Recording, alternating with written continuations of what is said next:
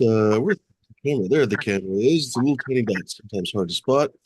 Kind of like your mama likes to talk about it. That didn't quite make a lot of sense. But anyway, I'm gonna mute myself. D, do that thing. What's going on, everybody? May the force be with you.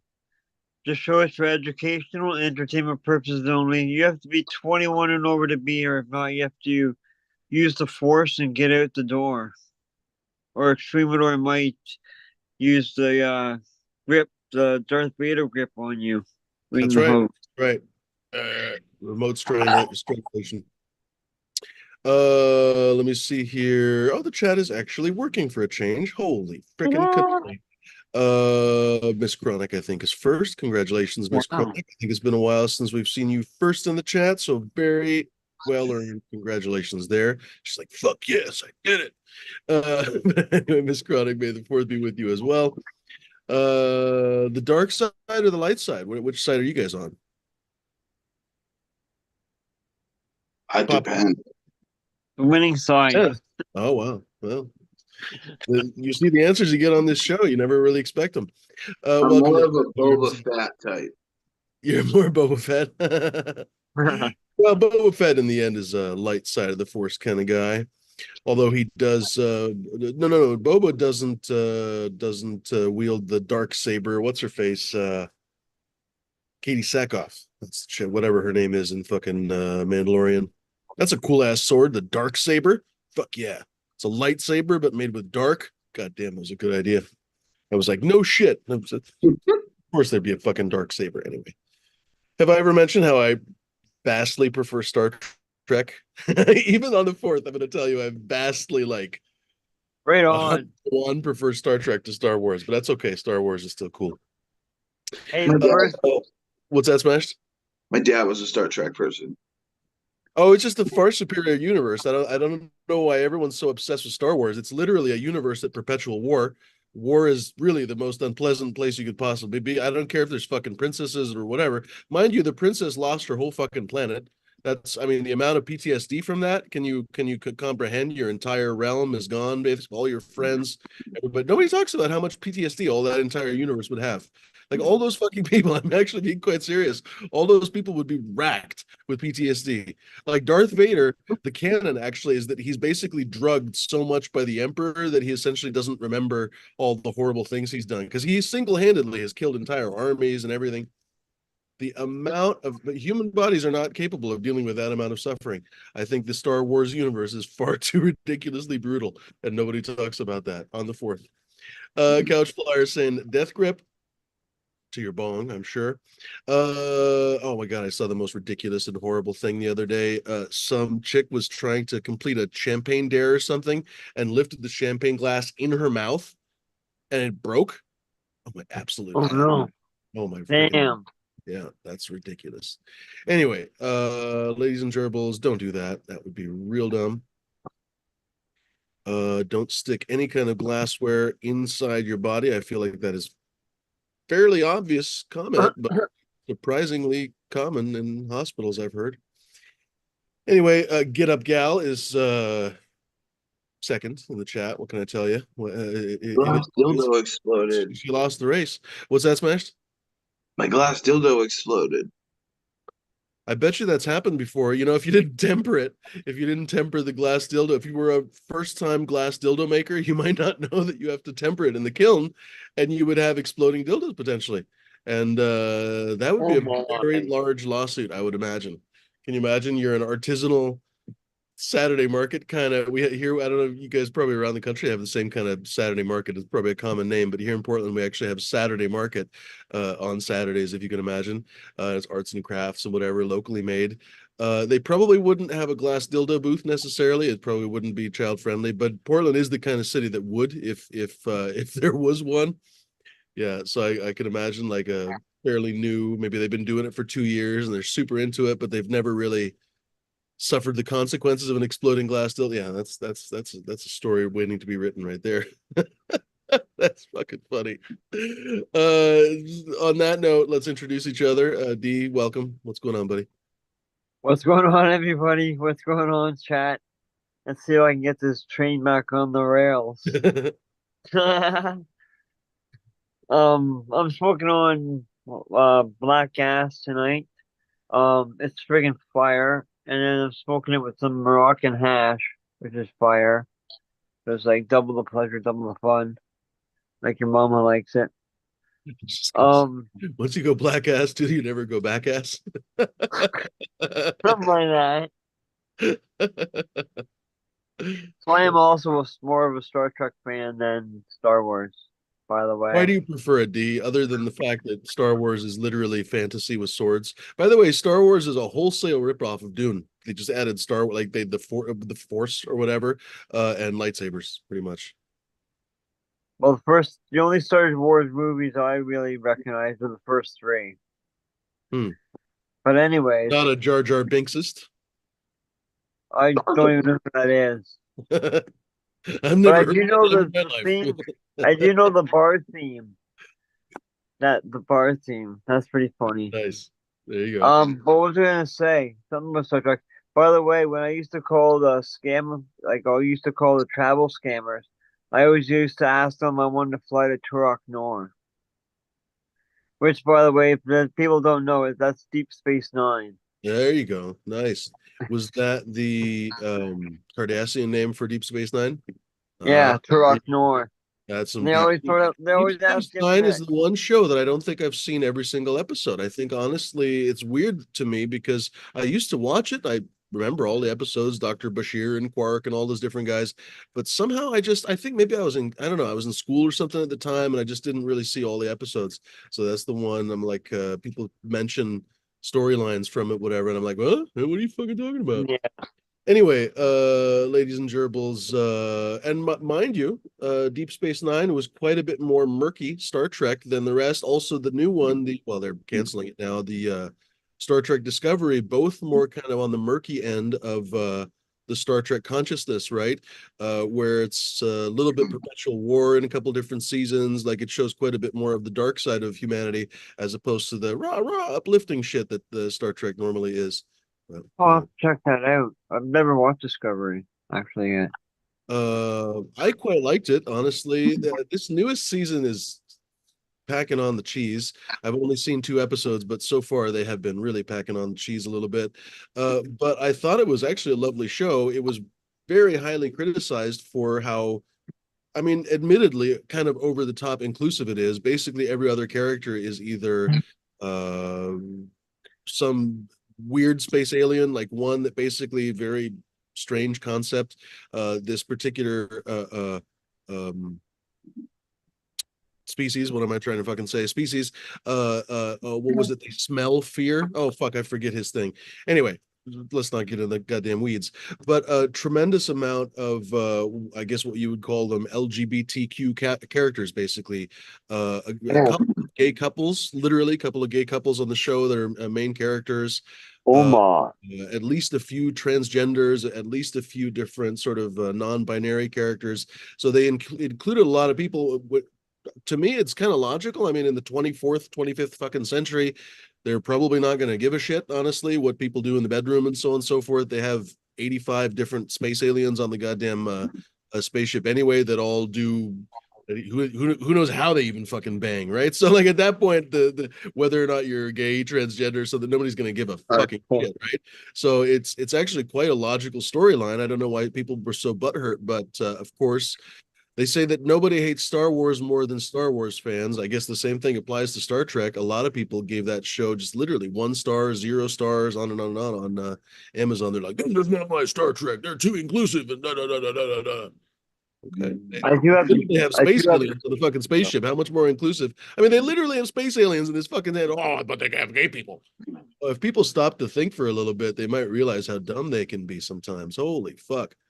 Anyway, I do have to say Q is one of my favorite characters. Q. Q. Don't Nancy? Yeah, he's got a great voice too. He's always been a great actor. Yeah. First and last episodes of Star Trek Next Generation. Yes, sir. Cheers, Bud Kilowatt. Good to see you. So giving the green light, my friend. Did you know that Tasha Yar and Deanna Troy were supposed to be reversed, the characters? Let me think if I No. remember the actors. Marina Sirtis is Yeah. Deanna Troy, but now I'm blanking on Tasha Yar. Her name is Oh, fuck, I can't remember.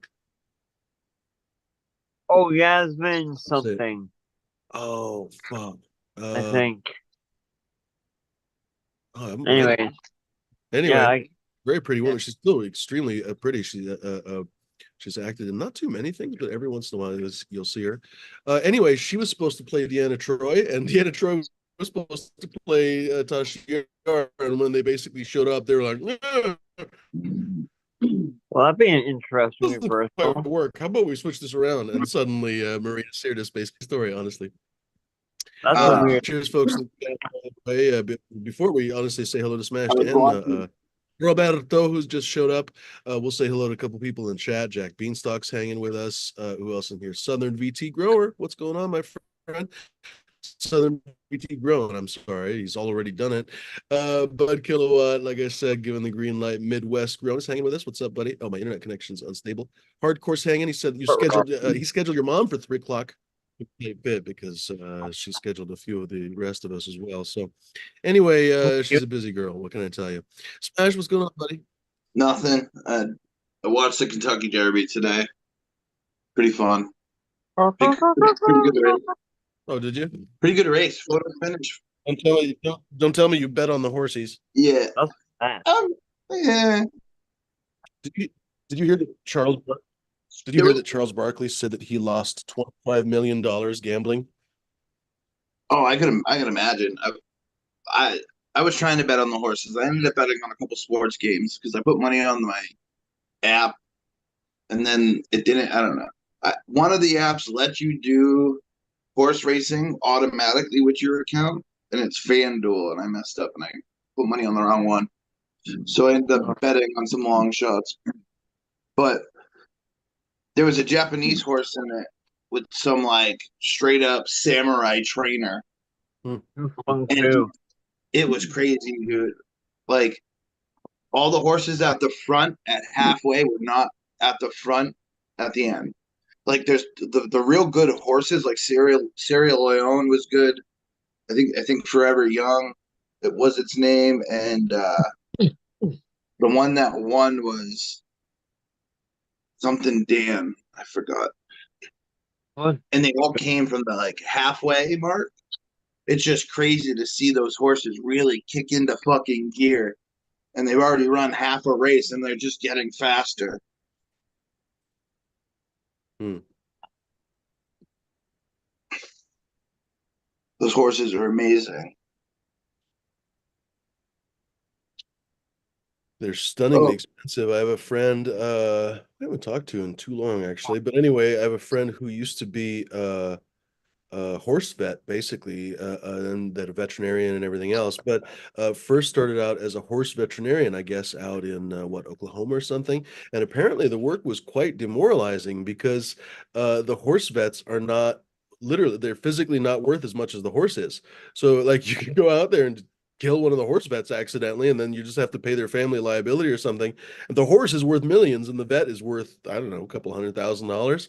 So they treat the vets like garbage, apparently. They literally treat them terribly because the animal that they are, the by the way, this veterinarian has had to have a doctorate of medicine, right? Like just like a regular doctor, and they have internships and all this different fucking shit, a crazy amount of education. And these rich assholes basically who knows, they might have inherited a fucking oil company or something. They apparently treat these vets like trash because their horses, they'll have, 10 horses and they'll have $40 million worth of horses and one veterinarian that they pay $65,000 a year, apparently. Something. It's not even that much. What a fucking joke, right? jock. You I you feel bad for assume the that none of that's the jockey. case. It's Yeah, all in the jockeys are jockey's paid shoulders. very poorly too. Yeah, yeah, yeah. They're paid like minimum wage, basically. Jockeys are. Yeah, If they win, they get bonuses and stuff, but still, it's like UFC base level fighting. You get paid nothing. it's horrible. Honestly, I don't know why this world is so cruel. My uncle, To keeping it that way. Sorry, D. my one uncle actually used to be a horse trainer for $1 million horses, Hmm. and he also used to be a jockey in the I forget what it's called, but it's the carriages. One time in my life, I want to go to the Kentucky Derby. I wish I went this year because it was the 150th running. That's But called sulky horse Yeah. racing. I hadn't heard that little detail, but I heard basically that Bruno Mars was essentially locked to the MGM and was basically stuck there, still living a lavish life, but basically stuck there paying off a gigantic gambling debt. But Kilowatt probably knows a little bit more than we do, and he said Bruno Mars lost $52 million one night at MGM Vegas. 52 million. Supposedly they Frozen. couldn't pay and signed a deal with them I to think do a we need to reference. talk about fuck that. That's his own problem. That dude Oh that yeah, took I don't show. give a shit. Like there's someone who's that compulsive that he gambles $52 million, suck my ass. That's ridiculous. I have no sympathy. Not to mention he can make that money back. He can, That sell guy, it whatever else. Pardon? that guy Yeah. that stole from Shohei Ohtani to gamble millions. He stole like $12 million from. Yeah, I heard that. Yeah. That's bullshit. Like Mhm. that stuff shouldn't happen. Like that's crazy. He stole because he was pretty much his right hand man in America. He was his translator. Think Yeah, about like you money and need your everything. Yeah. translator everywhere. The temptation must be absolutely gigantic, like when a young guy like that basically is just absolutely bathed in money because it's just he's showered in money every fucking day. The Dodgers deal is one thing. He's deferring the fucking deal because he's making enough money. He doesn't give a shit. So that's probably better for him tax wise and everything. He'll probably fuck His off to deal's weird. Mauritania or something and they'll pay him a 0%. Pardon? He makes like 2 mil. His deal's set up weird, but Yeah, he he's also has basically a lot of deferring the endorsements too. That's the thing. He makes far more in endorsements even than the deal that he was making, which is gigantic. I can't even remember how much per million, 10 or 20 million a year or something. I think the Basically, first it's like 2 years 20 was million only per, 2 mil. well, he's basically changed the deal so it's like 2 million a year, but basically it averages out over the life of the contract, I believe, to be To 20 be, million a year. yeah. So at the end of it, he's going to be paid like $200 million. It's fucking bonkers. And evidently his sponsorships just from Japan far exceed that. Oh. Guy is literally making I don't know. I don't 30, even know 40 if he a year. has a Nike sponsor or a Adidas. I don't even think he has a like shoe over here yet or anything. Crazy. I don't know. I bet he doesn't even have a custom glove out yet. Hmm. I mean, it's worth mentioning that just because you're rich, problems still affect you, right? That's one of the most Obviously. about life is that all the same problems affect everybody, basically, and it's really one of the biggest. It puts the biggest lie to people thinking that certain people are better than others based on class or whatever else, because they all literally have the same problems. Anyway, so it's not like I'm making fun of, Bruno Mars. The guy's probably a compulsive gambler, just randomly gamble 52 million one day and not have the money, right? Like the rest of us probably wouldn't be in that situation. They said that Michael Jordan is a compulsive gambler. He just makes so much money that I guess it doesn't matter. But there's been all these rumors over the years that his dad was basically uh, uh, what am I trying to say? They couldn't touch, or whoever he was in debt to couldn't touch Michael, but they could touch his dad, evidently. I don't know if that's true, but that has been the rumor for many years. So Go I, ahead. I don't know about that far, but I've heard stories about Michael saying, I'm not gonna play, I'm playing golf for money. Like we play golf for money. We don't play golf for fun. Oh yeah, no, he golfs. He gambles everything. He's well known to gamble literally how the eggs will come out. Like, by the way, he doesn't tip, et cetera, et cetera, but he gambles on everything. He's apparently really compulsive. What was I going to say? It's widely theorized that his baseball career basically was the NBA quietly telling him you're basically banned because of gambling. And then he fucked off to baseball. Anyway, Are you like well, it says Reebok has his shoe deal. Oh, Um, see, and fuck that. that's not a Reebok's a Reebok's blast from not the a past. sweetheart company. Reebok's giving them minimum because like even Adidas steps above Reebok. Yeah, Reebok's a fairly small company these days. They used to be a lot bigger, I want to say in the 80s, but a lot's changed. Like you said, there's all kinds yeah? of shoe companies too, right? So I think the whole I don't really give a shit, to be honest. Al says, I love that his son is dating Pippin's ex-wife. Midwest Outlaws in the house. What's going on, buddy? He said MJ's dad paid for his arrogance with gambling. So you've heard the rumor as well. Michael Jackson.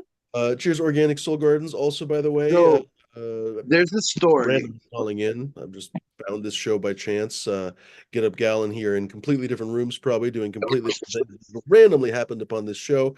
Cheers, Organic Soul. Good to see you, buddy. So Let's look at the garden. there's a story about, well, it's a true story. Michael Jordan's son backdoored a bunch of pairs of Nike Jordans out the back door of his shoe store. And the people that bought it were talking about it. They were like, it had to be like a cash deal on site. It was crazy. Who's going to say no to Michael Jordan's son, really? Well, Sorry, the thing was, Jordan set his son up because he got all the exclusive Jordans.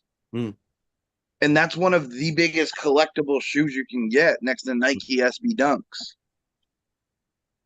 Hey guys, I'm going to run into the shop here. We're going to go see a grow room. Nice. Wait a couple minutes my so breakfast, Slash too. can show off his garden here real quick. It may take me a minute to get there. Those are about done. Oh Yeah. yeah, I want to chime in on that baseball player. A couple weeks ago, I was watching the Dodger game with a friend, and they had a whole thing on these brand new shoes that he was wearing, cleats, but they were Reebok, and that's his signature cleat. I guess they probably can sell a regular shoe of it. And then, like in the fifth inning, he's not pitching; he's just a batter right now. They showed him on second base, and the shoe was like falling apart. And when they showed it in the first inning, it was brand new. You could tell he just put it on. So like 5 innings of a baseball game, and the shoe was already falling apart. I thought, oh, that had to hurt Reebok because they zeroed right in on the close up of the shoe, and it started falling apart. I thought, oh, they're fucking up. What flavor? Ben Jerry's almond common. Oh my god. Get up, girl. Sounds good. Nice. Mhm. I'm trying to start a poll, but it won't let me do categories. That's dumb. Oh, here we go. So this is my papaya. I should pull.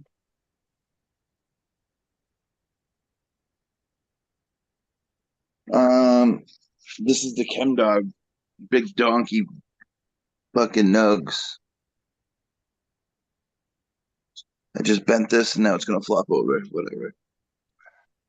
Tie it up.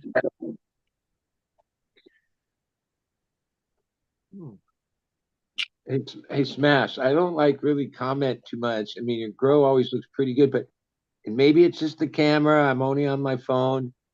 It looks like some of the plants are like a lime or green and yellowing leaves, and you still have it's the the ways to light go. balance on the phone. If I go back, even, Yeah, I know you can't really judge colors very good on this app. but everything's starting to fade too, though. Like really good. But how many weeks you still got left? I'm at week 7. Oh, okay. All right. If it's that far along, then that's normal. Yeah. I'm probably harvesting this one Saturday. Yeah, When- that's when- that when it gets late in the game. This one's turning purple. My apple fritter cross, like dark purple. Yeah, can bite me. I wish the camera didn't do the wide angle either.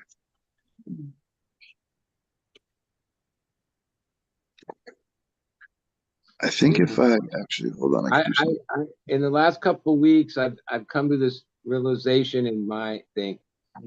Even though in the 4 main strains we grow, like they're not all like really purple. Like the apples, bananas, and the slaps are like really purple. But grape gas has its purple, and so does the Trina Pits. But some of these new strains, I'm like legacy strains, I'm just finishing. I-95, Larry OG, there's one, the Bubba. Yeah, they're like pure green strains. Like there's no purple, not a hint of purple. And I realized, yeah, and I remember hearing people talk about this on all these shows for years. Like, yeah, we've really went purple heavy over the last so many years that, like, varying degrees of purple, but like almost everything. I forgot that there is weed that's like green with red hairs, no purple. Okay, guys, we've got some paved runts by Compound Genetics. Those are this plant right here. And this one here on the end is Permanent Gas by Seed Junkie. And so is this one.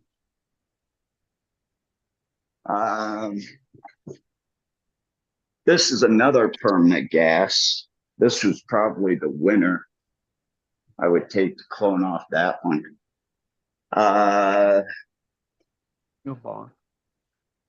Scented marker number 11. What? Is this one here. And this one is getting close to being done. It's frosting up really nice. Never heard That's of a that. nice top. No. Well, that's why we're in here, giving you guys some more. These are all permanent marker. And of course, you got your little humidity. Permanent marker sounds awesome. And this is permanent marker itself. This one looks nice and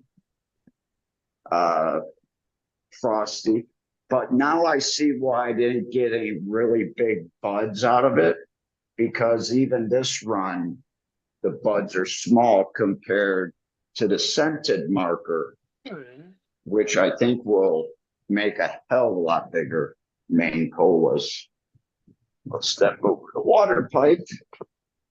And we're at the Babysitter S1 by Copycat Genetics. It's only this tall. That's Copycat. It's amusing to me that garden could be in freaking Mendocino. It could be in Montana. It's in Thailand. Like, it could be anywhere. It looks the same basically as a grow now. Basically anywhere. It's really Yeah. And he's got a little bit of moss growing here. So he's got living biology in here. The white here is the mycelium. Well, I guess I'm full of So opinions. this one the white stuff is on the top. Lemo Cherry RBX1 by Seed Junkie. That's another little small plant. It seems pretty crowded. Could be like part of why buds aren't as big as they could be. Like that's rows of fruit. I can't really see the perspective, but it seems like they crammed a lot of plants in a pretty small space that are pretty big. Like, well, actually, this is like a 9-foot by 20-foot room. Like in comparison, that tray's 4 feet wide. Yeah, these are 4x8s. Yeah. And like, Lemon I cherry. run 18 plants for the longest time. I've tried everything over the years of 4x8. Oh, I used to run 21 plants. I used to run rows of 4, rows of 3. Did it a bunch of different ways. Overall, the best results, the best yield, the best is when they have a little bit of space. Like 3 rows of 3 by 6 length, or even 5. Sometimes I only put 15 on a tray and let them like spread into each other. If they're crowded, not that you can't get a fairly respectable yield, but you'll never realize the max capacity if you're overcrowded. Yeah. That's just, I mean, And just this could have observation. Do it. Yeah, you got to do what you got to do, but sometimes too many plants is like counterproductive.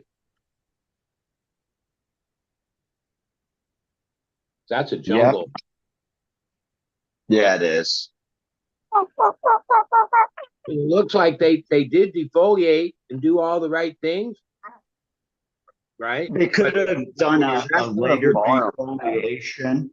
when you're that clouded, then it's sometimes then it affects the girth of the buds, you know. Sorry, I'm having trouble with where the camera shows up. But these are Dude, what really nice. I hate the way Zoom does it because like I go to my camera and it's wide angle. I'm like, what the fuck? And there's no way to switch it. Fuck you, Zoom. I think my front What camera is not nutrient wide line angle. are they using? Pardon me? What brand of nutrients are they using? Let me get over there and Athena. Yeah. Well, Yeah. There's the cleanser, balance, bloom, can filter, humidifier, and dehumidifier because here we need to run both of them. He's running a pulse system. So he does have CO2 hooked up. And he's removed all of the ballast and have hung them above the lights. So it doesn't affect with the canopy temperature. And he's running, well, when we came into the room, it was 1535. And with the two of us in the room, it jumped it up to 1605. But he's also pushing the nutrients too. That's why you see a little bit on the leaves. yeah. I mean, he's running at 1,500 parts per million in nutrients, which is perfect for the 1,500 parts. Yeah, That's but that's what when Athena I checked recommends. about Athena a couple years ago, yeah, That's I a remember there's fucking a thing monster. they have out that say trust the system, right? And they recommend Pave runs. 3.0 EC, right? That is so high, right? Like, I at first did what I did with most foods. I started on a half strength, and it wasn't that effective. So then I did follow what they said, and yeah, it made buds, it was big buds. But during that cycle, the plants had tip burn, and like they didn't like being fed that hard. I maybe the nutrient balance they have somehow, I don't know. They have a whole reasoning how you can run their food at 3.0 EC. Most other foods, you're like 1.2, like 1.2. Here, Like, D, like let me see if this camera is better. I want to show you how frosty this camera is.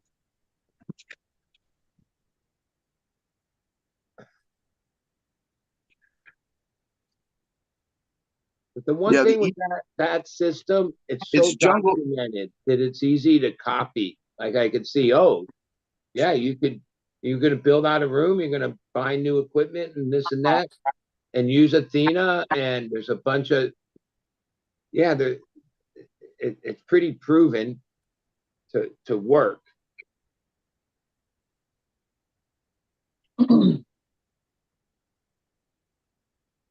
That's the Jungle Boy's way, bro. Well, a lot of other people have slightly different SOPs, and they hold them close to the vest. They don't share them. From the beginning of time, Ivan has always shared everything along the way.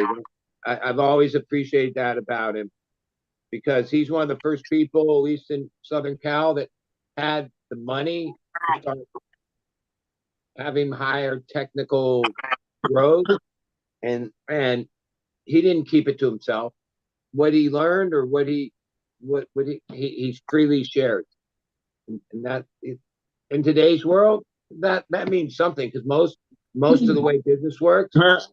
Yeah, people hold those as SOPs and Monkey milk. are trying to patent them. And when you work at a place like that, you sign an agreement that you won't even disclose any of that. to 200 anybody. bucks a gram. Hey, Fume, can you see if I want to see if this camera shows it better? Sticky I glue. want to how glossy this is. Well, this looks like the best dispensary you've shown. Stop your spotlight Yeah. for just a sec, Cap. Would you want? This is the premier cannabis shop in Shanghai. Grape Jubilee, Rainbow Chip, Nightcrawler. That's what she says. That's what They she got, calls you it. know, Focusing 50 on the bucks. background behind the buds, Smash. It's blurring out the bud.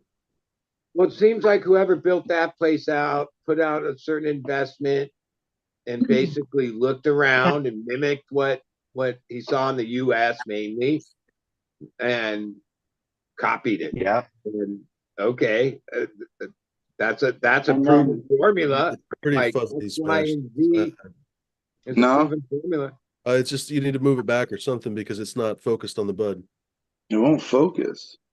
Take your time, yeah. Take your time, yeah. Can you Hey, I want to eat change the some of focus? breakfast here. Oh, Smash, can you how change is it? focus in some way? No, there's no way to do it on Zoom. I see. Yeah, God damn it. It was done now. Damn it. All right. Up on, folks. Welcome to join the takeover. We've got a little poll in the chat just for fun. Mama. I could only pick nice to you. I could only pick 4 flavors here. In fact, it took me forever to even get to the 4 flavors for some reason. The poll like interface is different now. It's really bonkers. Anyway, whatever. But join the poll, ladies and gentlemen. 16 people have already voted for their favorite ice cream flavor while high. The options are, it's already changed. A little while ago, it was Rocky Road that was leading. Vanilla's leading right now, or tied rather, with cookies and cream. Rocky Road is behind them, and chocolate chip all the way in the back. Well, gentlemen, when it comes to favorite ice cream, yeah, there's nothing better than Cherry Garcia. I'm loyal to that. I'm fighting for a lot of reasons, but I've come to love Cherry Garcia. Ice That's cream. a good one. too shabby. Oh. What was I? We had Haagen-Dazs coffee the other day.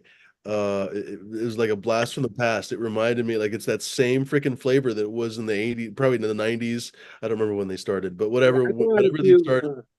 pints of Haagen-Dazs a few weeks ago, and it was like a blast from the past because they have like a certain formulation that's smooth, and it's just ice cream. Like, I guess they have a few flavors you got stuff in it, but even though I do like some of those other ice creams that have all the stuff in it, it was refreshing.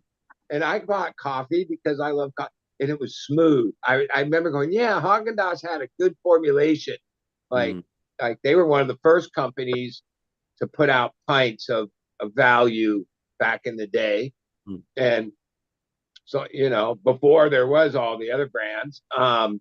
And Haagen-Dazs is one of the brands that still uses quite a bit of cream. A lot of the ice cream that you see is basically kind of milk, essentially. They've really watered it down. They add a lot of air to it and stuff. So even the back of it, it's probably better to eat maybe because the calories are super low. But you can tell basically how much less cream and stuff that they've added because, for example, Haagen-Dazs will probably be average serving, I don't know, probably be 400 calories or 500 calories, whereas you look at the average serving for like one of the kind of store brands and it'll be like 200 because it's all whipped up with air basically.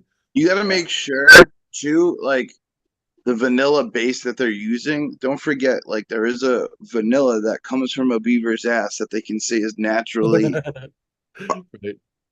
like natural flavoring, but it's literally comes from a gland of a beaver. You can look this up. It's true. I think Googled a lot of raspberry is the same, actually, by the way. Yeah, they use it for both vanilla and raspberry.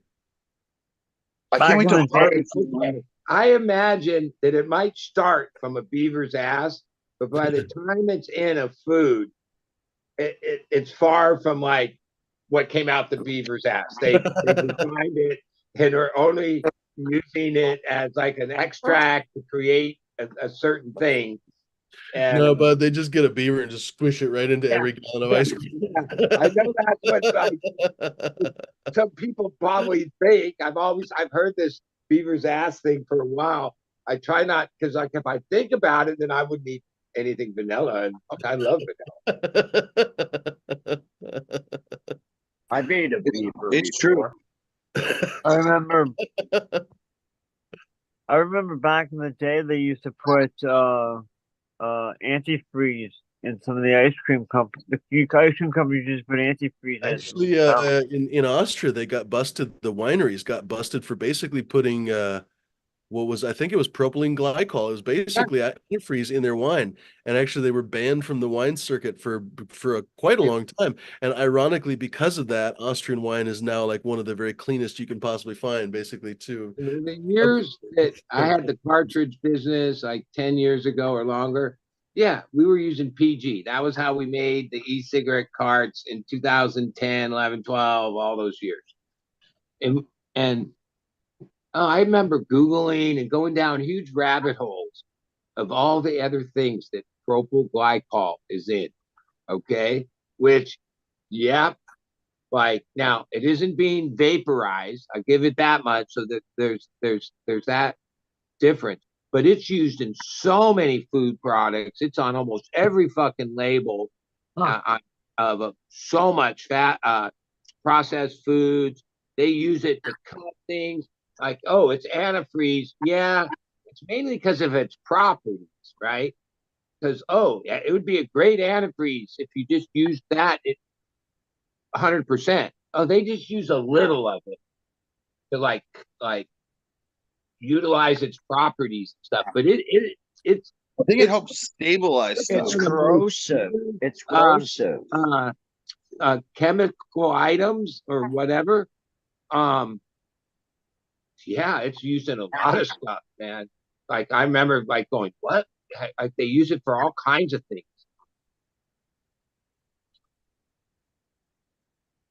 And I mean, isn't it basically a byproduct of oil? Like, what's its source? Like, what does it take to make propyl? Some kind of oil product? I don't know. I never actually looked that up. No, I think there is like a way. The more expensive stuff can be made a different way in nature, but the predominant one is the cheap shit is a byproduct of petroleum.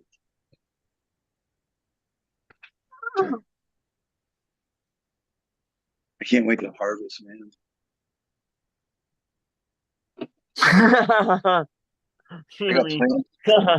AD, do you? Yes. I'm just curious. So there's this name. I'm going to say, have you ever heard this name? Aaron Brooks. Have you ever heard of Aaron Brooks, a Canadian citizen, born and raised in Canada? No. Okay, she's 16 years old, and she's like, she just won Snappers a few days ago. That's in Australia. With a 10-point perfect score ride, like the deepest tube. You never seen anything like it. She's like we have this young girl from my area, Oceanside, that was the latest big charger.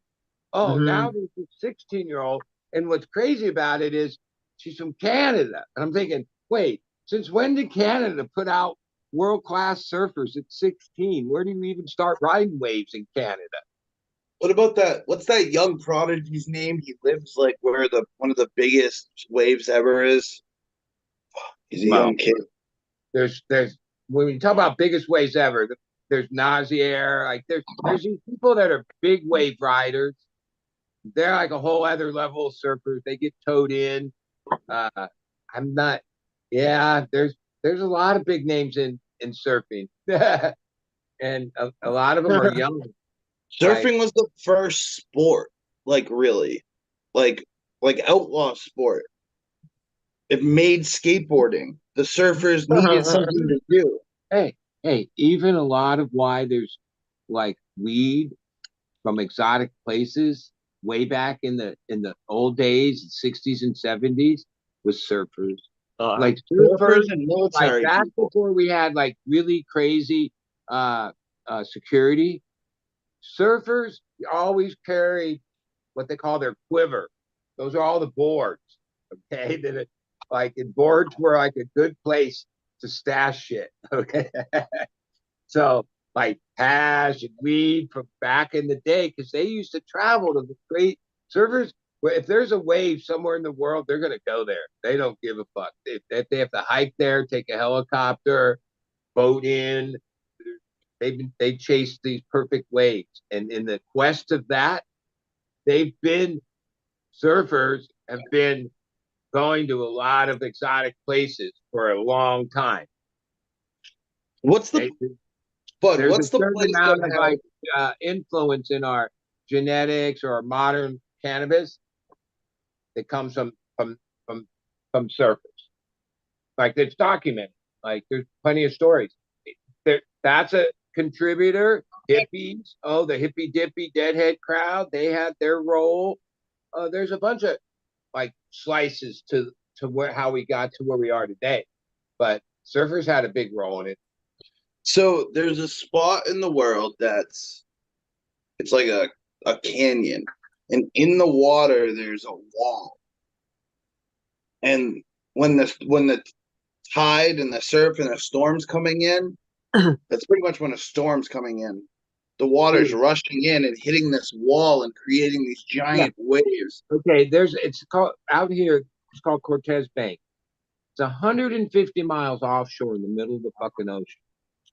99% of every day, it's just an ocean there, right? It takes this weird certain swell. Only recently, like first, it was like a folklore, like certain small group of people said they were there and they surfed these giant fucking waves like years ago. And then people kept going out there searching for this giant wave. Well, there's no sign of a wave there. It's just ocean until this one thing happens. And it only happens every so often. This year, Red Bull, of course, paid a lot of money. They went out there deep with like 14 of the best surfers and the safety team and the helicopters and filmed it. And yeah, and I've heard about it forever. Where's that one? Called Cortez Banks and outside San Diego, right? It's just and it's when there's a movie about it and the whole story of the mystique of like how many years it was just something people talked about. No one ever seen it. There's only a few people that have really even ridden it because I will kill you in a second too. It's like the most dangerous, gnarliest thing, and you're out in the middle of the ocean. It takes like a whole day, a day and a half in boats to get out there. 150 miles is far. And like, as a surfer, to think that out in the middle of the flattest ocean, there could be a super break like that, just out in the middle of nowhere. Like in considering how little we've really like searched the ocean, that phenomenon probably happens out in the ocean in a whole bunch of places where there's like when there's certain conditions, it takes like a certain swell, a certain this, and then and there's times where they think all those things are in place and they go out there and don't have it's not rideable. But Okay, I found it. So this one's in Portugal. oh well, that's the one that creates the biggest waves. People have been on waves almost 100 foot there, Nazir, and Yeah, so it's a weird formation in the earth underneath the water that helps it get that big. and a couple guys died. Some of the in the last year. It's so big that if things go wrong on that one, How big is it? if you get pulled under on that much water, I think they just broke the world record with over 100. yeah, it's And I think gnarly. it was a kid. I think he's 16 from Portugal. Yeah, I heard about it. I've seen so many clips from like the craziest wave there. Like, That's what I'm into. I think the big wave stuff's crazy. The trick stuff's cool, but I think the big wave stuff, you gotta be a little tapped. yeah, ultimately it's to me, and even in big waves, but a lot of times those don't really present safe tube rides, but like ultimately it's the tube is it. And long tube rides, yeah, there's just something inside that little, and the pressure is getting spit out of it. And there's certain waves that even at this event in What's the Snappers in biggest? Australia, oh, What's the biggest? we did biggest, like the first 3 days of comp. It was kind of sloppy, but they went through the motions, and then they put it on hold for almost a week. And then all of a sudden we went back. Yeah, it was like epic, historic conditions. And so that's how this girl, Erin Brooks, 16-year-old, got a perfect score and rode the sickest, deepest fucking tube at Snappers, which is this crazy reef in Australia. Yeah, well, it was pretty What's crazy. the biggest tube ever? I wonder. Well, I mean, they ride 20 footers, 18, 15. The two real places, I mean, obviously Pipeline in North Shore, Hawaii, but there's actually better tubes in the world that are gnarlier. That probably Fiji, has to have its own conditions to really Fiji have. has this place they call the end of the road. Oh, that one's pretty gnarly. Like it's funny because it's not that close to shore. So like the spectators and everything, they're on like boats, little boats that is just like 30, 40, 50 yards, maybe 20, right from where the gnarliest wave is going. And these guys are sucked into the sickest tube. But it's like this weird bay where like a boat parked just right in the right spot. It's just perfectly calm and they can film. And the surfer's base, you don't paddle out there because it's out pretty far. Well, it is 150 miles out, but it's out there ways. And then Fiji, and yeah, there's some waves around the world. Yeah.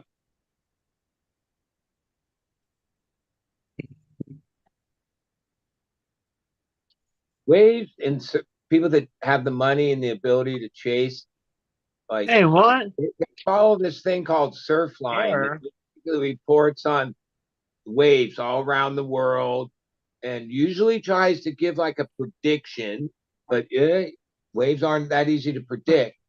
But a lot Surfboards of are not times, cheap. and a lot of these places you can't just get to in one day of travel, right? Surfboard you can buy a small car for. Oh, for sure. But like whenever there's like what they call code red, that means like epic conditions at anywhere in the world, all these spots around the world, Australia, fuck, even right here in San Clemente, we've had code reds. Yeah, pretty much like elite of surfers, the people that have the ability and are in that, like they load up all their shit. I don't even know a lot of their travel that I've seen. Follow a couple people that will be like, yeah, my plane ticket was like $1,600, but to get my quiver there, right? Off size, all these boards, they got to go in the plane. Cost them like 3 to 5 times that much, like $5,000 to get the boards there. You can't It's just oversized luggage yeah. every time. Think about it. Like you're only allowed this big of a bag. Yeah. And Yeah. a surfer goes in with 4 or 5 boards. They're gonna have to charge you for They every have space. these board bags where they can load a bunch in, zip them up.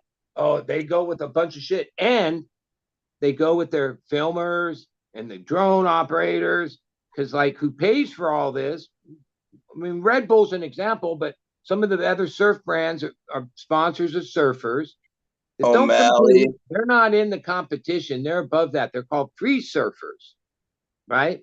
And basically they're sponsored by especially Red Bull.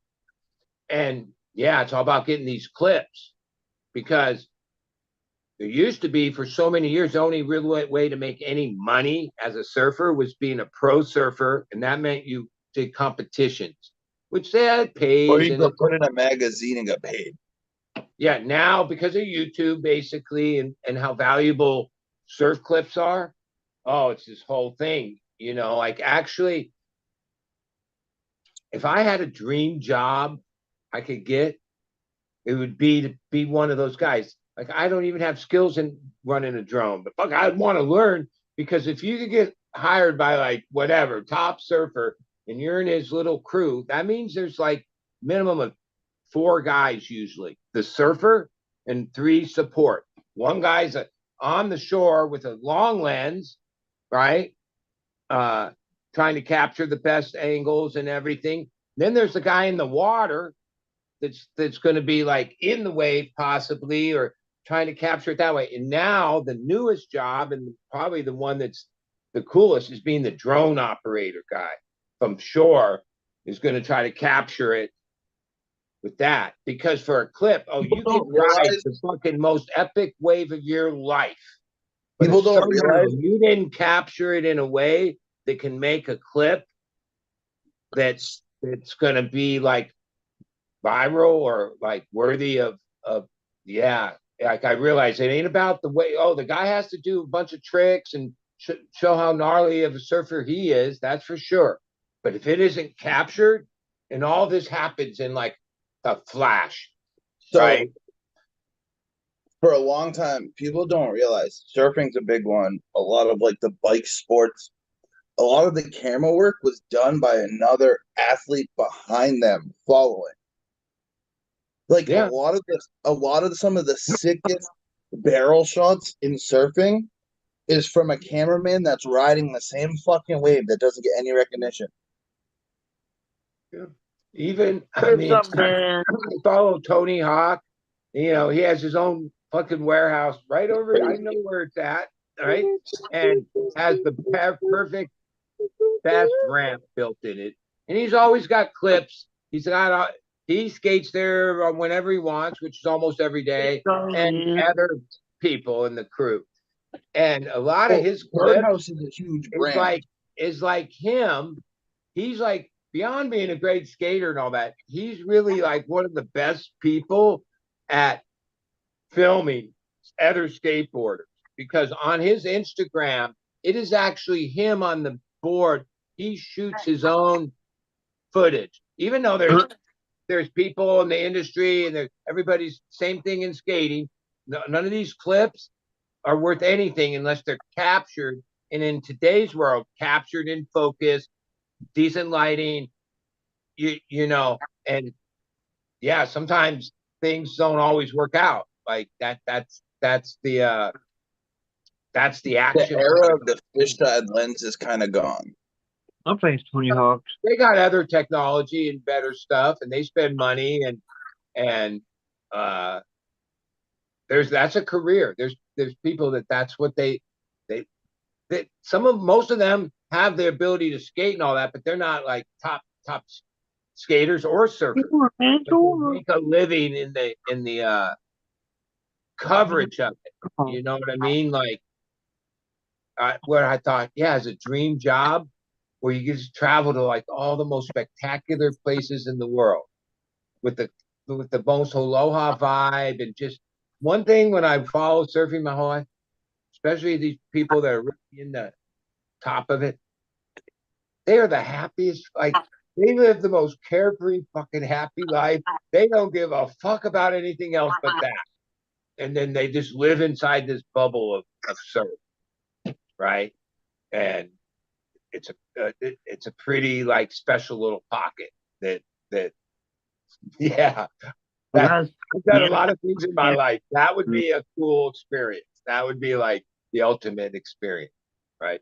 Oh, go to Shopu one day and then fly over to, North Shore and then go back like wherever to catch the ultimate wave.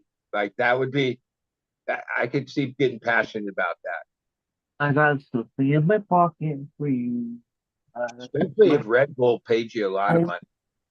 Red Bull and Monster are the two top Some people have made a sponsors. name for themselves just due to like having pulled off some of the best work and have certain people work for certain people, because and like it's crazy. And even in racing, so many sports, it's Red Bull. It like leads this way. And no matter what's happening in the economy, Red Bull's doubled down on helping all They're doing the kinds craziest stunts, dude.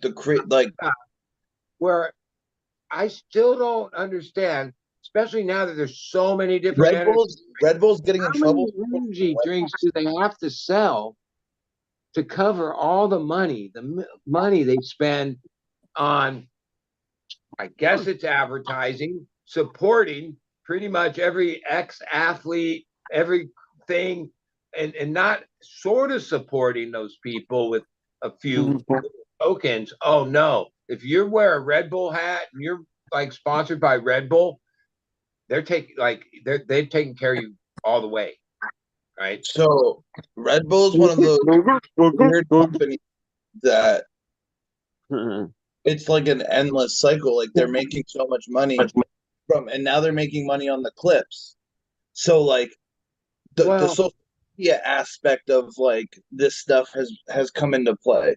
So if they get 10 million views, like they were trying to have two people jump out of airplanes and change planes. Oh, they've done it. They do all this stuff, right? Like they do the bodysuit people.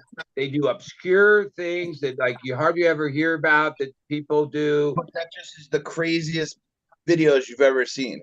They basically are the number one Formula One team for a few years now. All right. Like, and they're not even a car company, meaning they whooped Mercedes' ass, they whooped Ferrari's ass, they whooped everyone's ass. Now, granted, they have relationships with car company, but typically in racing, the only people that were affordable or competitive were the manufacturers. Okay, I think they got lucky with the driver. The driver they have is unstoppable right now. Okay, yeah, I give him credit on that. Yeah, it's pretty crazy, but yeah, he's still in the car. He's still in the car that is like those cars. But I feel like those cars I'm not sure. They have a lot of data, but we're talking consistently every race for like years, season after season. Now he's not only like he's like X% faster, quicker. He's better. He's just a better driver. And but that driver, you can be the better driver. And the wheels underneath you, then that doesn't mean shit, dude. Right? But those cars are so tuned. They're so close together. They like really even are. In this team, like most teams, even though each driver on the team might have a totally different style, they're like within a tenth, like they perform equally. Ever since Max has been on Red Bull, every driver that he has is a teammate that should have equal fucking cars, because all the other cars, like Ferraris, both their cars perform like right next to each other, like within hundreds, right? Same with Mercedes, same with somehow Max is like a full second ahead of everybody, including his teammate, in an identically prepared car. So Max is that much better. Like they have these data things where they show where he makes up time. Yeah, he's like on it. He's one of the smartest drivers you've ever seen. He knows what route to take, and he takes the fastest. He's one of those rare people that sees the route before you gotta take it. No. Yeah, he's not. There's been that. I don't even know if you could say he's the best there is in the. I think he's as good as Schumacher. Well, okay. Schumacher drove a car that didn't have any of the technology. That's true. Even you can go back to like an era before where there's these like other people that like took cars that were didn't have any safety, like were like ready to blow up the fuel. Like you could die in a heartbeat. You barely were strapped in. Your head was like above the fucking roll cage, and drove these like things like bats out of hell. And a lot of them paid with their life. Some of those guys, who knows how they would have performed if they had the opportunity to drive with the technology of today. Like, holy shit, the technology they have, especially if we're talking Formula One, holy fuck, dude. Like, yeah, I don't even think SpaceX has fucking got that kind of, or NASA. I think Formula One They do the weird hand, like 3D printing with like sand to make metal type shit. Like, yeah, they have some of the craziest technologies in Formula One.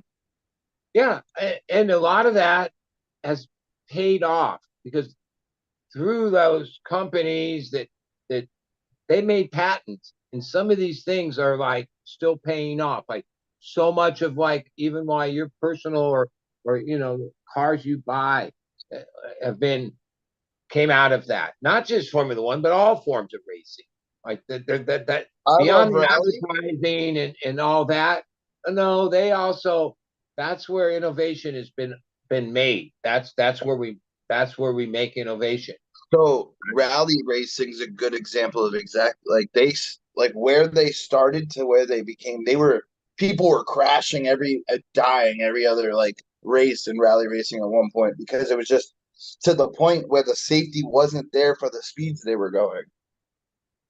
Well, I don't remember all the dates, but see, there was a time that the thinking in motorsports was to use whatever materials to make the car as rigid and like that it could withstand the impact. Okay.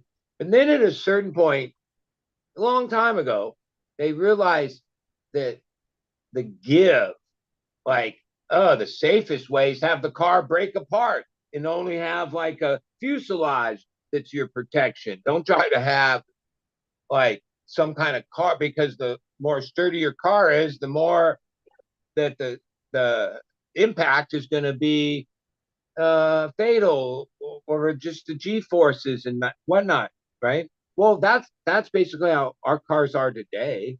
That was found in racing a long time ago, and then most cars today they have it like crumple zone, or like the car's meant to fucking do all that. That's why you most likely might not die in a car crash. Oh, back in the late model cars, holy shit, dude, they built them like that, like they were so steel body, steel fucking like uh they were like bulldozers, right? And even lower speed crashes used to have a lot more fatality because yeah, you take a fucking Cadillac and hit a wall, yeah, something's gonna give. That's the physics of it. Something's gonna give.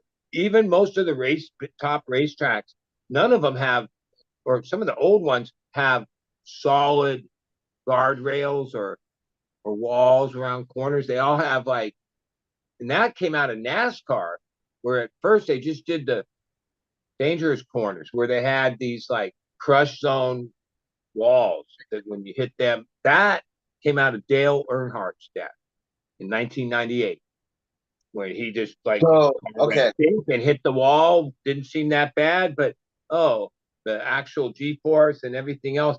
Now they have safer barriers, they call them, or something. so Right. if anyone wants to watch a really good documentary about like rally racing and like the start of it, the Group B, watch out the app. It's the absolute insanity of Group B rallies. It's 15 minutes, but it's really good. Dude, there's pictures of like thousands of people just standing in the road at a rally race. And these people are going 150 miles an hour around corners and stuff. Well, yeah, that was like a. I used to see that and think, I think the people spectating are fucking crazier and ballsier than the people driving. Okay, because one thing I've learned about being around racing and tracks is like, if it can happen, it will. Like, and racing's proved that. Like, where, like, And you know, where's the danger area and turns at? That's where all the spectators want to be because yeah, they like want to if you see the think, oh, crashes. what would be the odds that this could happen and a car would hit this and then that would happen? Well, eventually it's going to happen. That's just the way that goes. Like, and man, And if you want to watch the full documentary, Too Fast to Race, the full story of the Group B racing and rally support, really good. Like well, you know they were that pushing, in Europe and in a lot of these countries, between but the gravity thing racing, is, they were pushing Formula factory One, cars and to go in. also top Moto GP. That's the top level motorcycle racing. They get crowds to events, paid admission of like 270,000 to see the bike race, and the like, yeah, it is massive. They love those sports in those countries. It's here, yeah, but races hardly have any spectators. You go People to a follow it on NASCAR race, they're TV. still full. Well, NASCAR's numbers have dropped significantly. Eh, they had a it was a thing bigger than it is now. Dab time. Yeah, absolutely. All of them have lost. Well, I mean, Losing the rally stick racing and just ball sports. There was a time when, oh, football was the fucking biggest thing there ever fucking was, and then baseball was fucking hot, and then basketball. They all go through their things.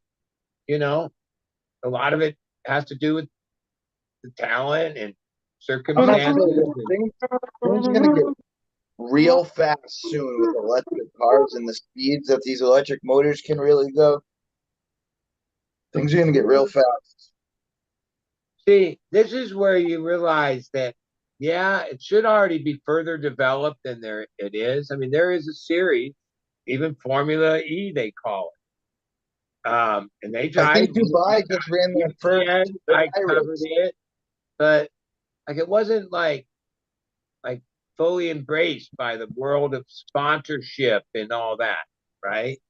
Like like um So I think in one of the Arab countries, they just did a F1 style race, but there was no drivers. It was autonomous. yeah, It was, I mean like yeah, at a certain point, going around in circles, I mean, but like it kind of like with the technology, if you just even part of all the racing, NASCAR included, Formula One, kart or IndyCar, most of what the regulations are is to keep technology from going further, right? Because we're already at a point where we had what they called ground effects, right? Which then they had the undercarriage of the car that had different servos and stuff that could do ground effects in real time by control by computer and maximize everything. Right? Well, that became like too much. So now, they banned that. But like at a certain point, you're going to say, well, wait, where even with I mean AI, well, there's already the cars like a computer. They have all this data, right? Like, how are you going to keep that out of it, right? And how to analyze that data in real time, right? Oh, well, a lot of it, it's hard to quantify at the track in that lap or in that couple hour and a half race. Takes them. Abu Dhabi's autonomous racing. Oh, well, like one lap in or 5 laps in, the thing's going to be able to tell you many things, right? If you allow it to be implemented into the system, right? Because the system already is totally, you know, technical as far as like data collection and everything. Yeah, they you know. did it. So Abu Dhabi's got the first ever AI race.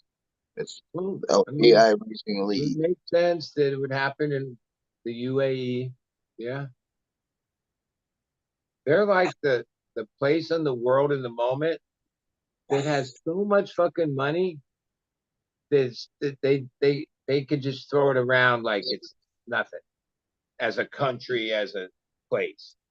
I want to find a video, but I don't want to get the account flag.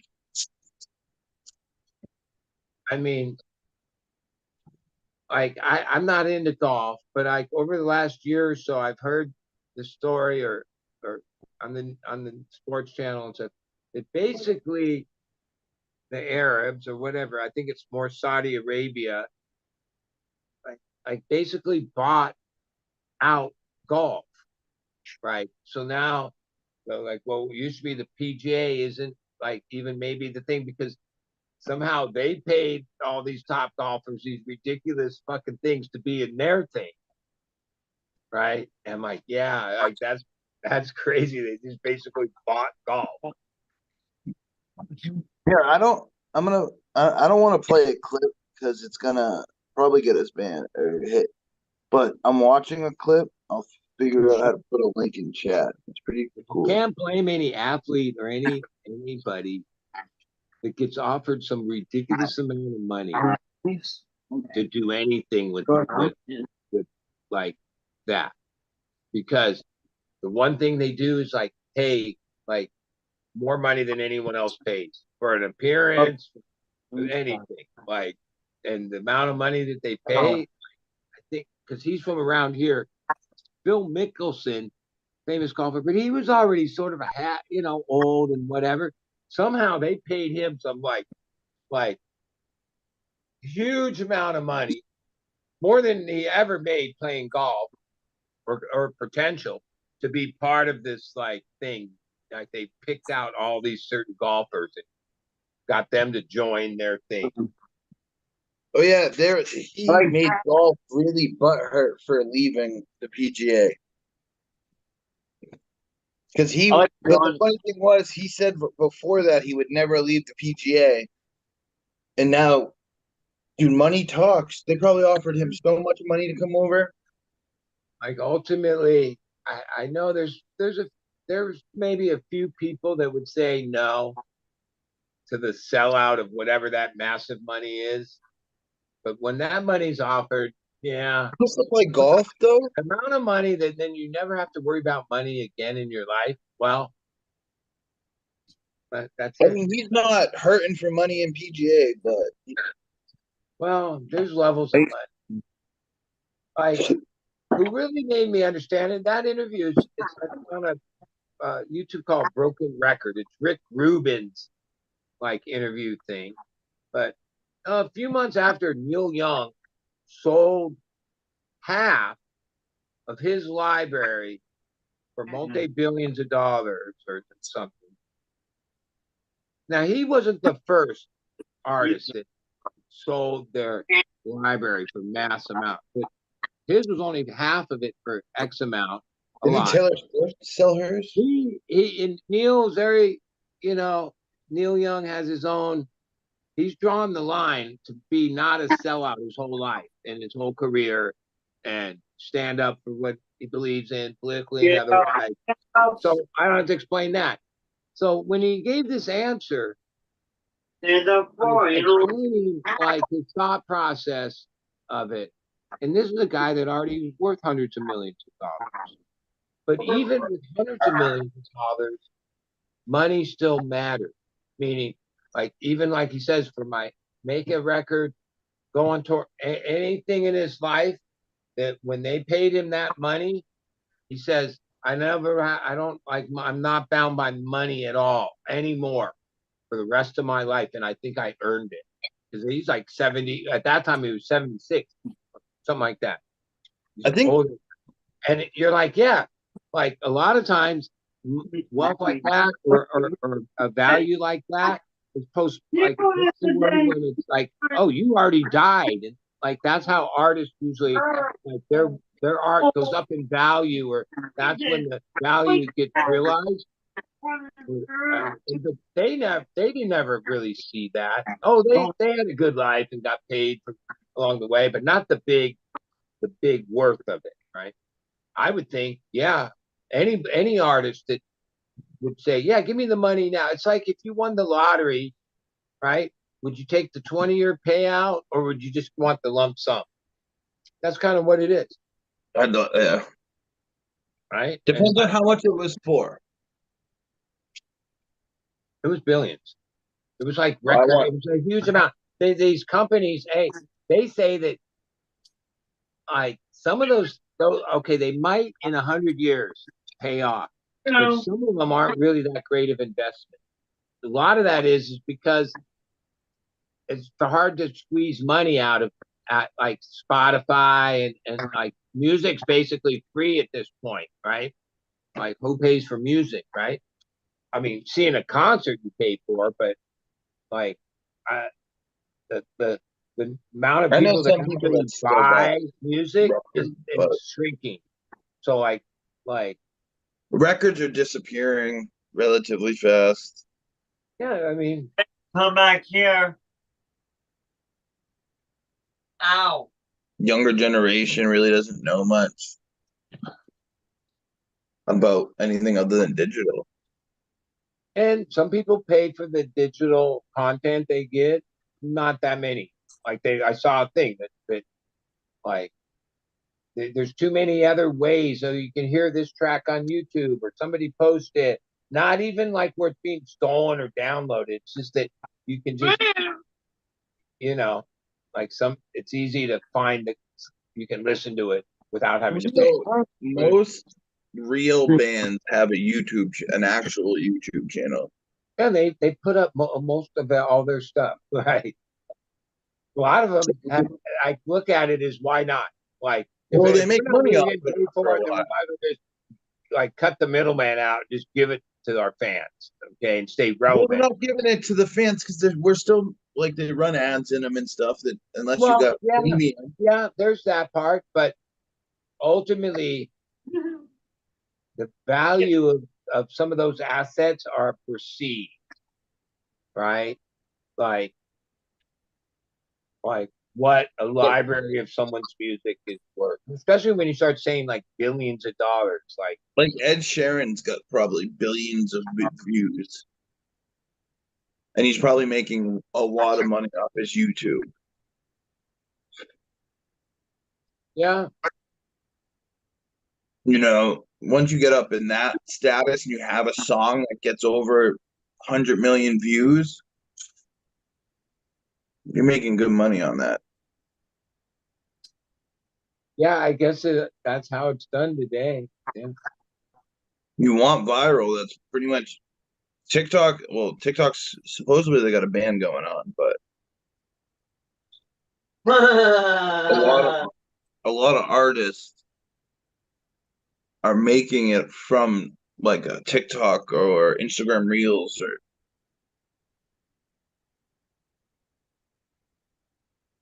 that's how a lot of these new artists are being found.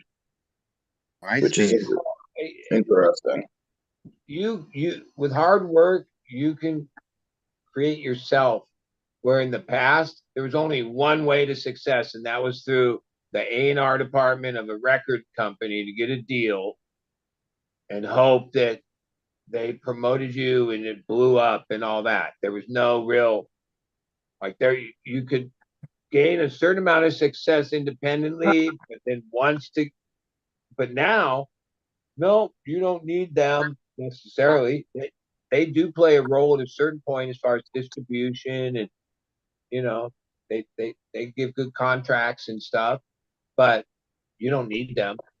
Like so many artists have proven that you can just make it yourself if you're good and apply yourself and use all the tools available. You get awareness and get people to know you and your music and you're good.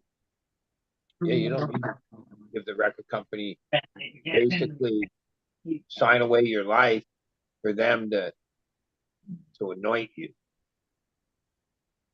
All right, I'm gonna Used to call it be early. like you could never get success unless the record company executive decided you were the artist that they were going to make that. Like they would just, whether you were good or not didn't matter. Okay, everyone have a good night. Be safe. All right, Smash. Thanks, Mac. Take it easy, buddy. Hey, I got you. Ow.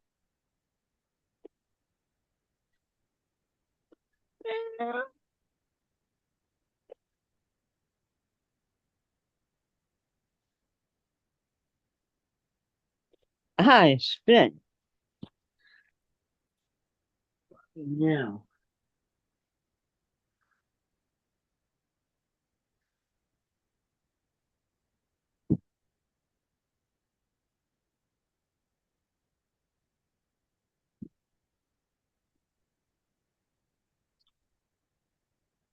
Y'all ready for Schedule 3 shit or what? What's happening? You're painting? I don't know. I hope not. This one doesn't look too psychedelic at the moment. Not yet.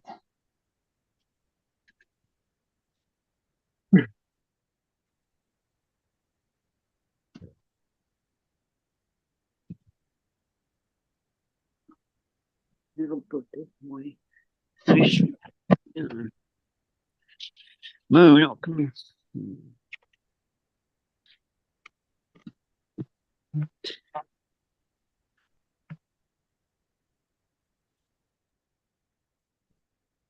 Move.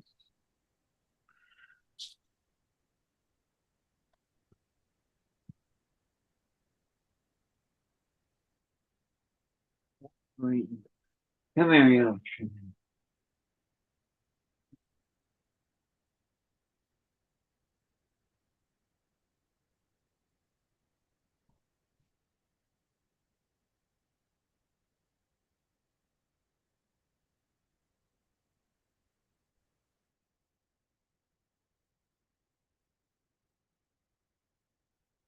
When the lights come on, bud.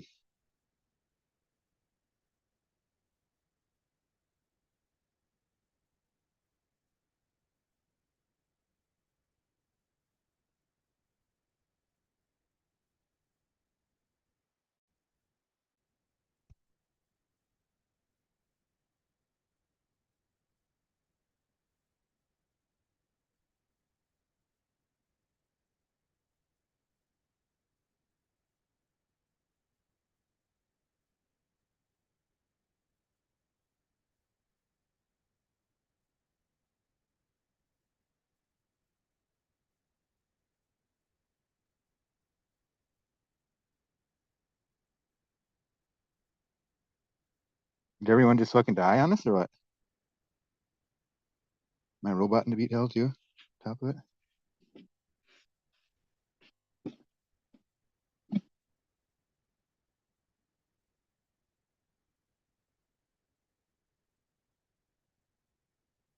Why don't you keyboard warriors hop on this shit and use your mouse to make words?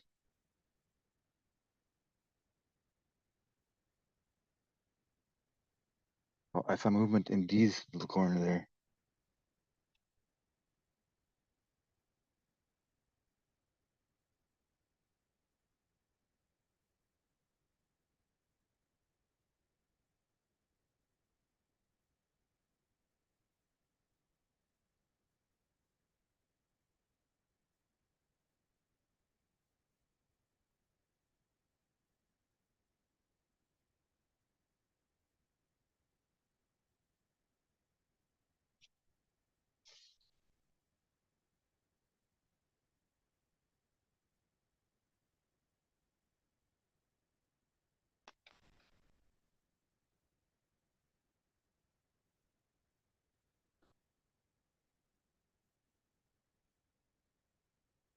What do you think Captain's talking about over there?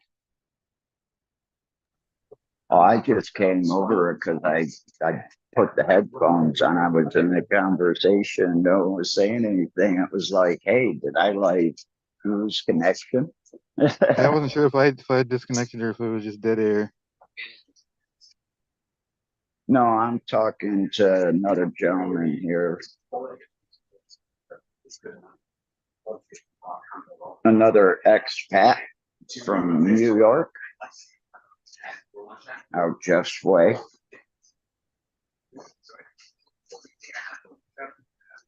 You're So, out of town? no, I actually don't follow some of the shows he follows. And that Aussie one, I keep on missing it because it's like 5 a.m. in the morning, 4 a.m.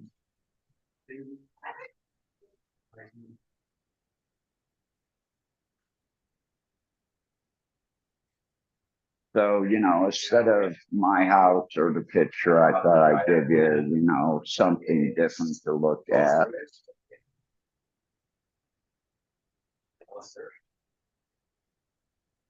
And they're keeping all the flour now in bags instead of jars, so it's hard to show. Like grow bags or like just Ziploc? No, the Mylar. Turkey bags? They're color coded. They've got black, silver, and white. Like Mylar or just like garbage bag? Mylar, come on. Sorry, I'm thinking that Thailand's like back in the fucking Middle Ages and shit. We're high tech in here, bro.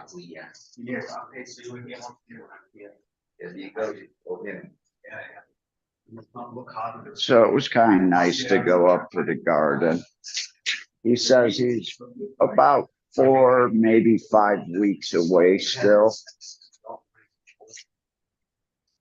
So I'm going to come in Monday early.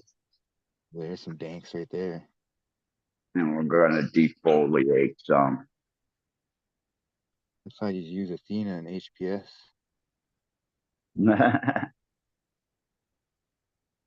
Hey, at least he's got a microcolony growing on top and in the soil. And it's mainly cocoa. That was nice to see. Not only did you have the white growing, you also had green growing. So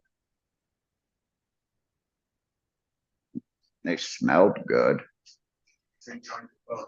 But if you've seen all the plants, basically there was like, he probably popped a pack of seeds. And what we got to see was what you get out of a pack. And there was like one stellar plant out of each of them. All the rest of them were like kind of mediocre plants compared to that stud. You call ladies I remember, studs? well, as far as producing, yes. You studly woman.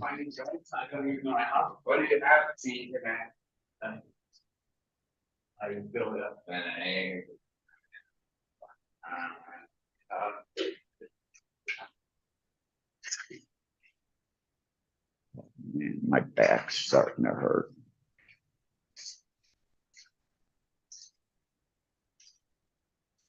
So excuse me, guys. I gotta go roll another joint. Do they eat beaver over there? Can you get it on the menu somewhere? All right, guess you guys can put up with everything up here. Excuse me, your hat and phone. Yeah.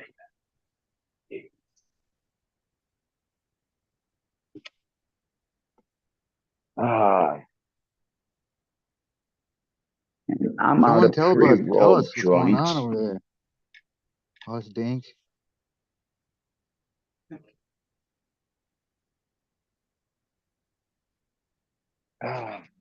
Permanent marker or white burgundy.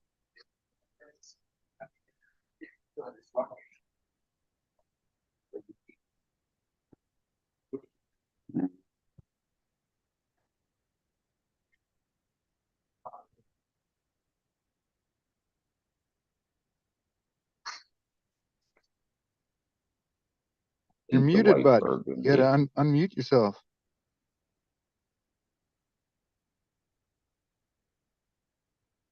Racing around.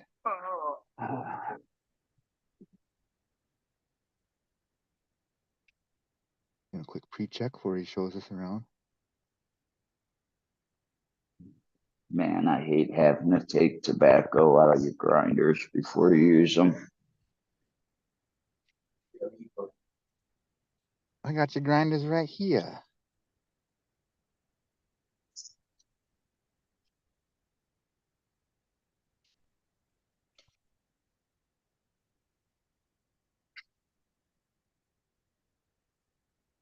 Although I use chat right now, I'm not fucking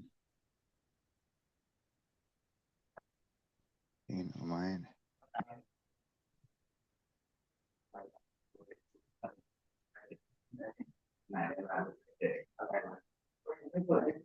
And Bud just never shuts up, but then when you want him to talk, he just keeps himself muted.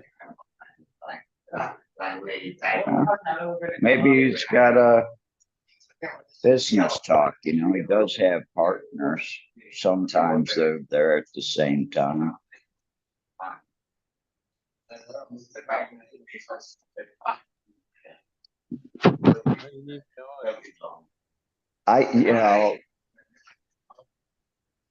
Unless it's really good noise canceling, you know, there's talking going on behind me, but I can't understand it.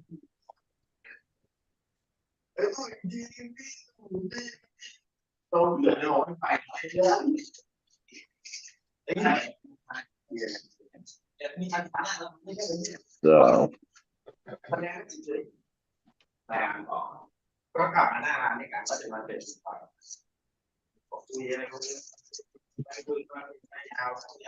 white burgundy didn't turn out too bad. It's not that heavy of a high, but it does last for a good while.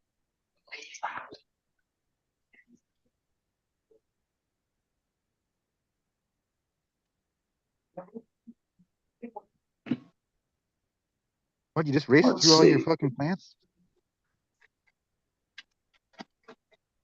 Didn't get the drool over them.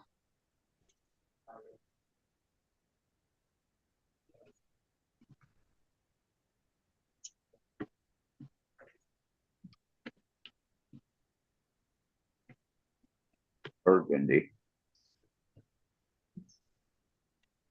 Turquoise.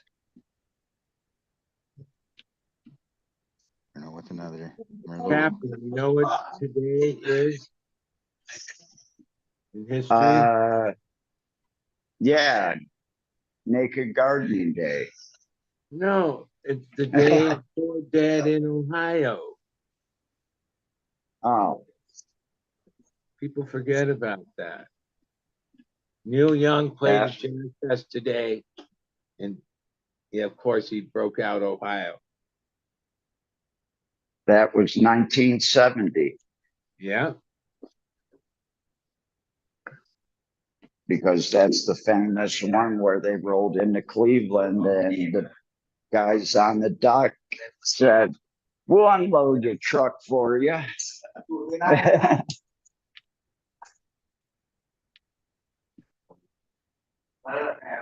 So,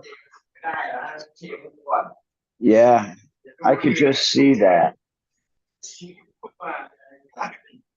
Actually, I've seen that in, I think the movie was called The Irishman. It was about the Irish mob in Cleveland.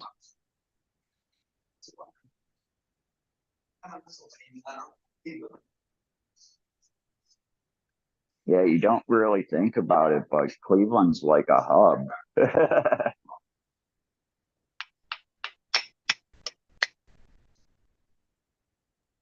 Cleveland rocks.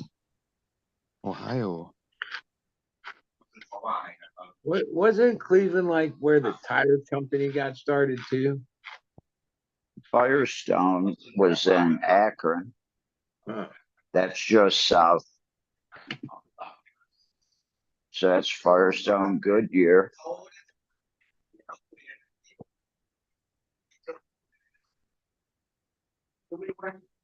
But yeah, there's the Akron Rubber Bowl.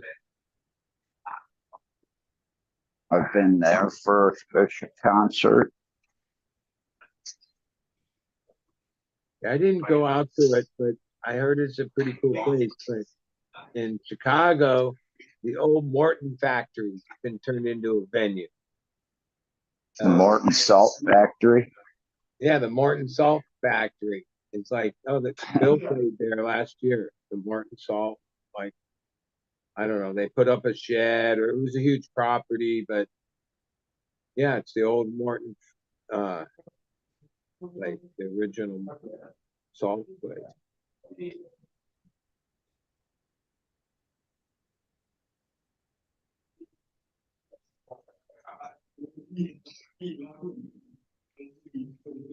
Okay, the guy left. That's the guy that just walked out the door is like the perfect tourist to get like jacked.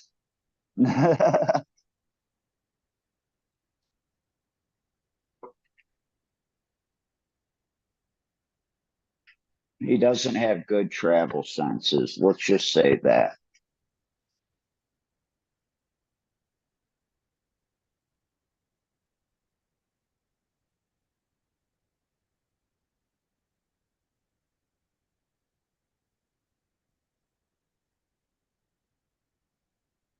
You know, I live here. Hopefully, these guys wouldn't steal out of my backpack, but he just got left his backpack here and jetted off on a scooter because he remembered that he left something probably at the last place he was at. You know, I watched the Strain Hunter episode 2 yesterday, and it was like in the areas where you're at. Yeah, that's I've taken you guys to Chiang Mai before. That's like four and a half hours south of here. Yeah, and he was like looking for land races and went to these farms, and yeah, fuck, they had some old Thai growers and old strains. I mean, it might not look Now, bad in today's market, but holy shit, that was like all these Thai weeds for real. Like, now the first one at where they met the lady Priva, uh, I have a lot of the Thai genetics that are on strain hunters. I have those genetics, by the way, from her. She helped me acquire a whole bunch of different genetics. I mean, she went to other villages for me, and I financially helped back. I basically paid for the band to come to her Ganja Fest, well, our Ganja I Cup. noticed that there were a few old timers they interviewed, but a lot of the people they talked to, when they asked, "Oh, Young. how long you broke it? How long? 2 years?" Because like legally, 2 years is like when it all started, right? Well, And medically a few years ago, and that's when people started to grow or admitted they some of the started to old grow. timers were But like saying they until, did 50 years, but he tells you for 30 years he didn't grow because of the law, but now he's come back with the yeah, strains that he grew. And then his story was basically, yeah, my dad, I worked for my dad back when I was a kid. That, back in that day. That, Even when it went medical here, they still didn't talk about the gardens. When I came back from being back home for that time period, and the law had changed, and then all of a sudden, all my friends were like, "Oh, come on over to see the garden." They had the gardens before. They knew that it would be nice to put them on YouTube and things like that, but they weren't going to tell me they had a garden.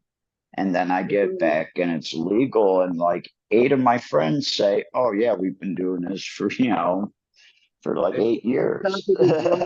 Guy that had like a lot, like over 10,000 plants, right? Dude asked him, "Oh, how do you think of the law and the business and all that?" And he goes, "Oh no, it's no good. They charge 50,000 baht to get licensed." And then Aaron, It was 5,000 baht. he's like, "Oh, that's $1,200 or whatever." And I'm thinking, yeah, well, like, I guess, like, what do you want? I better grow fucking acres and acres of weed and not have to pay anything for the permit? If you got your permit last year, okay, the grow was 1,000 baht. The shop was 3,000 baht. Okay, so the grow you were looking at, it's 35 to 1. I think is an exchange rate right now. Baht. Isn't 50,000 So baht that's 1,200? 50,000 baht.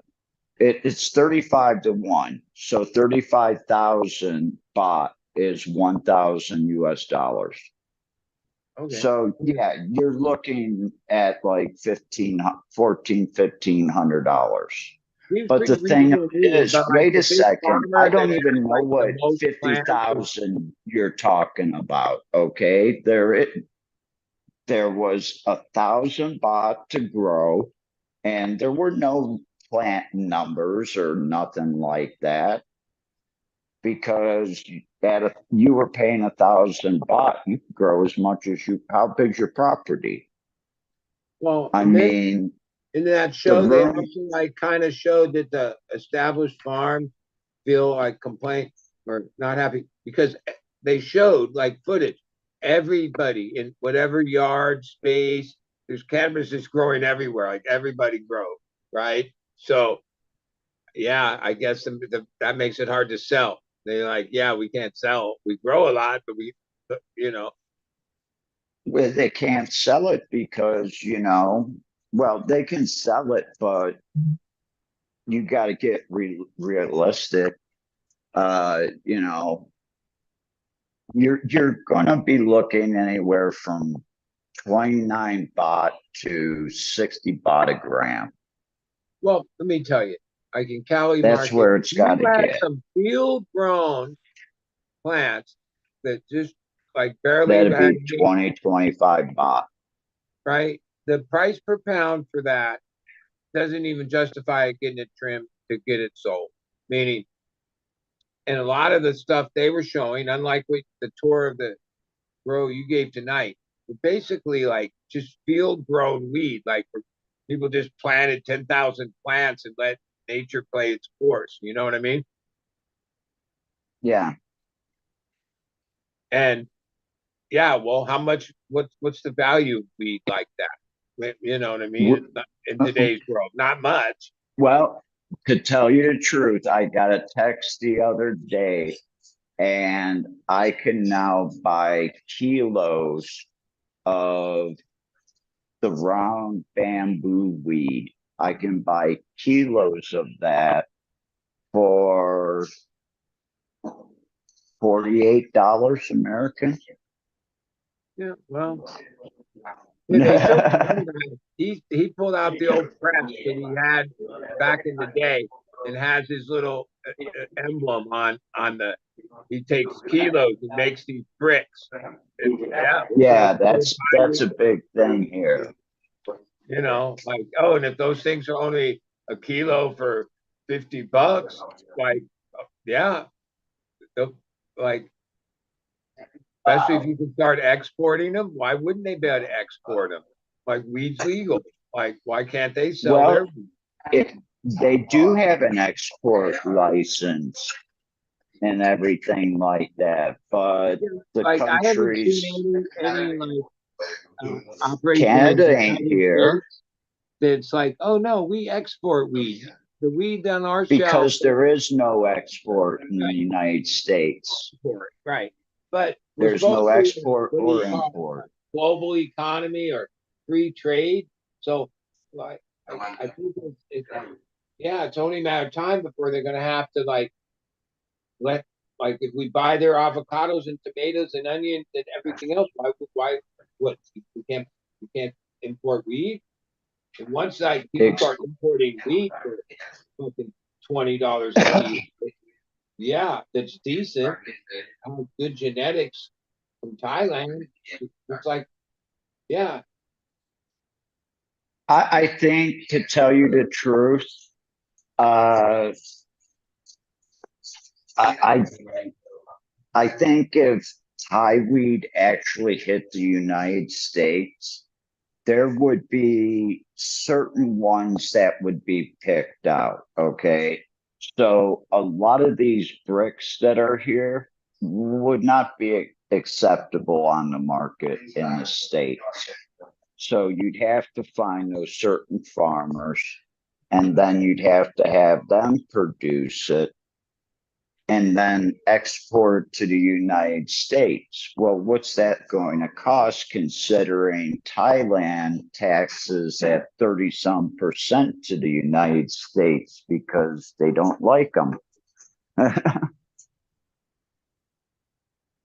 that stuff gets complicated. Yeah, it does. But it would be like a fad, I think. And then everything would be separated. Kind of like when Thailand went legal. They were accepting everything from California. I mean, all the bags I seen said popcorn. So they were getting all of popcorn buds from like 2 years ago, all the buds from 2 years ago. That's where all of California's ex-weed came to, was Thailand. And they were just accepting all of it because, you know, most of them never seen weed like that. And then all of a sudden you were allowed to buy it on the streets of Bangkok. Holy shit. But, you know, that was also when you were seeing, and they still have the prices down there now. They even have weed over 1,000 baht a gram. So that's over $30 a gram.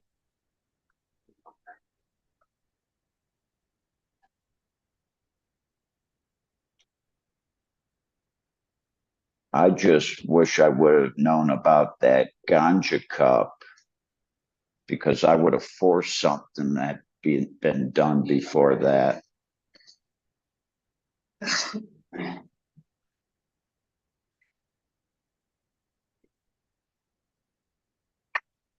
But I wasn't made really aware of all that, what was going on with that. I didn't know that everybody was using like greenhouse genetics because I wouldn't have been. Well, I mean, I would have offered them up to, like, when you ordered seeds from Amsterdam, and never was that impressed. Not, I always thought, oh, they might have some strain, but what they're selling you is just this like weird hybrid, name. right? But I give that guy credit because as far as like being a brand and having knowledge and a player since the infancy of some of this stuff, yeah. And he has his shade. He's like, I mean, he's very good at making these kind of contents. Yeah, and making sure it's just a big ad for greenhouse, okay, and his brand and his, that's exactly what it is. That's why he does it. you I'll know. have I'll have a talk with you about Argent. I've met Argent and Fine, Shanny dude. Baba at the same Okay, time in he's all right. Amsterdam. To me, he's a little arrogant, but all right, that's his personality, and you know, No, been I'll get in into more in the depth game than that. and has influenced cannabis as we know it. Like, you know, he's a true whatever. I think he's one of the big reasons why Thailand just kind of went like legal too. I Well, think he was he one should of the big reply, people like in he really, Amsterdam that pushed it to the Thai consulate and the group of 13 people that were over there. and he seems to have had a relationship. Well, like even in that thing, he explains he first went to Thailand when he was like fucking 15 years old or something. 16. Yeah, and it Yeah, wasn't because of cannabis or anything. It was just like whatever. So I mean, I he's wanted to had go. relationships in that country for his whole life, weed or no weed, you know, or experience there. Experience here because he did a lot of other So traveling. it's obvious that you know he was like, yeah, Money he was in on what was happening in Thailand, like probably before anybody. better than anyone else, I would say. The way that he talks about certain subjects that are brought up about Thai and Thai law and things like that. Yeah, he knows more than most people that own shops here. Yeah, well, it was hey, it seems like a smart play, like you know, especially then Yeah, when you consider that Amsterdam and all that, which was like base of his main thing was like changing yeah, under over these changing. last years and okay, so you have to readapt. You have to what are you going to do? Try to come over to the United States? And one thing, and he makes little comments along the way. He, yeah, like he's Euro, and like he doesn't have the. I don't think he looks at the United States like he thinks all of our shit's just bullshit. We're like just custody. You know what I mean? Like Hmm. he has like a certain I don't know what you call that, but all right, that's cool. He's not American. He's he He but he thinks I don't all weed begins and stops in Amsterdam, yeah and they feed the world. yeah. I mean, But you know, ultimately, if like you he really said, the he's player that he pushing was, his he would company. have established himself as a big player in the United States. But oh, I could see where He I don't knows the think he's market's playing it, dead. huh? He knows the market in the United States is dead. So why even come into the United States? He knows our weed's Yeah, better than 90% of the stuff he puts out. yeah, yeah, yeah. Whatever. He's just another guy selling his fucking brand. One thing with his brand, Yeah. it's been around over 40 years. But the thing also is it was mediocre for 10, 12 years of that until Franco was brought in. And then Franco was brought in and changed the direction of the breeding project. And when he lost Franco, he kind of was lost of where to go. Well, they were ground setting or, you know, because back then, as far as people distributing any kind of cannabis seeds to customers around the world, there was only a handful of people willing to Yeah. put their neck on the line or whatever. And him And and his he people, had, and all like there's all the different players. The more I've heard their stories and people reminisce about, yeah, they were all just a bunch of guys that were shucking and jiving and hustling and fucking each other yeah, over and this and that and all the things that went on and taking yeah, genetics that they got and doing what they did with it and blah blah blah. yeah, They were smart and they were all pretty ballsy because, like, yeah, back then there was probably like full on federal or some kind of DA investigation over busting the people sending just seeds to people in the United States. Like, if they could bust those people, they would. Today, can you imagine if all of a sudden they busted someone like him? And oh yeah, he had a million seeds on it. We arrested him at the airport. Like, yeah, seeds? What the fuck?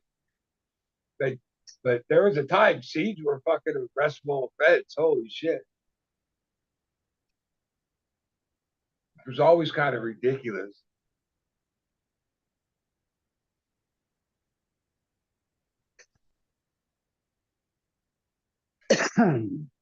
Yeah. Well, I'll tell you, like laws are weird because they can use it on the streets, but they really use this in prisons, right? If you got hit with a dirty test, say you smoked weed, and then they did random drug tests, and then they confront you that we got you in a dirty test. They have this weird law. I forget what they call it, but it's not just in prison. It's a real law that they can arrest you for possession, the possession prior to use. Okay, right? Because you had to have had it to get high on it. Because in prison, they try to give you as much time for any offense you do, and an actual under the influence is still just a misdemeanor. Okay, it's not really a thing, right? But you can charge somebody with possession. Oh, now that's a felony case, right? And they had this thing, and they did it to people all the time, right? I don't know if that's ever been changed or not. Probably not, right? That you can. There's some legal fucking argument that obviously they fucking went forward with. I had a celly that had it happen to him. Yeah, like basically the possession prior to use would be like, yeah, you had to have had possession if you're under the influence, which I guess is like, well, I guess you're right. That's a hard one to deny, right? How to get yeah. into? I don't know. Somebody just it just happened. I didn't do it. I mean, I guess you could say that it's a defense, but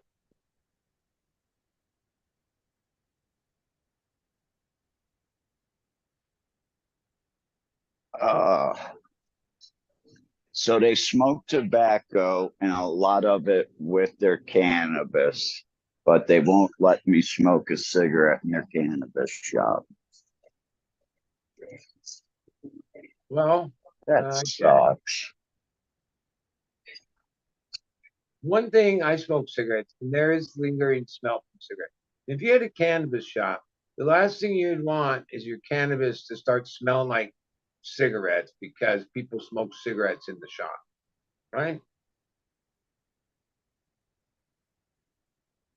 I offered 200 baht a day until I left to be able to go to the shop around the corner from my house after I sold my air conditioner.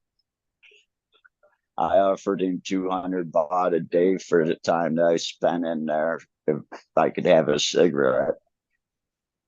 I said would probably amount to like 2 an hour.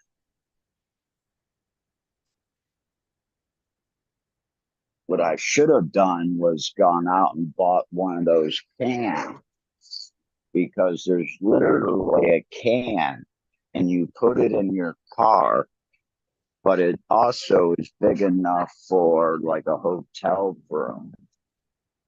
And you set, and this is what the hotels use, is they use this like car bomb of, you know, a can that shoots this whatever propellant up in the air, and it takes the smell of smoke out. And it's only like $8, $9 a can, or it was at one time.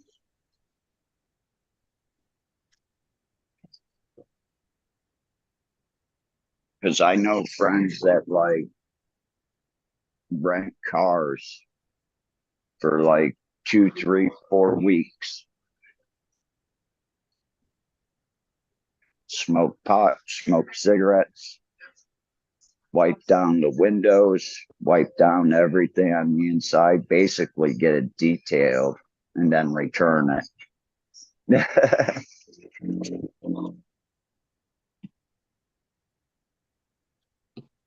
Yeah, but you bring up tobacco. They on that strain hunter episode, the one big farmer, he also like right across the path had huge fields of tobacco.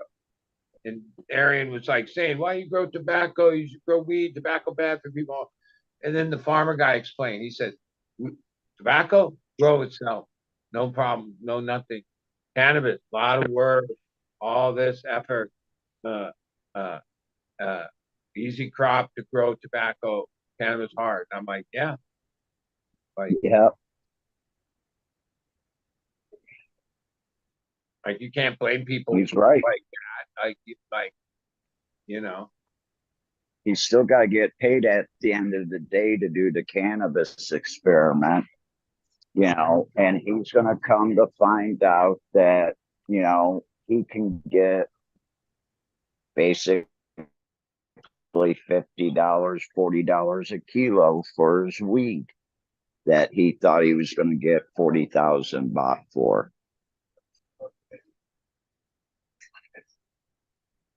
yeah, and some of those other products like tobacco have like a steadier market, and yeah, it's more cut and dry.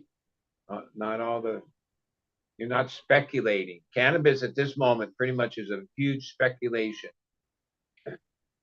whether it's in Thailand or Well, anywhere. especially here in Thailand, it's 140 to 160 days to grow some of those strains, So you look at the prices that many months ago before you had to put those into the ground or have them big enough to flower or for them to start flowering. And then you look at, wow, I've got 10 months wrapped up into it. And the price dropped dramatically in 10 months. And what you thought you were going to get X amount for, you're left looking at it going, wow, how did it go down 70%? Why? Because everybody at the time thought they could get that, and everybody grew. So this is the first year, really the first year's harvest, where they had a full year of it. They had a couple years of medical. So some people were doing medical, and then they weren't ready for planting last year because no one was ready, really. But this year, they got a run in, or their second run in.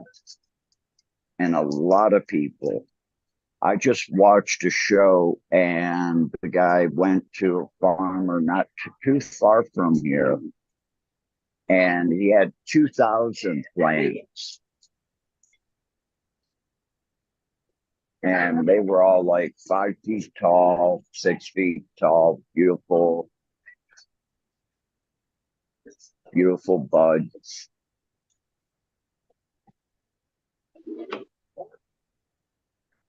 But, he had 2,000 plants. Because they asked him, how many kilos do you think you'll get? And the guy just laughed.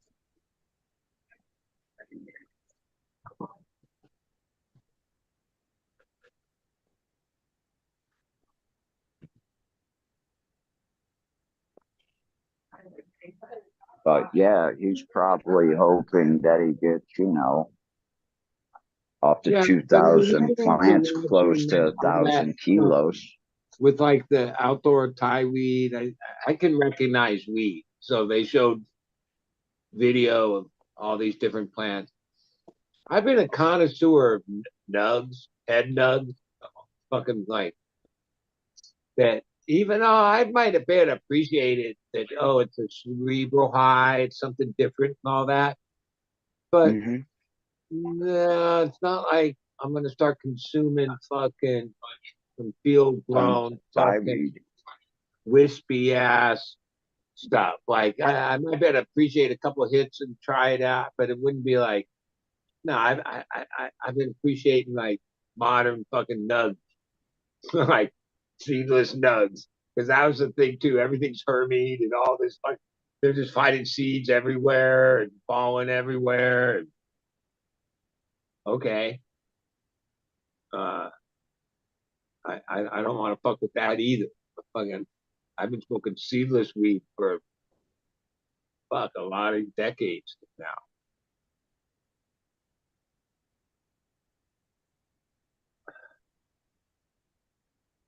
Well, like I said, it would hit America and it would be a fad.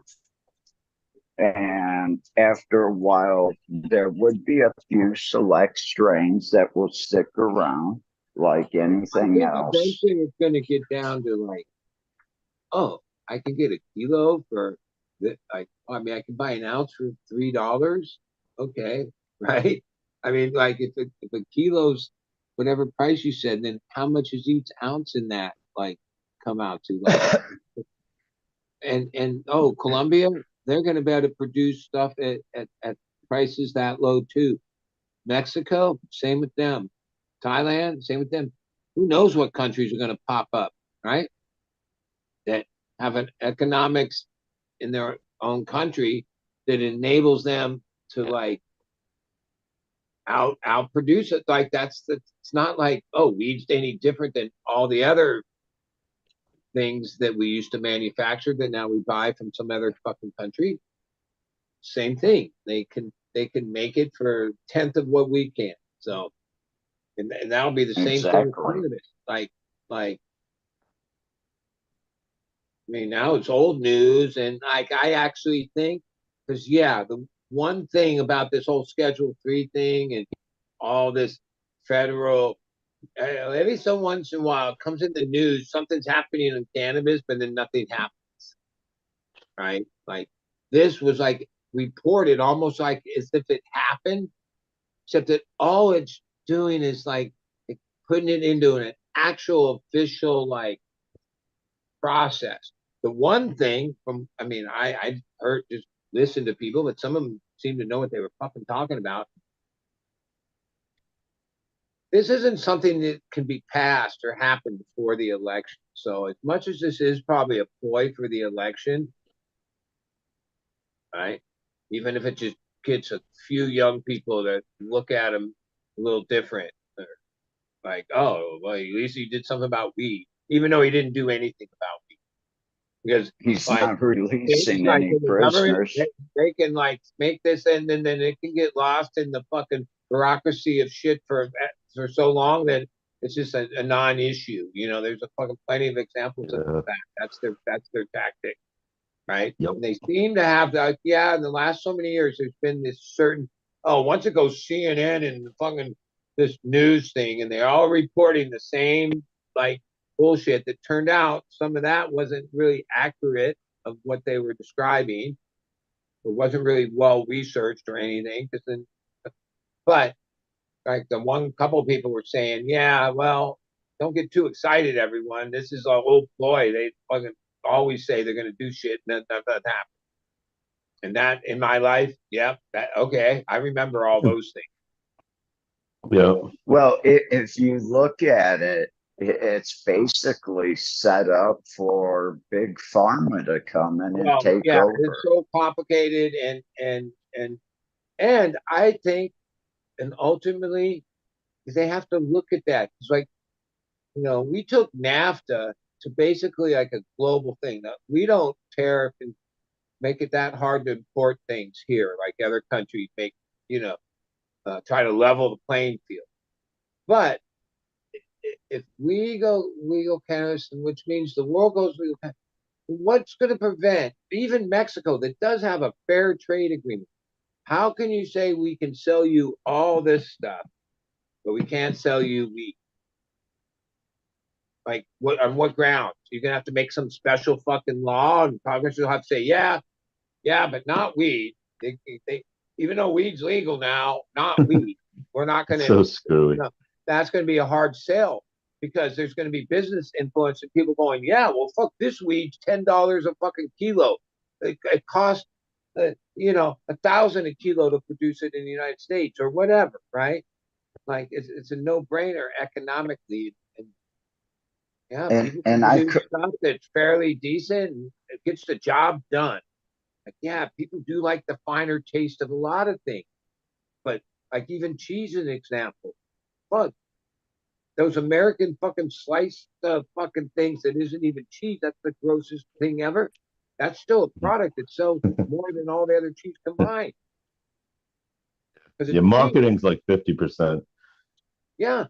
And and especially in the world we live in, most people, when it comes to the things they consume, are value-based consumers. So yeah, they're gonna give up. Oh, they appreciate the better shit. Yeah, they know it's out there, right?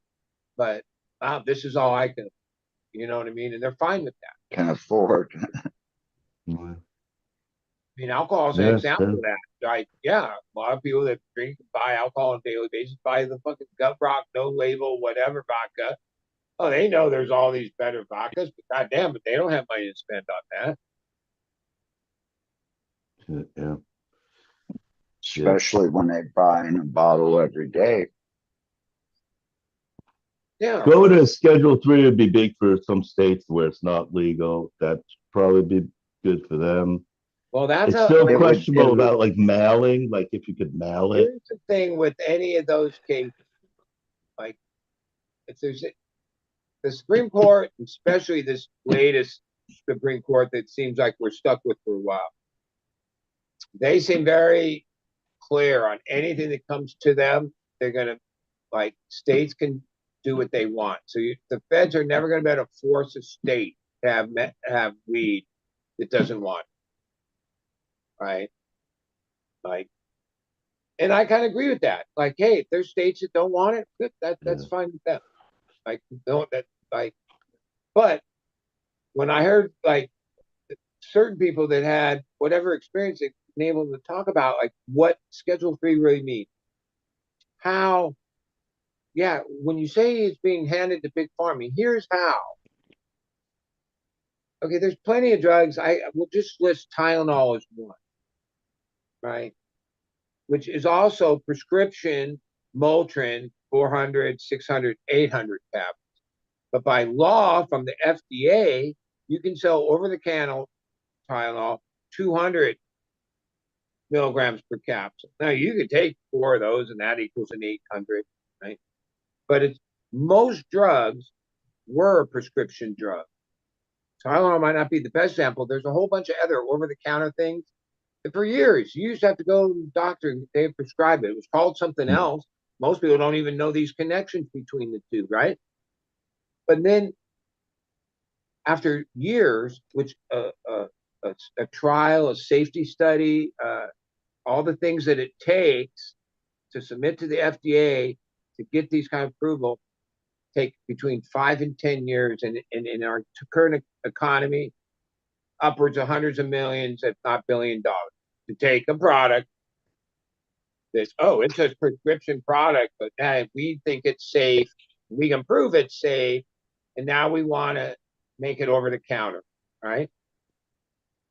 The only companies, the only people that are going to be able to afford to play in that ball game of 5 and 10 year trial studies and spending $1 billion and waiting 10 years to get results are those kind of companies, right? That have the capital, the infrastructure, the investment to play. Like, that'll be that, right? and yeah, I don't know. A lot of like it's still all just conjecture. No one really, but it gets complicated. And the one part that they don't really talk about, but is I think the main thing that they talk about is how's this going to play for international commerce and the economy of the world, which is crucial, complicated, and if you're going to introduce something like yeah, you're going to either have to make it fair or you're going to have to like lie about it or something, because They're definitely good at that. even these pharmaceutical companies that you don't think they're going to be working with flour or a product of anything like that. They're going to be working with the raw cannabinoids and THC and whatever that they can extract any which way, right? And they're going to want to buy the shiploads and the mega tonnage of the stuff that's like at that rate $5 a kilo. Okay, well, where's that produced? Oh, in Thailand and in fucking Colombia and wherever else. It's going to come to the table and produce mass amounts of stuff that has viable amounts. Like if you grew it here, if you grew Thai weed and you extracted and made a crude oil here in Thailand, it'd have a higher concentrate of THCV in it. You can get up to 5% THCV here in Thailand, which is just an astronomical amount of THCV to be showing up, which the Thais have been using for years for breast cancer.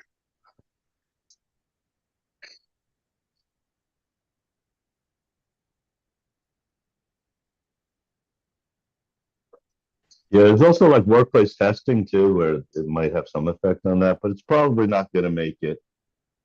So, it's like, oh, now you're safe in the workplace and testing. I wanted to make it over. There's a lot that is here in Thailand, and they've been treating people with cannabis oil for a very long time now. That's cool. But they There'll take probably a lot in more the of that. sick and dying people of cancer or people in the beginning stages of it, and they put them on a regimen of cannabis oil, and with a lot of them, it recesses and goes away. Yeah, you see Or like they're able new to, alternative forms or just them picking up what's out there already. and then taking, a gram of oil or half a gram of oil, whatever they're at, including that into their daily diets, and that's allowing them to hopefully have a little bit better of a life. Yeah, definitely. But yeah, I looked at how far to get there. And then I looked at how far to like fly near there to get there. And it was like, wow, it's almost closer if I drive. Because I would have to fly to this city and then drive there.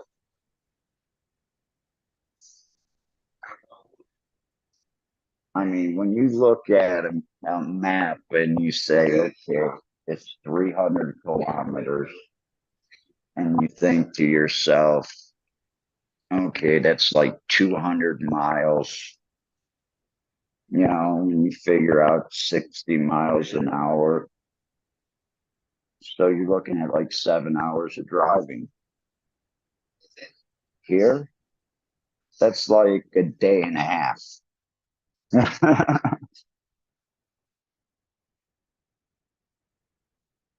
I've been stuck behind some trucks that have just been like, nah.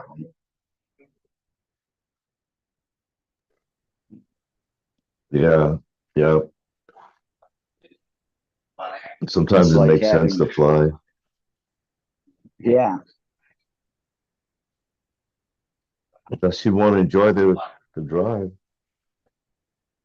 Colorado's like there's supposedly like I forgot how many miles of trails, but it's like a huge amount because in the mountains it's all over the place. Like maybe it's even like the Colorado Trail. I think how long it is. It's like incredibly long, even though like the state's not that long. Definitely get a lot more out of some place when it's hilly. There's some valleys. yeah, but even on the shorter trips, and I look at it because I do a lot of driving in the States. I mean, a lot. And you look at it and you go, okay, it's only, 35 kilometers away. Well, I could be there in, an hour. It ends up It just taking depends. you like 3 hours. They can, yeah. I mean, because then in the city too, where you're on highway, then you can just hit traffic. So that can slow you down just as much as being in the mountains or windy roads, windy hills. Well, You there's a know, lot of like one lane track, Arkansas. or there's a lot of, one lane traffic. So you get a big truck in front of you that has the load, and where I'm at, you have mountains, Yeah, and they slow down, and you've got 15, 20 cars behind you, yeah. and Yeah, there's no, nothing you can do. yeah, it's not good for traveling, but it's good. It's good for like setting up Sightseeing. communities or the traveling to a little community, like they get little private communities and they're interesting, and up and it's interesting terrain anyway, rather than just flat. I guess Texas is kind of cliche for that. Well, before I went home last time, that's what I was doing, was I was Not all. doing a lot of the riding out in the mountains. And yeah, I was stopping at a lot of places because you'd be riding in the mountains and all of a sudden come across this little village, and it's one of these tribes that, have the rings up the neck, or there's something Oh, really? interesting they do. Yeah, they're doing the tie dyes that they make here. Wait, And they it's do the like the ring, the whole rings around the village neck. doing it.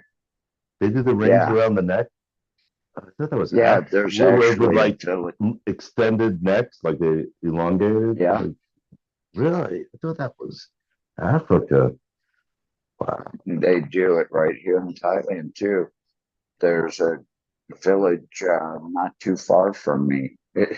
It's like Huh. 14 kilometers, but it takes you 45 minutes to an hour to get there. Huh. But yeah, they have that here in Thailand too. That's pretty cool. They have their own cultural things going on like that. It's just really interesting. Yeah, basically it's the same thing. Well, it's a developing country. You can't say it's a second or third world country, but it's definitely a developing country. Yeah, that's also part The of whole country has fiber optic. Come on, that's better in the United States. no, it's mixed, but it's got isolated spots. Like this hilly terrain and everything. Makes it easier like that. It's not like just Kansas. No, Knows what's just no, open. yeah,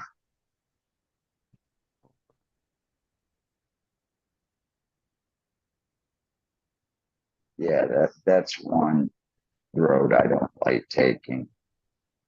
Is anyone through Kansas? Yeah, that can get boring. The western part, It's Iowa too. especially. Yeah, and then is it Iowa? Well, Indiana, where you just go through Indiana's flat. cornfields. But yeah, Well, the cornfield part, I guess not all of it also, but part of it. And there was some, I remember going through some unless just huge cornfields that never ended. Like it just seemed like you'd be driving for a long time. And it just seemed like one cornfield. well, if you go through Ohio on the Ohio Turnpike, you really have no hills to go through, except when you get around Cleveland. It's flat from like Cleveland out, basically, all the way to the Indiana line. If you go southern Ohio, then you can run into some of the mountain, or not mountains, the hills and valleys. Uh-huh. What's the hills over there? They're just Mountains, hills. That's just why hills. when I went to say mountains, I corrected myself and said, no, it's hills, Yeah, it is just hills and valleys, because that's what we basically have because it's the end of the glacier. And see, Ohio was affected by the glacier that came down from Canada, and it kind of ended in the southern part of Ohio. So the top part of Ohio is flat, and it just has valleys in it. It really doesn't have hills to it. It's kind of interesting when you look at it on a map. Yeah, I don't think I've driven through Ohio that much. Well, if you're on the turnpike, you're not missing much, believe me. Because, like I said, especially when you get out to going towards Toledo, you hit the cornfields, both sides of the turnpike, all the way out. Oh yeah, yeah. Yeah, Just amazing. You just pass pumping watering stations. But otherwise just fields. You drive. Oh, there's no pumping pipe coming out of the ground or something being pumped. Yeah, just well. That's how they're, at least some of them. That's how they're just watering. Just somehow there's some well on the ground and just getting that water. And yeah. Otherwise, you can't see anything. You're driving along. It's crazy. Yeah, getting lost in a cornfield, that's crazy too. So I guess you call the fire department and then they raise a ladder up high. Is that why you call the fire department? Somebody gets lost in a cornfield? no, you What do you call the call fire department, and then all of a sudden you have 15 people together, and everybody walks 10 feet apart, 15 feet apart, and you can cover a cornfield really quick. and then they're like, lift up a ladder, extend the ladder up as somebody gets, oh, there he is, there's Johnny over there. Points to him, everyone knows where oh, okay. Well, I guess now, yeah, drone would be good. That's crazy. Wouldn't they be able to fly over with like a heat sink helicopter and just find the person like they do with those? Yeah, they'd find a crop duster to fly over the fields. But yeah, that's what they would do today, is they So you go could, up and use the LiDAR and look so, for your and body signature. fire department gets appropriated for like weird shit, like oh, a cat's in a tree, up, the boy's lost in the cornfield.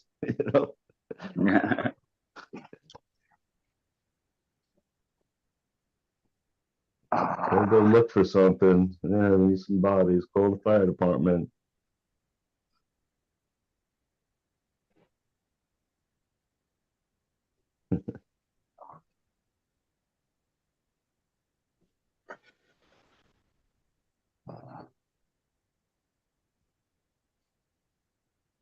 Or something. Oh, well, we need gotta chop this down. Call the fire department. They got axes.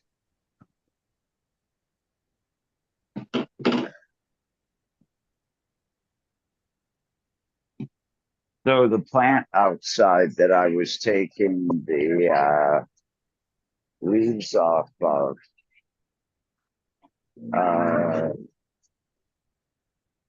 I'll have to look at it a little bit closer here. But he said that there was some intersexual traits on it.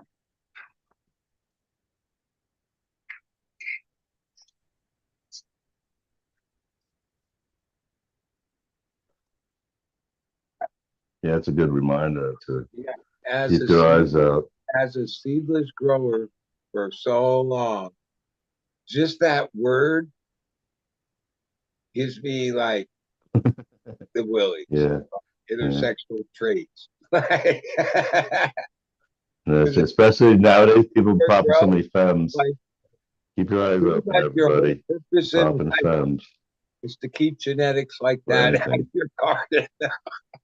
Yeah, any new seeds really. Especially if you do a lot of stripping, any kind of stressing of anything, something like that.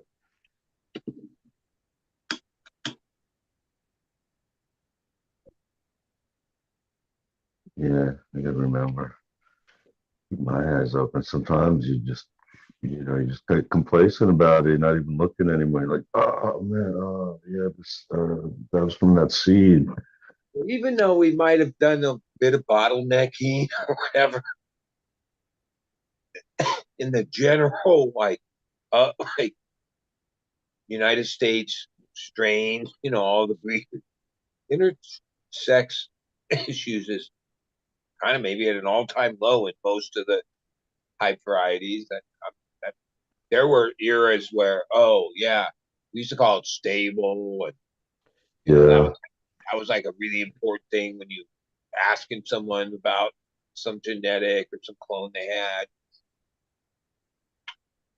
yeah, well, it did Yeah, I happen mean, more. It seemed Thailand like. obviously just due to the development of where things at, the ways they grow and strains they mess with.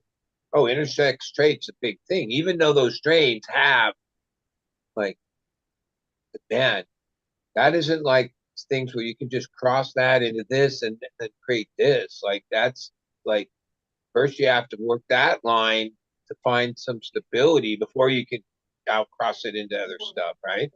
Or you're just bringing intersex traits forward. And Yeah, I mean, because a lot of those bad seeds, that brought it I mean, into even at this play. point, I don't care how good the weed might be or whatnot. If it had some intersex thing that meant you had a couple Yeah, seeds, no, that's not like part of the. No, there's no excuse for that. yeah. Not in the pound market of seedless weed. Like, oh no, like Yeah, like I don't care how sometimes good it late. looks, all that. If like one or two seed beans pop out or anything like that, that thing has zero value. Really. But I don't mind that so much if it's one or two seeds, that it's like, oh, maybe just something at the bottom, one little thing. But I I hate when it's like the partials and the young seeds, the little hard shells, and you get to notice those after a while, what they Like look like I in have like like even your broken up a good weed. amount of And customers. that's really bad, They're like just smokers. premature. They buy X amount of weed Um, and they consume it. That's what they do. Like as much as they love me and support me, if there was a couple seeds here and there, oh, they would go find weed that didn't have seeds. There's not yeah, like that. Like yeah. yeah, no, they oh, some of them are older. They remember when there was seed in weed. It ever since they're seedless weed, they don't have to worry about breaking up. They can just fucking smoke and not have any of that. They don't want to go backwards.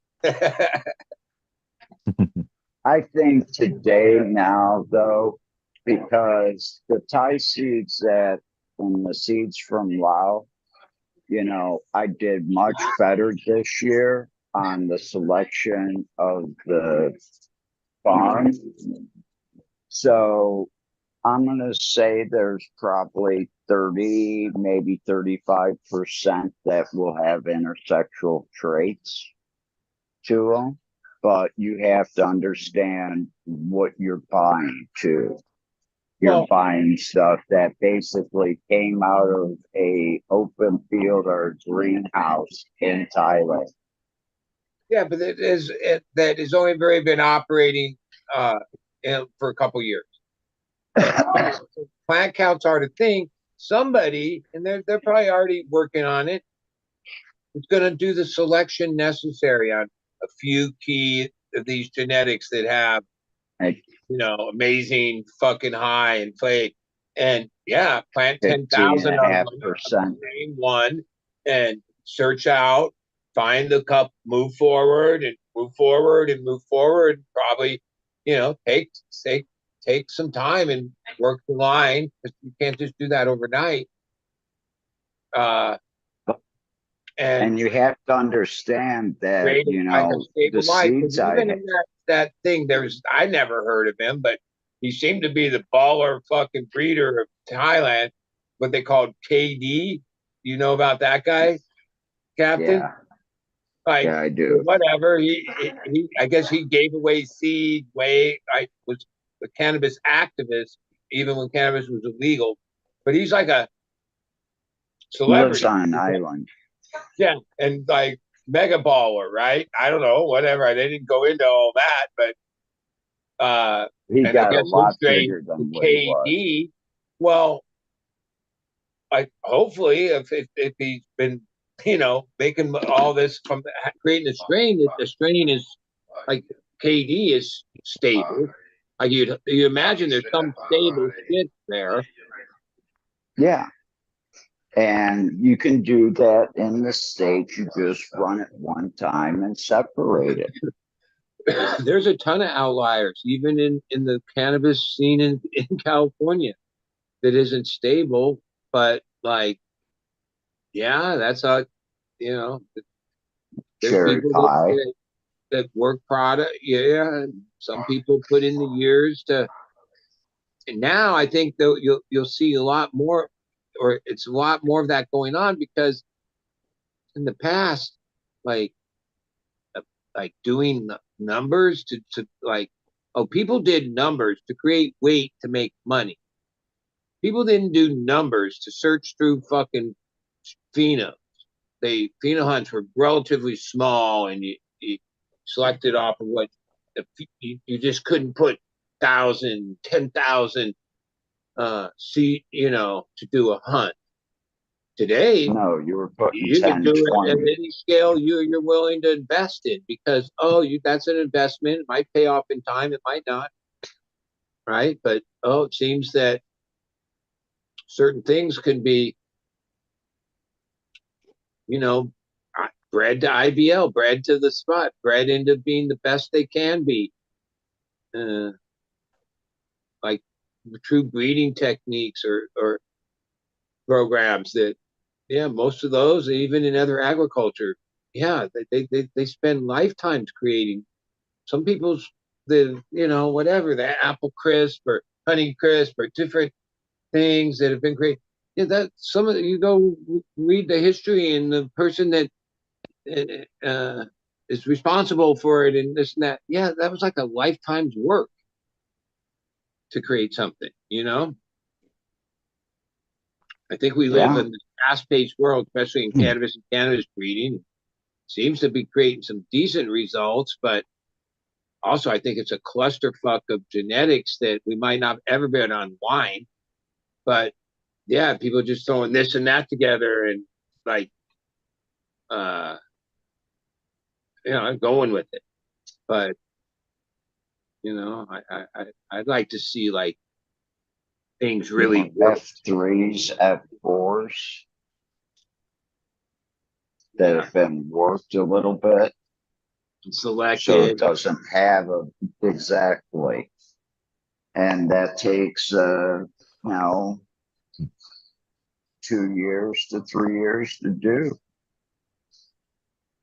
Yeah, it isn't. The time is still then a relevant thing, because with more investment, you could shorten the time. But then, so it really becomes investment, because time is money, and the whole thing is money, and it's time and investment. I think We, well, that's probably not a very solid thing at the moment because, yeah, to really do such a project at scale and yeah, look, that's a pretty heavy investment. A couple years at scale to search out and stabilize and work a line. Uh, all the labor, the space, the this, the that. Yeah, that's I don't know. Is the return because even if you worked something and came up with some fucking great strain and a seed line, the first person you sold 10 seeds to could then do whatever they wanted, right? So like how you gonna like, you know, give them F2s. Yeah. well, right. And I mean, then there's a when lot you of do things, but once F2s, the then cat's it out of the opens up bag, the cat's out of the everything. bag. The cannabis industry seems to be once the cat's out of the bag, like I find it funny that like the legal market pays, facilities pay licensing fees to run certain strains that without even trying to attain them. Like a legacy grower like myself has it's like within a cycle or two of that place having it and paying whatever to get it, and them doing everything in their power to hold that as their asset they just paid for. It's like the cat's out of the bag, dude. It's like, yeah, that seems like something's wrong with that hustle. Like, wait, you paid like some of these are ridiculous things, but like, yeah, they pay like 7,500, 12,000 to like attain it and like I don't even know, like license it or whatever the fuck. And then within a cycle, just through the leakage of the way the system, yeah, like it's just out there. Everybody's got it.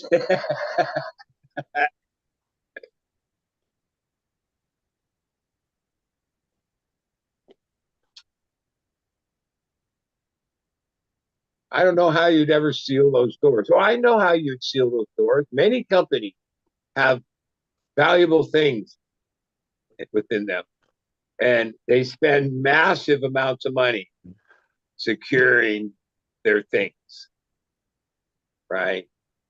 So, yeah, I don't know. I don't know if cannabis is willing to spend that kind of money to keep like a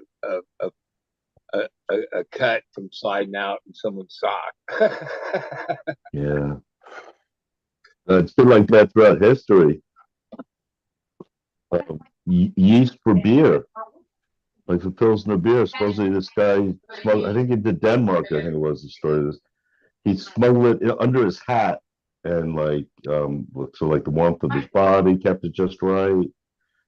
Somehow he brought it into, I think it was No, how he brought humanity it to found a Denmark. way to like pretty much beat almost every type of thing, whether it comes from border to customs to prison to just out in life. Like Yeah, you can have whatever system you you can't want in do it. You place, can't stop and somebody. Nah, somebody's going to figure out the cracking, right? nah, yeah. China would kill people. I think it was for tea, the method they used But I'll for tell their you tea, one thing. and silkworms were Here's what I see. Like if I what guarded. I just explained, if I take it from a 10,000 foot view of it, yeah. Even though these are like kind of cool jobs, better to say you work there, you don't want to admit what your salary is, right? Especially in California when like everyone's making $20 an hour for just about any job. Uh, they're getting paid less than that to do labor inside commercial grows, right? Pretty monotonous work. Uh, just like any employer, they expect a lot out of you in a shift and shit like that. But you're not getting paid that much.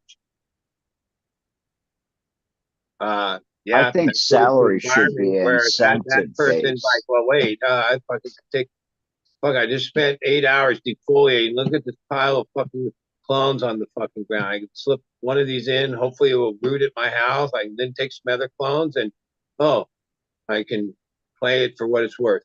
And Yeah, maybe if I'm you just paid your employees tissue like a real culturing too. wage and made an environment where they were like, yeah, we got to protect our investments here because that's what's going to make the company grow. And if we grow, you grow as employer. Well, maybe you would have a better shot at it. But if you're playing it the other way, where you're paying people as low a wage as you possibly can, yeah, most likely Yeah. they're gonna, and trimming. Like I realized this all the years of hiring trimmers. Yeah, like if I treated them right, then they wouldn't steal. Oh, if you tried to like lowball them and take advantage of them all the time, most likely they'd steal. Bottom line, right? And over the years, I still have trimmer. God, it's got to be going on now at 20 years. Like it went from a girl to a man, like his whole life. He's probably the one that's still there. Not that I don't know where other ones are. They've moved on in life, but I had a lot of them work for me like easily like 10 years and longer. Because then I also realized in the whole equation, I remember one night explaining this to my wife because like she used to think we overpaid people and shit. But like I explained to her, how much is trust worth? Well, do we trust so and so, so and so, and so and so? Okay, well, how much is that worth? Tell me how much that's worth. Because that's worth so much, whatever you're paying them doesn't even come close. You know what I mean? And then over the years, that trust enabled me to go to shows or go out of town or do things where, things just had to get done. And that after so many years, they didn't need supervision anymore. They knew how to come in and do their work. Yeah. Yeah. I'm just live on a YouTube show right now. Nice seeing you too. To come and do their shit. And like I'd come back a week later and there would all be notes in the thing. Oh, so many grams of this. It would all be right there in the cabinet. No worries that they fucking fucked me. Nothing. Never had that question. Even at a certain point, I remember when certain people were in the business and like, dude, we can install these little cameras and then, like if you think that, and I was like, yeah, and I remember thinking it through and thought, so wait, so then I'm going to find time during my day to go look at this video and rewind it and look what people that I supposedly trust are doing, right? Well, then I guess I don't trust them if I was to do that, right? And yeah, when you really get down to it, like what is the price for trusting like employee? Oh, yeah, that's big. But you have to nurture that. That has to be a two-way street. It can't just be a one-way street. It comes with respect. It comes with a whole bunch of shit, right? And properly, a lot of it with over the years, and that's what got hard over the last so many years. That meant, hey, at a while, they knew when I had bigger yield of a crop. I mean, we were doing the same thing over and over. Some crops would be 25% more somehow. It was nuggier, it was heavier, it's this. Some would be fucked up. Some things, there were things along the way. Oh, when things were fucked up, they were on the team and we wrote it out together, right? But when things were good, they were also on the team and the pay was compensate on that. If I did good, then you did better. Like it was like a weird thing. There was no like set price. It wasn't like, oh, I did this much, you owe me this much. None of that. But no one ever complained because like, oh, I was like and I still am. It's hard to be that way today because the business doesn't support the profits to do that. But like, yeah, if you're gonna have long-term employees and all this stuff, which, yeah. Those are like, I don't care what business you're in. Fucking even running a restaurant or anything. If you treat people like a but in today's world, that's not it. They got SOPs and human resources, and they put pressure on and try. Okay, yeah, we're gonna pay you $20 an hour, but God forbid you even have 1 second during that hour that we're paying you $20 to even take a breath. You're gonna be doing something for like every second of it. Sometimes I realize when I'm a few times I go to fast food places, I'm like, holy shit, those people are never stop moving. Like it's like this constant thing. Like so they get their $20 worth out of you. You know what I'm saying? I'm used to That's even chilling, a like working a few bricklayer. minutes, take like have it like yeah. I couldn't work under some thing where the employer was like calculating how much they could get out of me in that hour. That wouldn't feel right unless you were paying me some ridiculous high wage. Okay. Yeah. A bricklayer got paid a pretty good wage, but there was a certain amount of the wall that he had to put up every day. Yeah.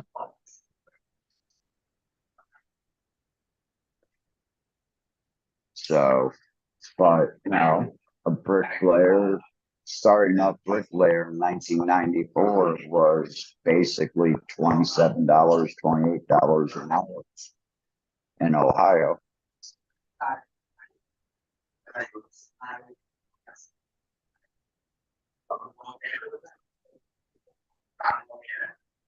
But that's hard work.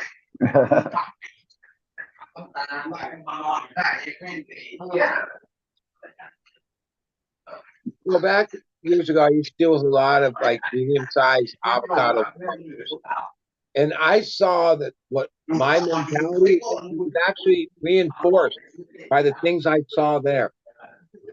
There's like a group of these pickers that come to our area to pick avocados every year. They come from a certain like area of Mexico. A lot of them are relation, and if boss needs more people, they it's like not necessarily family, but it's like all like a network because it's a certain skill. Like there's certain people from a different area, they pick strawberries. That's a different group. But the avocado pick, there were certain bosses that were known to like, yeah, the incentive, all right. Uh get it done, get in and out, wham bam. And if you work them a certain way and compensate them accordingly, yeah. And then you would always be the priority job that they would want. And then there was like down the line of where, oh, what would take 3 days to do, and next thing you know, 2 weeks, and they were like that the bins weren't full, the trucks weren't leaving, all the problems when they're like not being compensated right.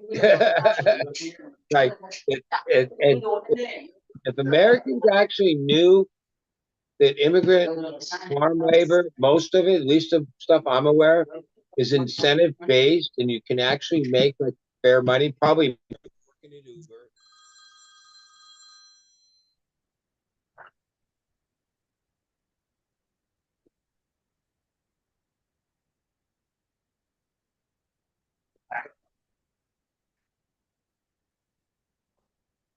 Did we lose butter to show?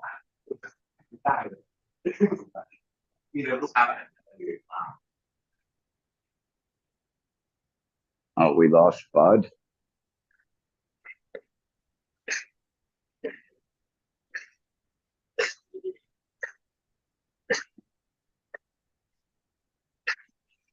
Looks that way. Huh. There's Bud. Headphone call. Yeah, I don't think I think people would actually consider doing that work, even though it's a hard. We can hardly hear you, Bud. In our country, as long as you get paid, you're like cool with it. Yeah, I think people would be surprised how that works. Like, oh, you can actually make money. like fair money for the day. Oh, you have to work pretty hard, but because it's incentive based. It's not like you can just say, "Oh no, we're only going to pay you $3 an hour. Get out there and do the work." It doesn't work that way. Like I don't know who in the right mind thinks that. Like I guess there are some of the sectors of legal work that is sort of like that. I guess people take advantage of people all the time, but for the most part, my experience with it, and I've been around a pretty good amount of it, at least in Southern California. Yeah, it's nothing like that. It somehow demonizes this whole thing. มันจะมองหน้าเลยเรื่องเลยที่กระบ้า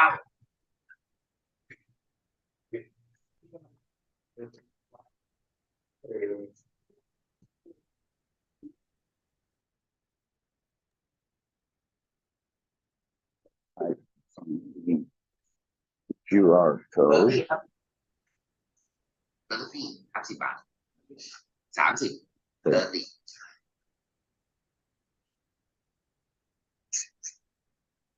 I gotta pay my tab here.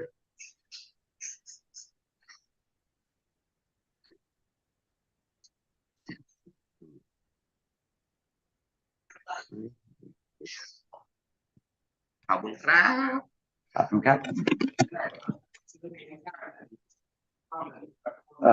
So we're gonna have to leave the air conditioning here a little bit.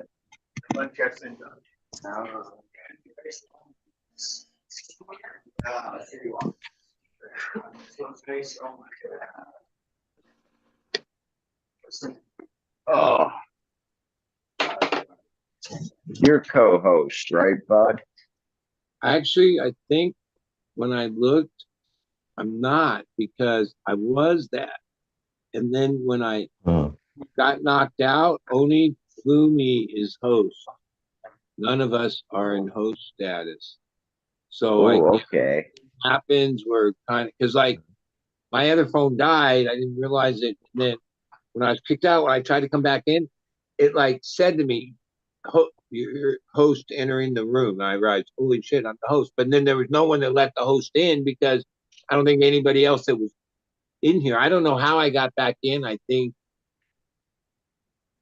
D or Fumi might have hit the thing, but because I don't think anyone else had the hosting. But whatever, we're good. If it drops out, it drops out. We're just shooting the shit. The fucking like sometimes like when one more Saturday night and going around town here, and I don't drink, right? But I do see these like interesting, like I guess maybe dive bars or and then not dive bars. There's places that I'm like, yeah, I wonder what's really going on in there. But I got no business in there because I don't drink. I guess you can go in there and say, yeah, I'll have a Coke and whatever. Some of even what makes me realize is I'm always on the lookout for good food. Sometimes I think I might be missing like a whole sector of food because I don't go to bars. Because usually bars also sell food.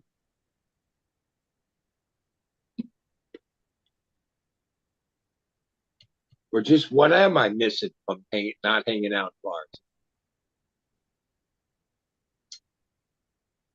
Socially, you know what I mean?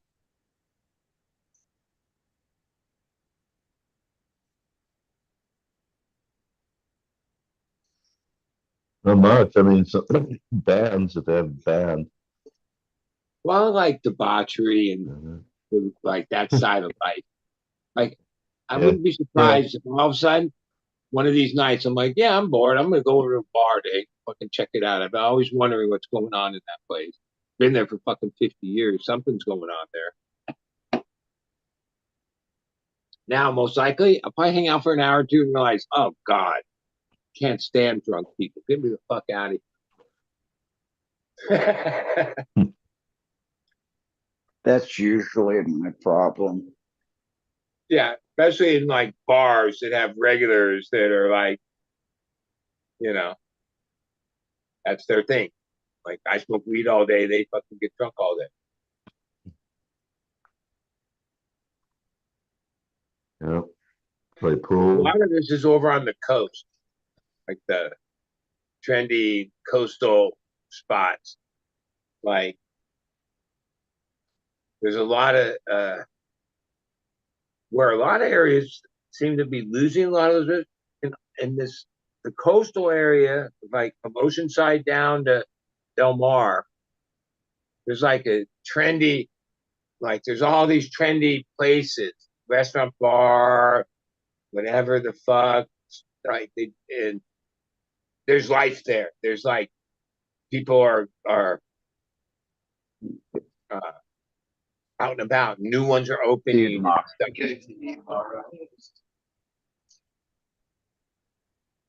But most of them are like, yeah, micro food drink places or bars. Like, I guess they sell food, but like I don't. I only places I went to bars for music.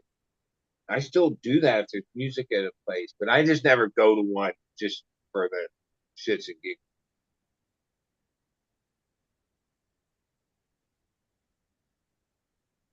Fuck.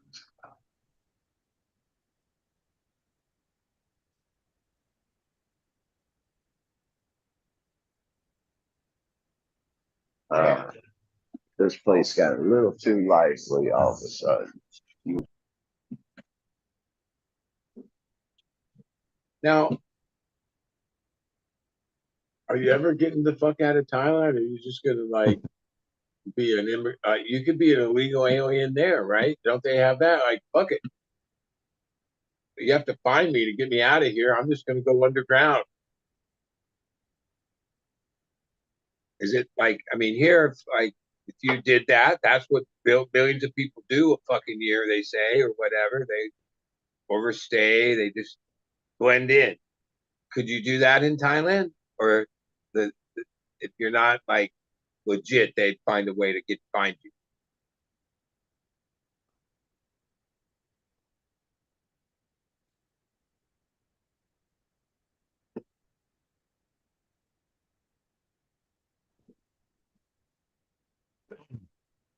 Guess it did get crowded there.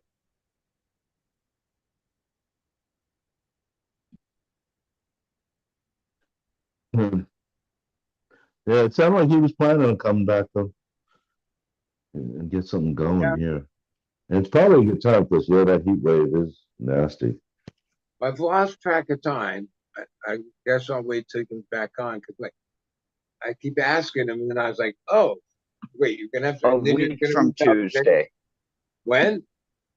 A week from Tuesday, I have to be back because my mom's leaving for like 5 or 6 days, and that'll leave my dad at home alone. All right. Well, that's like 10 days from now or something. Yep. And yeah, I'll be at like 26 days overstay, which is 13,000 baht, which is like $350. But I'll have all my medical records. Like, so I'll have the last surgery done, and I'll be done with that. Like here we call what? People, are there people that from other countries, our country, that go there and then don't do like all the paperwork and whatever, and just go underground, like illegal alien or whatever status? Yeah, there's people that do that here all the time, all throughout Asia. They have like ways. There's a lot of Westerners here that are wanted back in England and Europe and America that are here. Or like if even if you weren't wanted from your home country, like here, if you get caught like that, you get deported. So that happens there, and then who paid? Like, yeah, you get deported. The U.S. puts you on a flight to fucking wherever the fuck you're supposed to go, deport you. Same would be in Thailand. They'd put you on a flight back to England or wherever. Well, if you had money anywhere in the world, they would make you pay for it. So if you had a UK or American bank account, it would come out of your bank account and you'd leave after paying them an overstay. If you didn't have any money anywhere, they can't make you do anything except go back to your own country but first you have to go to your consulate and get a passport to get back into your country. Oh, and then they could just put you in the count, say that like, oh, the U.S. consulate. Yeah, well, now that he's your burden, we like make the U.S. have yeah, and he owes us this much money. Yeah. We want it out of his U.S. bank account, please. There's people here that have had like 25, 28,000 baht overstay fines. Or I'm sorry, more than that. I'm fucking high.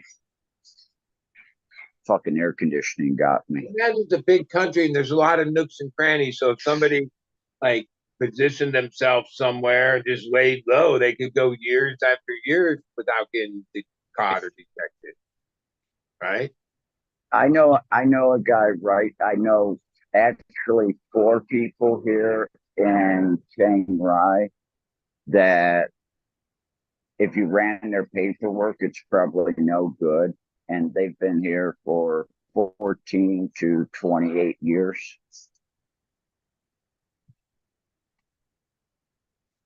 Yeah, well, I mean, I think that happens in almost all kinds of countries to different degrees. The one guy's told me that they chased him across the border in the Miramar. Now, and then a couple months later, he comes back across from like Laos. You just get a boat and go across the river. Now, certain areas. Knowing what I know about the UAE and Abu Dhabi and all that, when anybody comes into their country, they have like the most highest tech 3D optical scan, like your whole body, your eyes, that feeds into their system. Where, they pretty much have all the streets and everywhere under surveillance with their cameras and all that. Good at that, system. And so, like, if you, there's nowhere to hide there.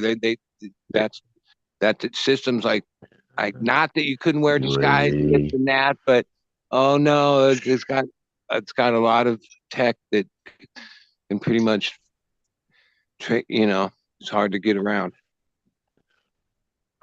So in America, though, we have our phones, so government doesn't need that. We track ourselves basically. They can get enough from that. Well, Street here cameras. in Thailand, I left my jacket and phone in one of the luggage dollies clear out on the outside where the Grab driver picked me up. I got to the hotel. I called up the lost and found department, and they said, Mr. Bandula.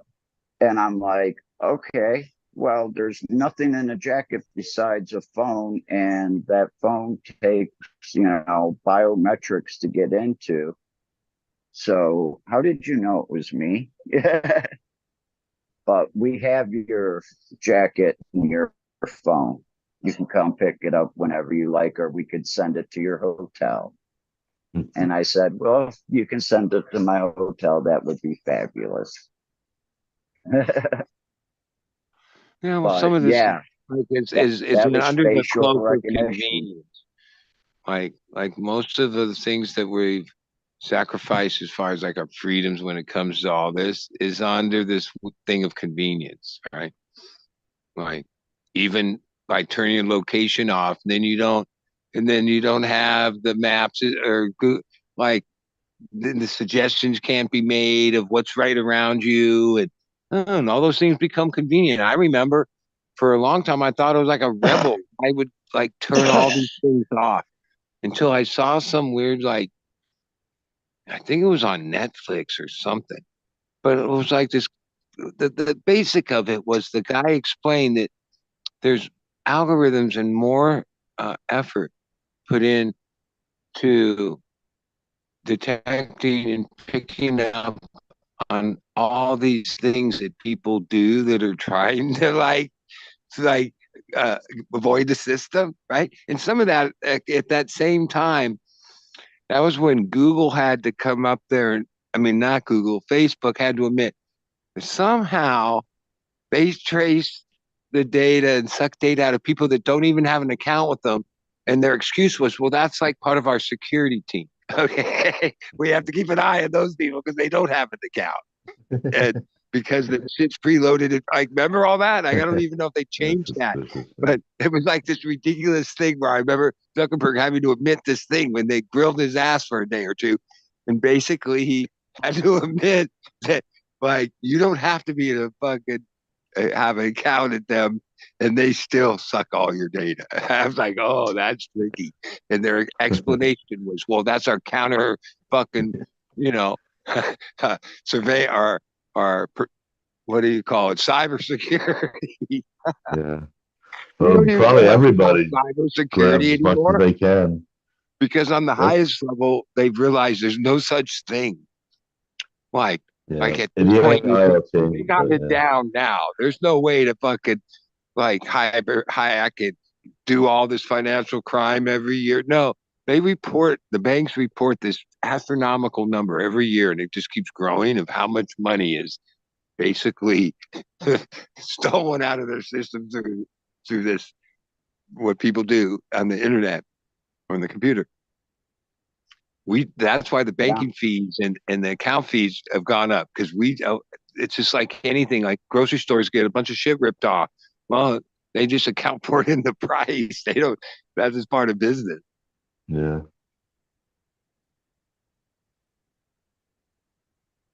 But it's pretty ridiculous. Like I've known a lot of vice characters, dope dealers and gambler people and all kinds of fucking people. I've never met like a true hacker, or at least somebody that admitted it. But they got to be around, dude. Like thinking that's got to be because like even in the scheme of penalties, like I've heard cases now they've gotten kind of a little more.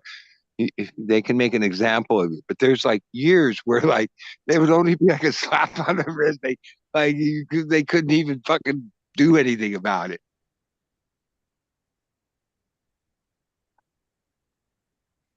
And the amount of it that it goes on compared to the amount of people uh, they get caught and pay a price is minuscule. It's like out of all the things that you could be as far as I guess being a criminal, that one seems like low risk, high reward.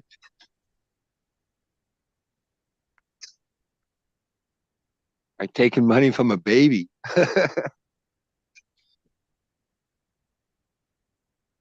And when it happens to, a quarter million, a half million, 1.2 million people, that adds up. Strawberry smoothie. Strawberry smoothie.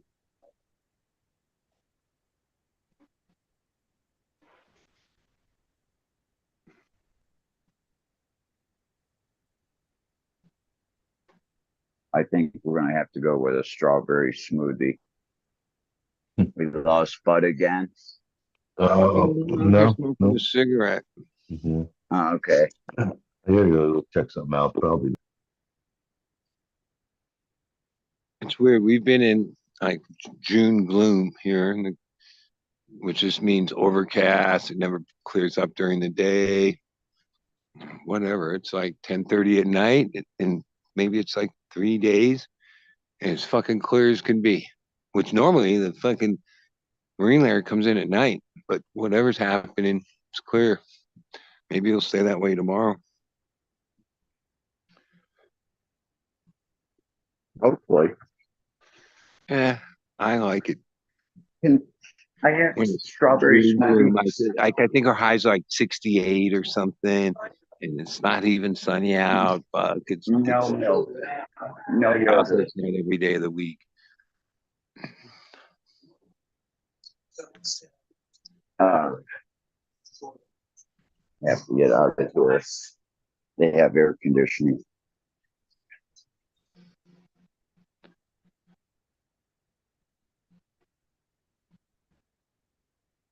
So the place that I ordered breakfast for at the beginning of the show closed early today, and I was hoping to get one of their banana milkshakes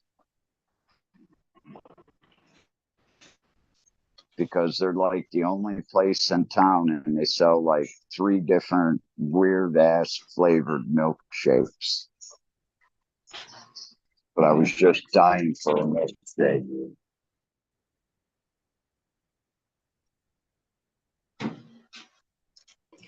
Now we're going to get some a smoothie.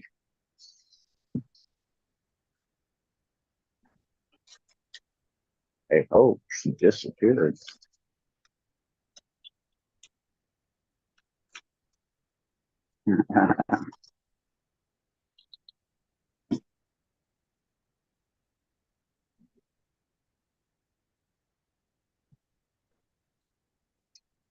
I bet you it's 102 today. It's Yeah, been like 102 for like the past 4 or 5 days in a row. Oh yeah, I mean, my house is hot until like 9, 10 o'clock. Then it finally starts to cool down. Hey, I'm gonna have to set my headphones down by here because I gotta walk in a little bit farther to pay for this. No So I'll be problem. back in a second. All right. Well, that just leaves me. Oh, I got nothing to say.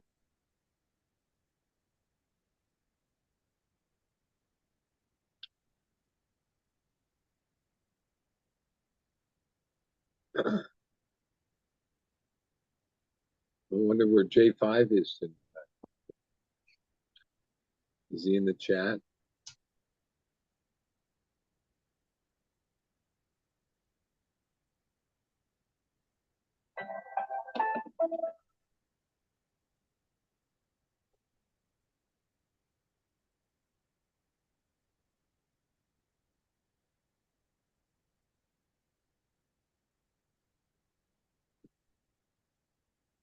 You know, the other night it was like 1:45 here, which meant it was 3:45 in New Orleans during Jazz Fest.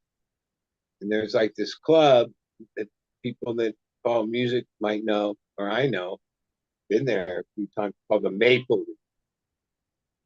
And because it's Jazz Fest, there's been just epic fucking music there, pretty much till 4 or 5 in the morning. And they have a live stream that's fucking killer, good quality sound. I think sometimes there's like 25 to 30. Like the night that this was happening, there was 37 people watching the thing at whatever time. I mean, coming up at 4 in the morning in New Orleans. They were jamming. It was Colonel Bruce tribute. Colonel Bruce is a musician who pretty much was sick, whatever, kept going on tour, and like died. Had a heart attack and died in the middle of the show. Like he was an obscure guy to begin with in his music. He was influential to a bunch of other musicians, but it was a tribute to Colonel Bruce Hampton. So it had a lot of guests sit in. It was a jam. And then there was only like a couple people chatting. And I looked at the chat, and sure enough, I see Martial Artist 2012. I'm like, oh, fuck, I know that guy. And I thought, oh, that's cool. Like, two music. I know he's into music. I've DM'd with him and shit. And there was like 37 people in the world watching this fucking jam go down. And yeah, me and him were there. I streams. I've been devouring music streams when they used to buffer and they fuck with more pain in the ass than they're worth. But now they work great. If you know all the right places to search this stuff out, man, there's fucking music going down all the time. Especially the last 2 weeks of Jazz Fest. Oh my god, Jazz Fest took a hit. You know, COVID fucked it up, and then COVID fucked up it when they tried to get it back going, and then this year it seems like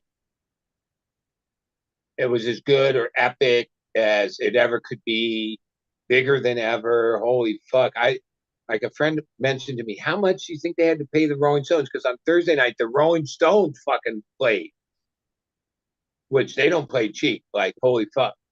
Like my answer to him was, well, whatever they make when they do their own show, that's what you had to pay them to do that show, right? Like they did.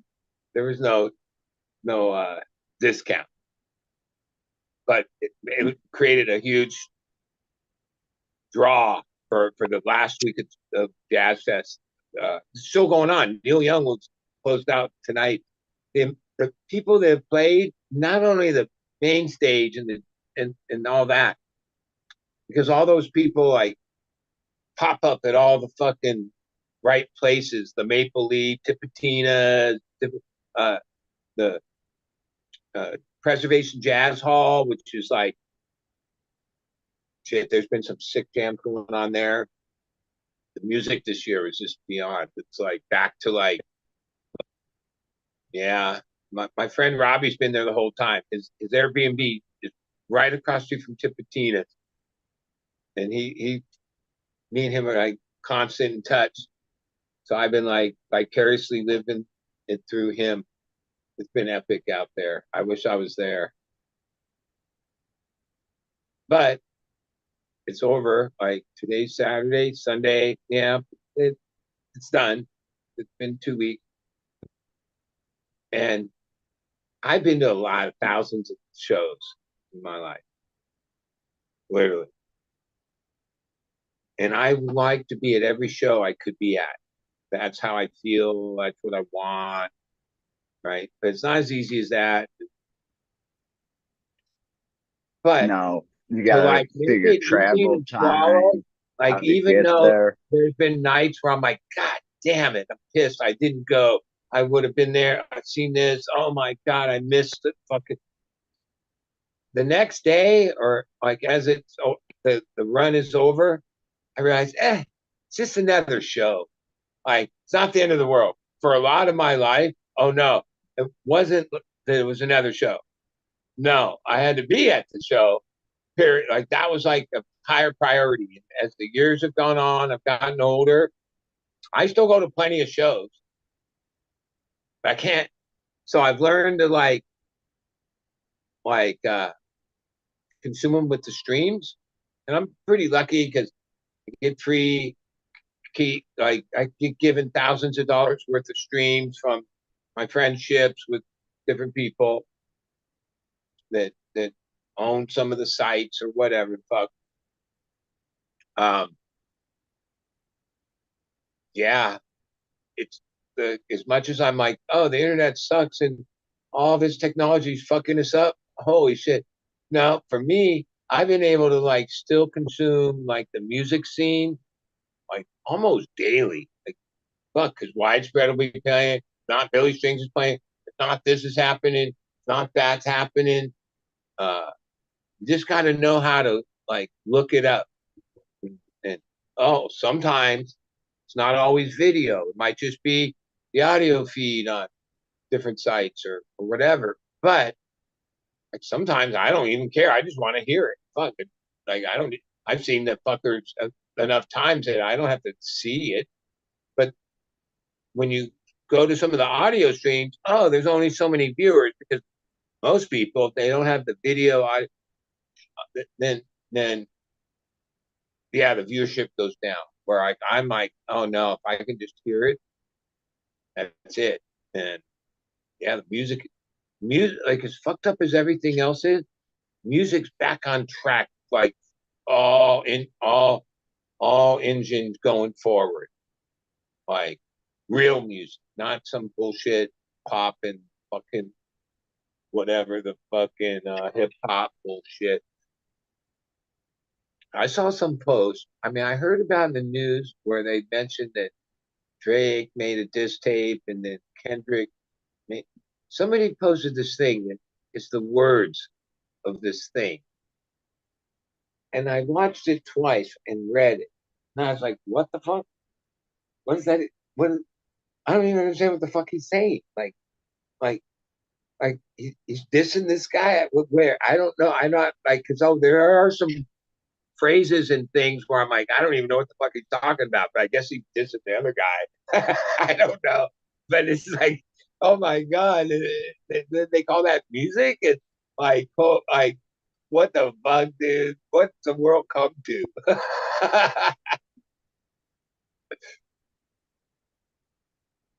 On one side, but on the other side, real players are kicking ass, dude. Like taking it further. The licks are getting tighter, and the jams are fucking better and stronger, and technology and visuals and everything. Like even though I like don't have my exact plan, I know how many days I have left till the first night of the spear. So as much as Fish did the spear and YouTube did the spear, oh wait, none of them did the spear for 4 straight fucking months and are called the dead. All right. So like whatever you've seen and whatever viral shit went from where whoever, you ain't seen nothing yet because Dead haven't played there yet. Right. And like YouTube only played for like 2 weeks. Fish did 4 shows. Right. Dead are playing there for 4 months straight. Yep. And Okay, 4 nights a week. again. Like this has been my life since I was 15 years old. I'm 61. Right? You put some situation in front of me where I'm like, yeah, what? Wait, that seems crazy. Like, wait, how am I gonna pull this off? And how many am I gonna get to? And what the fuck? And should I even go or should I oh no, I'll be like it's like I'm a, a robot or I'm like a what do you call it, a cult. It's like a weird thing. I've been programmed since the time I was 15. And I'm like loyal. I never question it. It's never like, no, I don't do that. I'm 100% deadhead. And like when you were saying you're coming back next Tuesday, Yep. yeah, the first night of shows is Thursday, Friday, Saturday. Yeah. So it's here. It's now. It's better figure it out.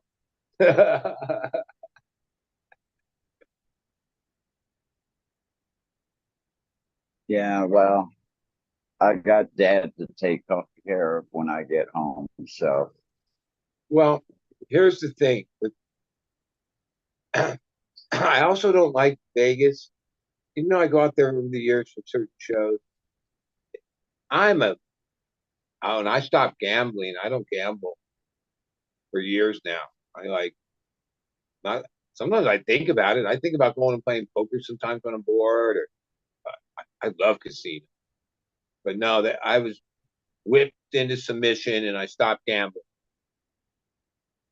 Yeah, going to Vegas. Oh my god, that's like a. That's like I also don't fuck. Like I try to stay away from certain substances that I've had problems with in the past, right? And so, okay, yeah, it would be like, yeah, it's like you don't want to like play with fire. Oh, I could sell myself the fantasy of like, oh wow, you could go on a roll, and the next thing you know, you're not worried about pay where you're for all the going. shows. Vegas is fucking housing you because you are like you're trying to break that money back. Oh, I've not the $1 million wins or even tens of I've won tens of thousands, right? Maybe maybe a little more than that. Giving it back, fucking pin on fucking crazy benders with them because yeah, I can get and I've lost a lot too. Uh, Ultimately, why I stopped gambling is because when I really assessed it in any length of time, like yeah, no, there were more like I used to have a tendency to like just puff off my losses and because one thing if you gamble like even have a mentality to seriously gamble on a daily basis. One thing that's kind of known is like if you chase your losses, you'll just keep losing. Like you can't look at it that way. You can't be trying to get back what you lost. Losses just have to be like the thing, and hopefully they're smaller than the wins. Which that's the illusion of it for the most part. Some people get pretty lucky, some people go on crazy runs and are just lucky motherfuckers, I'd say.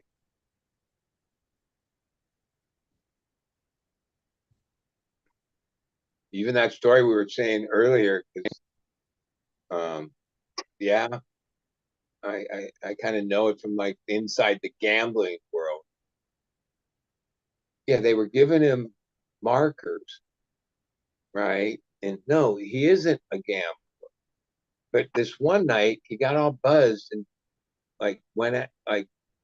was playing. And it was a long night. At times he might have been up a few million bucks. But ultimately, when the night was over, Bruno Mars, who is fucking pretty big, has a management team, this whole thing, somehow was 52 million in markers. So he owed the casino. He had to have started with some of his own money before they started giving him markers, like a few million that he must have like lost live before the markers came out. Which, Vegas, they don't give a fuck who you are, right? But supposedly this turned into like, after all these nights of gambling, this couple, to get there, he's 52 million behind. And then you have to meet the casino money people that want to settle up and figure out what the fuck and blah, blah, blah, blah. And yeah, that's why he has this residency there. And it's for X amount of time. Not that he doesn't get paid for some of the gig money or whatever, but no, it's to pay back this $52 million.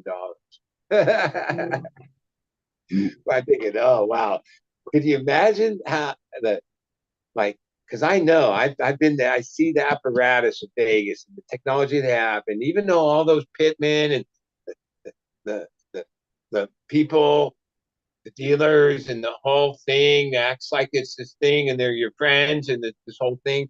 No, they're like a very organized team that know this certain way to like open up that get somebody that has no concept of what to lose $52 million they didn't even have. And then they at no point were gonna stop, right? They had them right where they wanted them. They used every trick to get them there. You know what I mean? They're good. They're good. And they've only gotten better. They were I can't even imagine the level of scrutiny and data and how they try to find every little edge on any of the people, the whales or the people that are like their real targets, because it's not the small money that adds up. But Vegas is really fueled by this weird thing where certain rich people lose lots of money.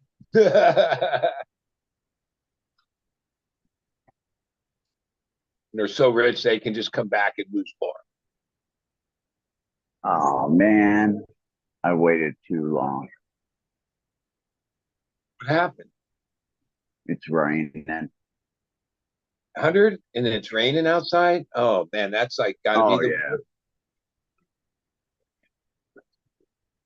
Well, There's a good breeze. I guess it'll probably rain for about 10 minutes and then it'll dry up. We're not into the rainy part of the season. I remember the first times I went to Hawaii. You get off the fucking plane. I was trying like within 30 seconds, you're like, holy fuck. This is the most uncomfortable fucking like this thickness, and it's beautiful and the sun's out. Super humid. Until your like chest collapse from like the pressure of the heat and the humidity that hits you, and you're like, ah. I maybe have it worse than most because, yeah, 61 years I've lived coastal Southern California. So I maybe it's not even the right term, but I always call myself a fair weather friend, okay? Because anything outside the what most people consider perfect weather, even if it is raining around here or a little cold or a little hot, that like anything outside of that, no, like it's beautiful as Hawaii. And I remember like we love St. John and the Virgin Islands. We used to go down there like so much. And we're maybe gonna try to live there, or that was my wife's dream. I I oh my God, I hated those fucking places. I just remember taking like multiple showers a day, never feeling like even if it was so beautiful and now tropical, whatever you call that, super. Now I live coastal, but we don't really have that. Sometimes it's a little thick in the marine layer, not like uncomfortable.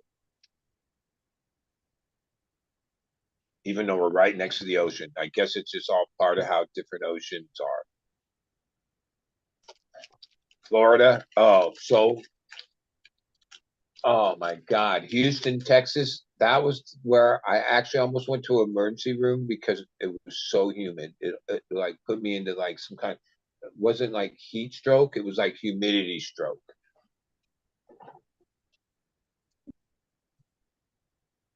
Yeah.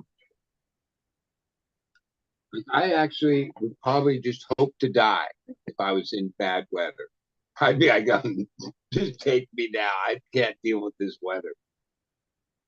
There's about a month and a half during certain years here in Thailand where it feels like an elephant is sitting on my chest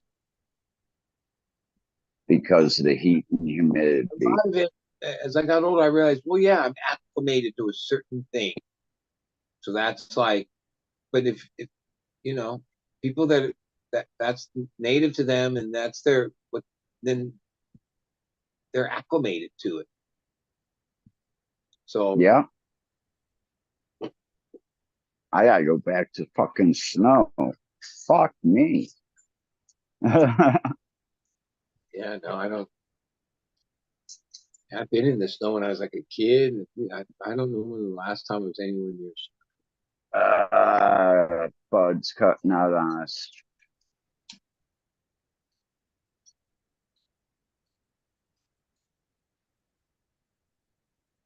Yeah, it might be like 25, 30 years since I've seen snow. Oh no. What happened? I'm crossed out. But yeah, you definitely 2012, just I went like to Bloomfield, Colorado to these run at concerts. One that year I went out there twice, Further and then Phil. And I think it might have been the Phil run, 3 shows. It was like a blizzard, and the hotel we were staying on was like walking distance from the venue, and they lost control of basically the place because it was like blizzard to where if you're outside, you're probably gonna die, right? And the deadheads were like deadheads. So like basically so many of them swarmed this like 10-story hotel thing. With the elevator, like even how I knew that all these hundreds and hundreds of people were in the stairwell is because when you push the elevator to go down or whatever, fucking take like 30 fucking minutes to come. So you just take the stairs. Many of them swarm this like 10-story hotel thing. You had to walk okay, cool. like a wall of snow, like way above your head, that they cleared on the sidewalk to go into the venue. And then when the show was over, it was just like a blizzard outside. I brought stuff because I knew it was going to be cold, but like I didn't have any type of clothing or the right things to be there. I was just there for these 3 shows. I'm at a hotel like next to the venue. It was crazy. I just remember that was like, holy fuck, that's crazy. So much snow like that, and so cold. I was like, oh my God. That was the last time I was anywhere near snow. That was like 13 years ago. Yeah, but I think someone is also sitting outside.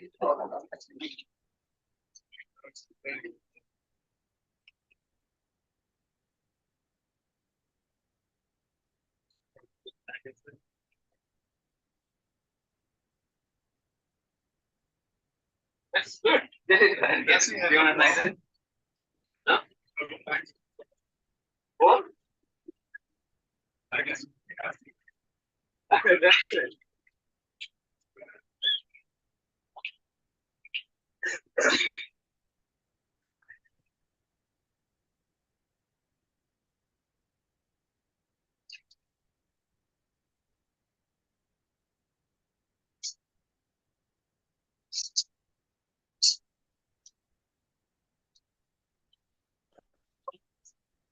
Oh, the ball game.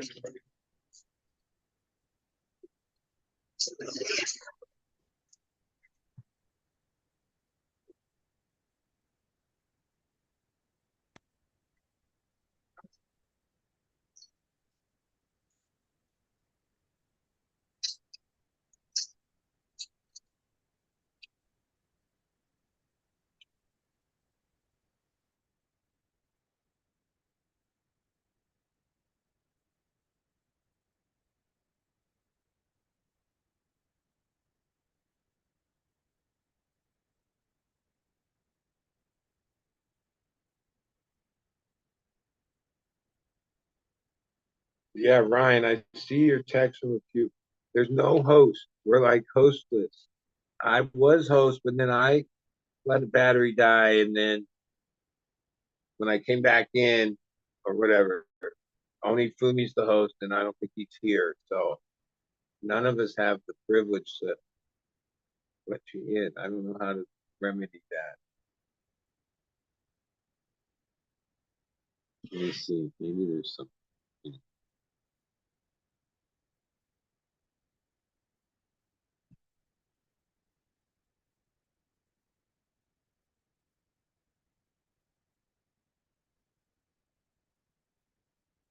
Yeah. We lost the captain.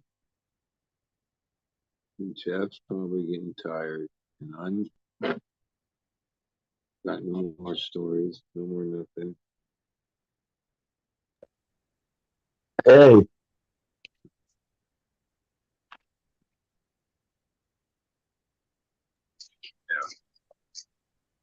hey, what's up? I'm back. Am I? So, Can you hear me? There yeah, we go. buddy. All right, good. Because I was ready to say, We're back. Yeah, I saw. I saw. It was just. Yeah, yeah. I was talking to my running out brother of on the phone. things to say. Yeah, my internet's like shit here. Sorry. Yeah. Well, that's The heat's fine. crazy. That happens. I'm gonna fill a bowl. Oh, It was that Yeah. rainstorm. Yeah, I saw this weird article today about in Vietnam with a lake of dead fish because of the heat. They blamed it on the heat. But then I read through the article, they were saying something also about mismanaging the lake or something too. So I was thinking they might have. Yeah. But the things like that happen entire because top of the lake water was covered temperature with dead goes to fish. a certain thing. It can have a bloom or certain other things happen, and then and certain Yeah, fish. Oh, if the water temperature is a certain degree, they die. yeah. You get algae or yeah, Yeah, things like that. some kind of aquatic plant pH or goes algae off. Isn't basically like protist. the hurricane phenomena. Like I remember seeing a thing explain that. Yeah, it's really based off the water temperature in the oceans out there.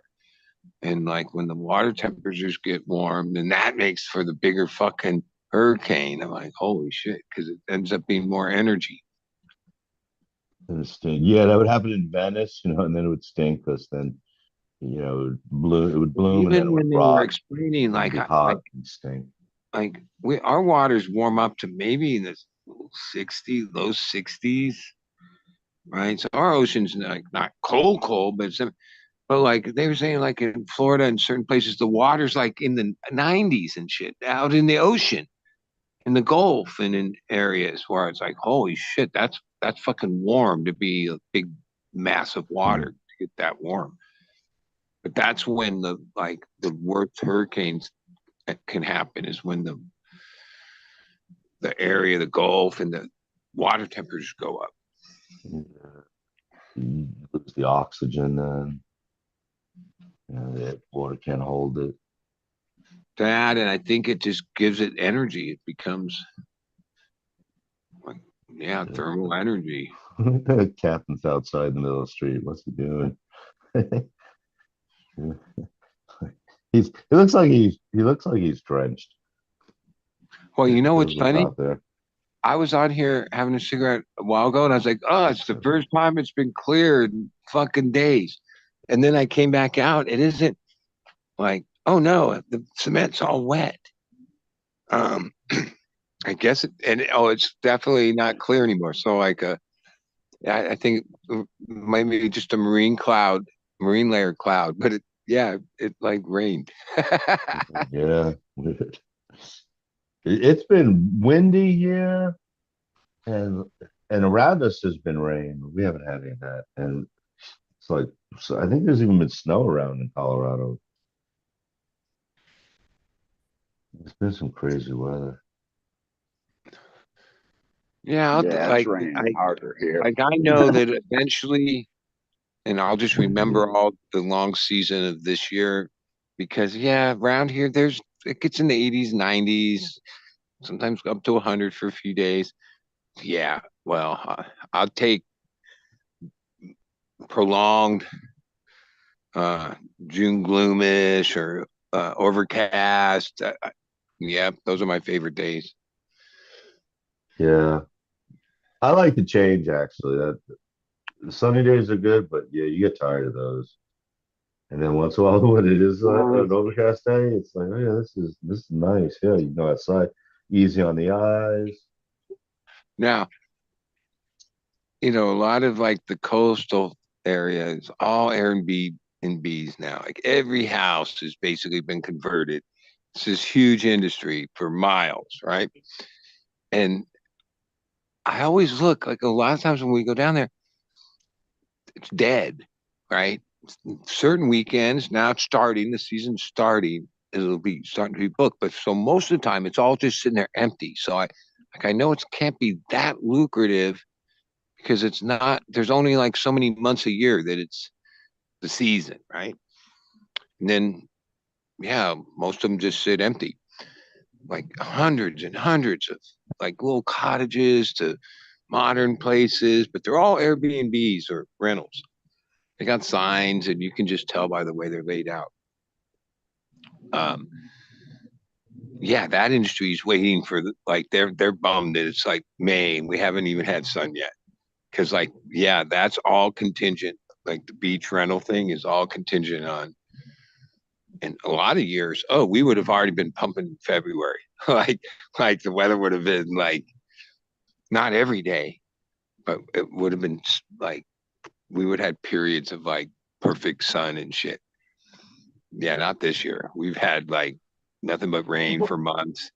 And we've had a few days it was clear and kind of nice, but no, we haven't had any prolonged to that, which is odd, but that's how weather is. Like each year's its own thing. So hopefully nothing this year. The fires that year was seven, the fires, and then the year after that too. In the end, it's this if we have a hot summer, which is probably coming, all the rain around here creates more vegetative growth that then creates more fire danger when it gets dry. It becomes like a tinderbox because probably the most lucrative business, and I notice I see a lot, They're usually in like pretty nice trucks, and they got it outfitted basically just with like 6 weed whackers, and it's like a crew. They got signs on their truck, weed whacking, and signs everywhere. This season makes that like bigger job, more money. Even on my property, there were times like this year would be a time where I would have to do the whole property, the 7 point something whatever acres, twice in a season, where most of the time you can do it once. And they start growing so fucking fast because they had the water. And then once the conditions get good, yeah, that shit is going to grow like crazy. Yeah. Yeah. I've seen that here in Thailand with plants outside. At certain parts of the year, it was like, holy cow, you're growing like 2 inches a day, 3 inches a day. Supposed to be the You weren't cicada a year. big fan. I'm sorry, Jeff. I just read that. Yeah, this year's supposed to be the cicada year. What month does that happen? It's like I they think it know it's started like already going to in happen. Georgia, like but places like Georgia. I heard, I heard it happened there, starting And there. I was South listening to somebody Carolina. explain some of the Yep. science behind that. It's like it happens because like they overpopulate, and then when it takes so many years to overpopulate to where there's so much pressure on them, then they turn into this other fucking swarming crazy thing because of that. Like even grasshoppers and locusts, like grasshopper and a locust is the same thing, other than if a grasshopper's population puts so much pressure on it, then it turns into a locust and they turn into this like swarming species, which is like, yeah, nature's kind of weird when you see some of the intricacies of how it monitors itself. Yeah, I've never seen them swarm the grasshoppers, but around here you get a lot of them. And on the say a bike path, they'll be all over the place. You can't help but you just ride over them and walk over them. They're all over the place. Just crushed ones and live ones, and yeah, that's crazy. Actually, there's so many you can't help but walk them. I'm gonna miss the geckos in my house, especially the ones in the bathroom, the ones that I talk to.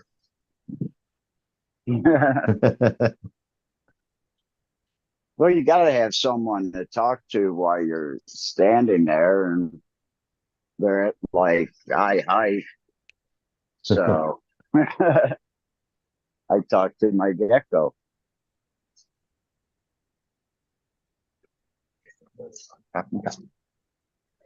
So yeah.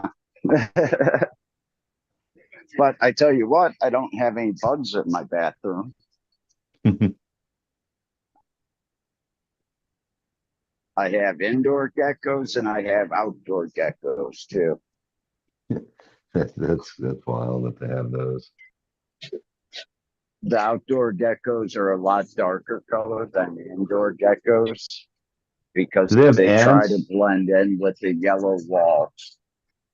Yes, I do, but we have this powder that you put out twice a year around your house, and they don't come in. Uh-huh. But you will get little ants in the house eventually.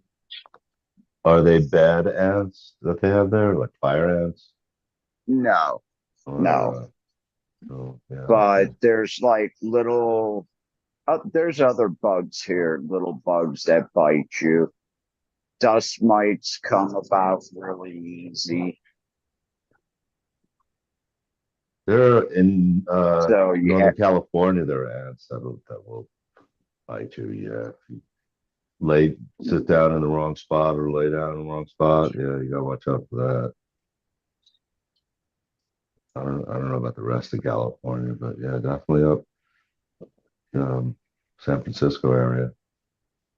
well, Silicon over at Valley. my friend's house, my headlight at the time wasn't working properly and it was going on and off.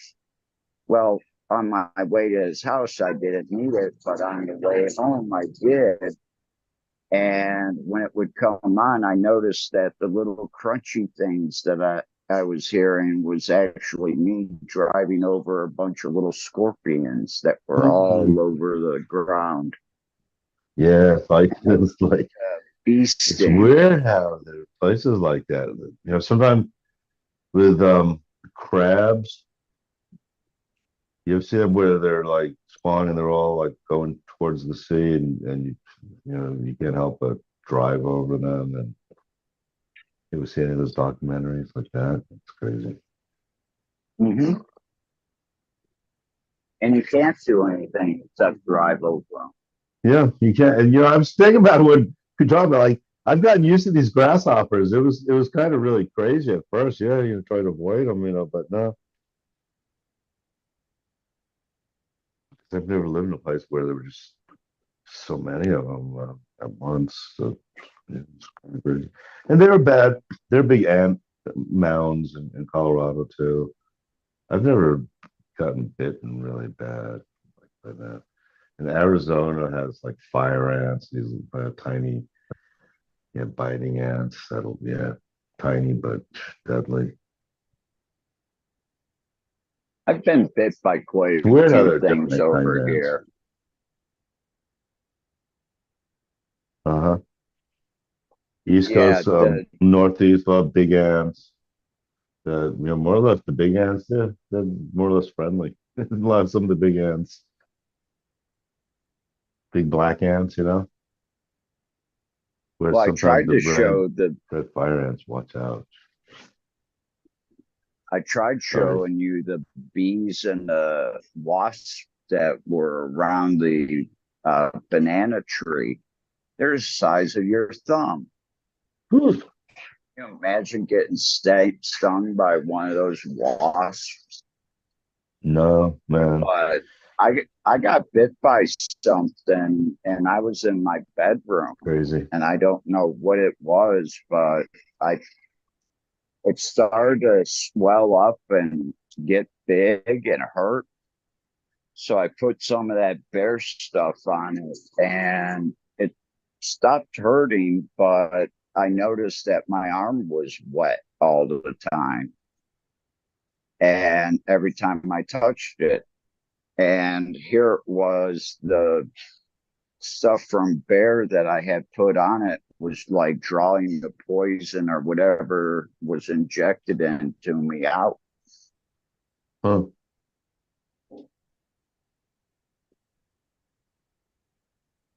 So I'm definitely bringing some of that back home There's some because I good like products sitting out there. outside at my parents' house. There's a good product, They good don't. products now for poison ivy. If you know you've been in poison ivy, you can use this type of soap. You know, it's best within the first 24 hours, and yeah, it like draws it out and works. That's good to know. But Yeah. I'm very rarely affected by poison ivy. I don't remember them having that when I was a kid. No, you got the pink shit and that was it. Yeah. Here, put this on it. Stop scratching. Yeah. Yeah.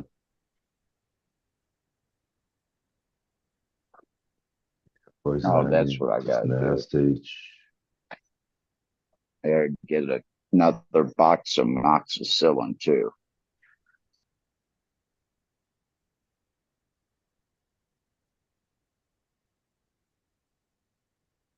Good thing I left room in one of my bags. I am sending 3 boxes home though. One with basically just papers in it.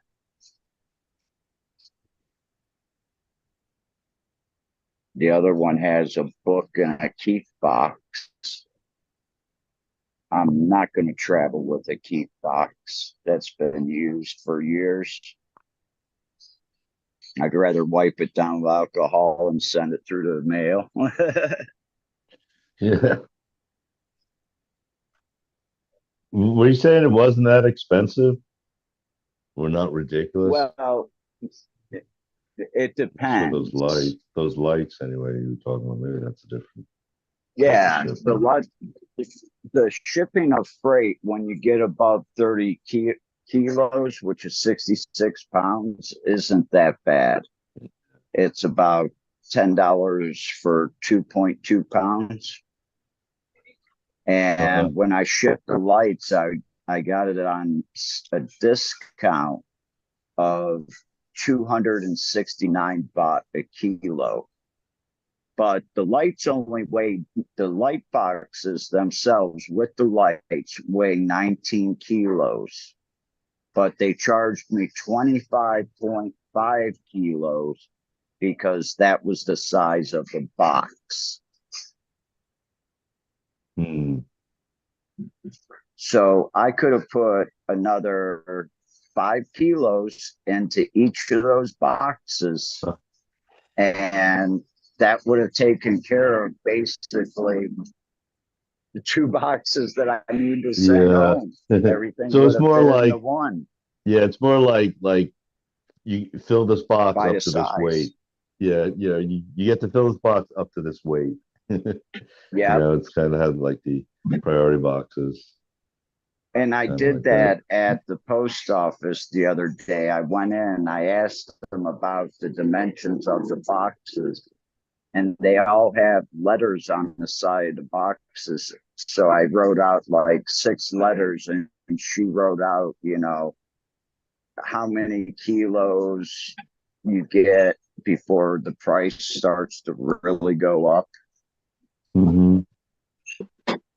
Because there is a point, you get a set size box, and they have EMS here, they call it, which is our priority mail. Huh? And then you can ship it like that. And the charge you on the size of the box, but then it has a weight limit. Yeah, just boxes. We actually shipped some big things back and forth to Denmark, like couches and big stuff anyway. So, and we had, so yeah, going there, we had something that, yeah, we were able to basically, actually, the weight didn't even matter. It was just fill it. And it was like something that was like, according to the dimension of some container, Yeah. that shipped over. And then coming back, we knew somebody that was in the shipping business, and somebody built a special like pallet out of wood. Oh, Great. like it's stuff. Yeah, and like our stuff was just on it. And then he had and it was like just totally enclosed, and then he used like this big air pillow kind of thing, like the kind of things they use the air pillows like from Amazon or some in the mail. But these were like giant ones, and then like they must use a pump to fill them up. I think was what it was, and it just held everything in there in some other kind of shaped box. Yeah, we had some Well, couches come back. they've got boxes now where they spray the inside box, put the product in, and spray it again, and it foams around it. Yeah, with like a plastic, yes, something to protect your stuff, sheet, Yeah. plastic, and yeah, the foam stuff. Yeah, these were some I kind of air think my phone's thing. getting near the end. They saved them.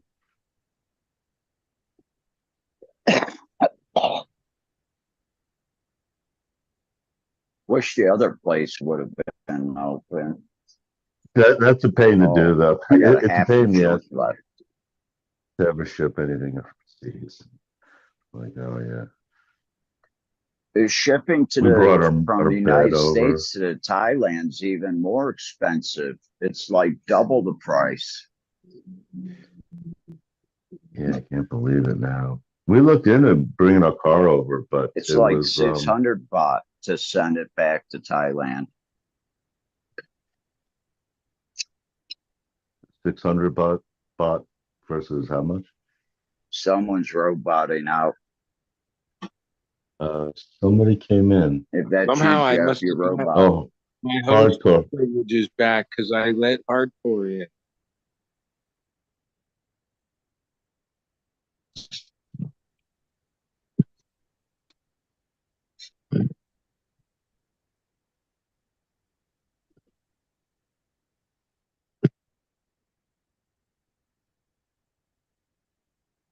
I don't know. Maybe I'm not roboting anymore. How's it sound? We find next round of plants.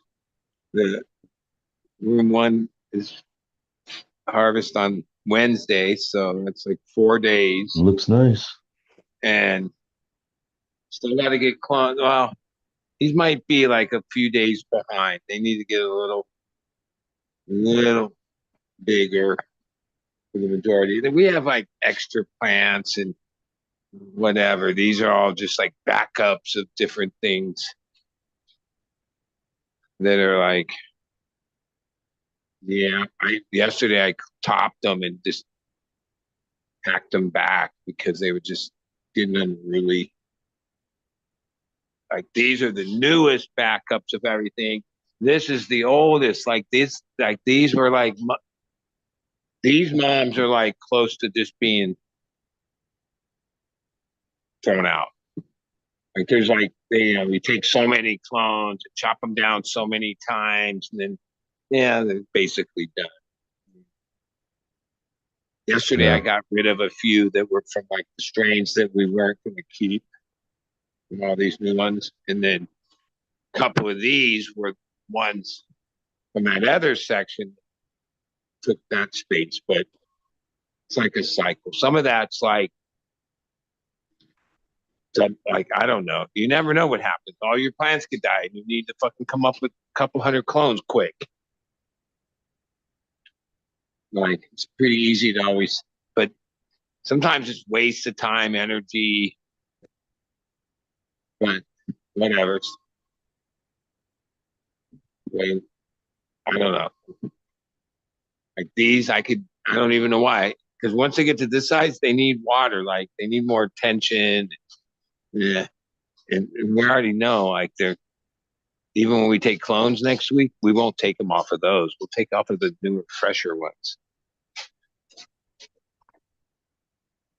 But like, I don't know. I guess it's like backup, double backup. I don't know. Yeah.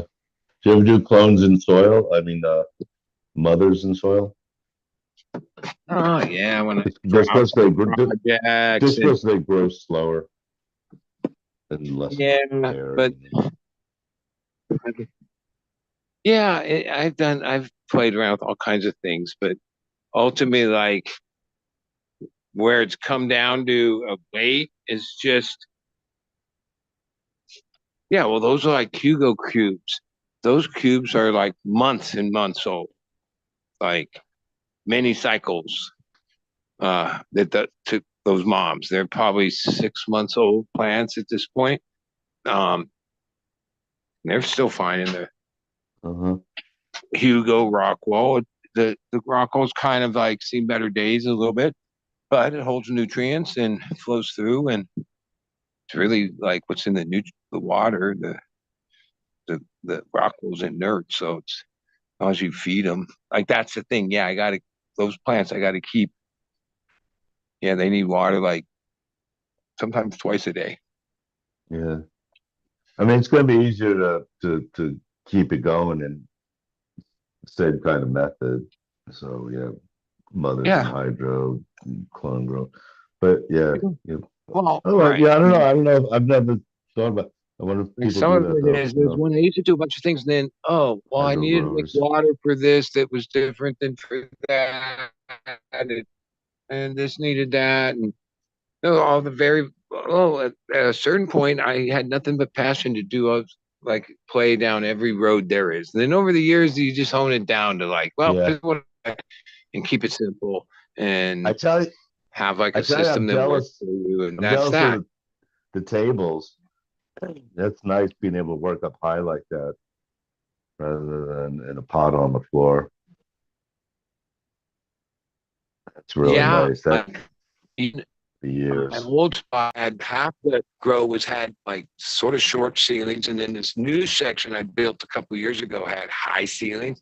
And then when I laid out the table height and shit, since I had such high ceilings, I'm like, yeah, build them like 18 inches higher than the before, because before everything would be as low profile as you could be, so even the Yep. reservoir, the table height had to do with how tall of a reservoir you had too. Yeah, with Well, intense when that was a HIDs. factor and I built these tables where I could work, like, yeah, I realized as I got older and low back and how fucking many times I was bent over and dealt with like crouching in when, just at this Oh, like it's other level. And if you have the ceiling height, well, and then most likely that, and yeah, some of the commercial it's grows seem to be backbreaking. set up that way. Is like if the height of the ceiling is not Leaning an issue, over, reaching. like even when you have a defoliation team come in, yeah, if it's more like at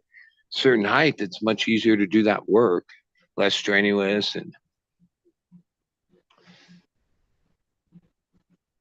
That's nice. over the years, a lot of times when I'd strain my back or throw my back out, yeah, it'd be fucking crouched over in fucking weird trays. For a commercial operation, makes a lot more sense. Yeah, A lot of everybody's times in pretty much stand residential, up I don't know what standard fucking too. ceiling height is, but like a lot of places had relatively low ceiling height Yeah. to set up a grow, but we still did it anyway. But that was like an issue. Like it was plants that stretched, just all of it. And then when a few times along the way, I found when I looked for places, that was part of my thing is find places at higher ceilings, better ceilings. And a lot of times it got down to, well, how much you want to pay? Like I remember like 20 some fucking years ago, me and my wife really realizing, oh well, we used to pay back then like under 2,000, around, like we weren't like, to pay over 3,000, what the fuck? But then one time when we were looking in early 2000, we looked at a few places that were like out of our, like what we thought was our range. But then when we realized, oh, well, wow, look at that. These rooms aren't like the normal small bedrooms, even though they were the guest bedrooms, they were like fucking bigger.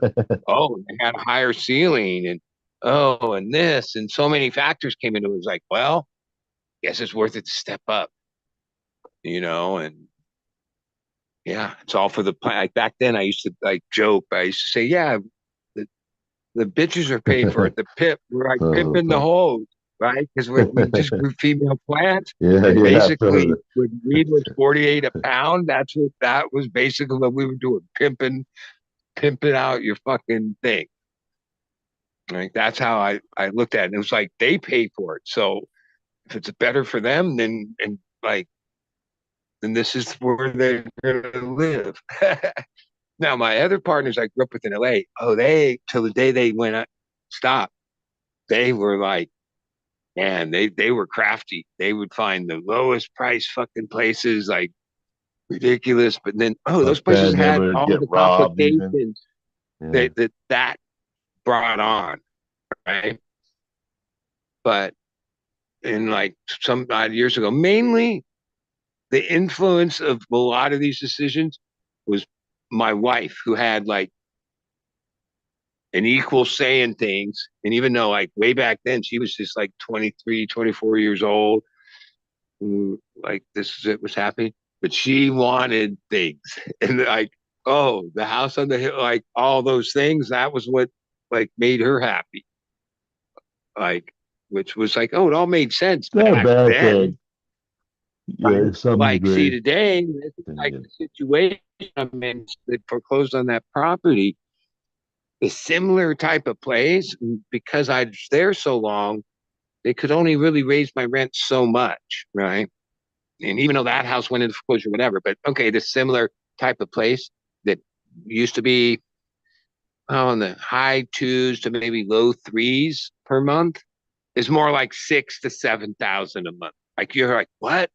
Like I've looked, I'm like, oh, this is crazy. But that's like my one friend that lives over here, I've been spending a lot of time with in Oceanside, not even on the beach, but a few blocks up and shit. In this like apartment complex. It's not even condos, apartment complex. It's a decent complex. 1 bedroom apartment, just the bones of an apartment. It's $3,000 a month. I'm like, holy fuck. Like it doesn't make the numbers are like, yeah, they're tight. Like, cause like in a residential thing, the amount you'd have to produce and do the math. It's not like the old days where it was like, 2 bedroom, 3 bed, you could get creative with the garage and a bedroom and fucking be rocking and live comfortable. It wasn't like you were gonna fucking become a billionaire or nothing, but live comfortable, fair and square.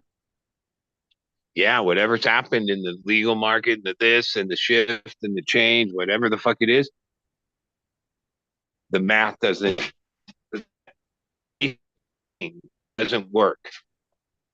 Like, because if you only produce that amount, and then you look at the 60-day cycle, nope, you just do the math, and it's not even nope, it's not doable. Where fuck, I don't know how many people I help set up and do the same thing that I'm talking about, dozens over the years, and they all did fine for a long time like that, varying sizes. What's it like? I wonder what it's like in high schools these days. If yeah, it's probably still some But it dealers. probably depends where and what kind of high school it is. Because even when legal, this I think it's 18 actually is the. Well, I'm not sure. Maybe it's no, it's like, probably 21 what the recreational. opposition said was going to happen with the youth and by making weed legal. Remember that they had anti-campaigns that had all these scare tactics of like how it's going to affect the youth. And the data's now a lot of years old, proves the opposite of that. Right? Some of it is once you made it that it's not like yeah, I think I think recently there's a thing saying that the bigger problem with that the underage users isn't what cannabis, it's fucking them getting into alcohol and the shit that goes on with that and all kinds of other I things. would think other drugs, yeah. Right? That's what I would think. Even amongst that, I'm sure there's still groups of stoners and shit and people that gravitated to it when they're young. And probably cycles, I don't know how cocaine is now, but that'll probably cycle. Imagine it's like normalized. So it's like, yeah, a lot of kids are probably, it's even though there's access to it everywhere, it's fucking, it's not such a thing. Like they've kind of shown that in Portugal and even in Holland, and the scare tactics of how if you legalize weed, it's going to corrupt the youth and it's going to do all this damage. And none of that's true. That was all bullshit propaganda that they just used scare tactics and shit. Demonize something and made up shit. Like a lot of us as we grew and lived through it and watched all that propaganda, anybody that was like a seasoned stoner knew that all this the shit that they were saying or propaganda or the way they portrayed it was bullshit, right? Yeah. Now they kind of stopped doing that for the most part. I don't know. It's a confusing time, like where we are with it. And I guess if you're a kid, that's a confusing time. Because still sort of outside. I don't know. It's not normalized. You know what I mean? We're competing to be normalized like alcohol is, which is yeah, really? Somehow we justify that alcohol and all of its cultural impact, especially on the youth. I remember when I used to have hot passes to NASCAR for the longest time, because my friend that's a bookie, one of his clients was one of the top team. We won't even get into it, but I had hot passes, go to all these races. And they'd be like these 3-day campouts and these raging parties all fucking weekend, right? And I'd been going to events, concerts mainly, where like to go to a race and see people with fucking wagons with like as much beer as you could fucking load in it. And yep, just come give the ticket, wheel the wagon in, like literally the alcohol, the amount of alcohol. So there'd be these in the campgrounds, there'd be like a market, like a pop-up market. And yeah, they had ice and this and hot dogs and a few things, but mainly they had just fucking cases and cases and cases of fucking beer and fucking booze sold right there, right? Beyond all the concessions of it. You used to have to sneak around to smoke some weed because that fucking somebody smoked it because it was a family type event. A lot of kids in the campground.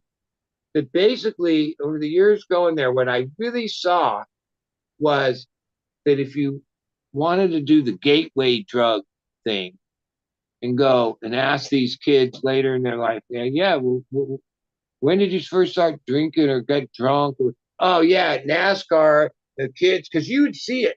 The parents would be so obliviated. I mean, we're talking like alcohol psychosis for 3 or 4 days, right? Just drunk as fuck. The race going on, all this noise, this weird, bizarre atmosphere in the lot, which I was attracted to it because at the time that, Grateful Dead thing was over, but it was like, wow, this is a fucking party. Like, even though it wasn't my kind of party, it was a fucking party.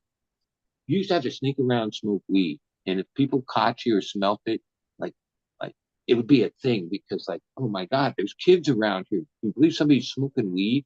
Right?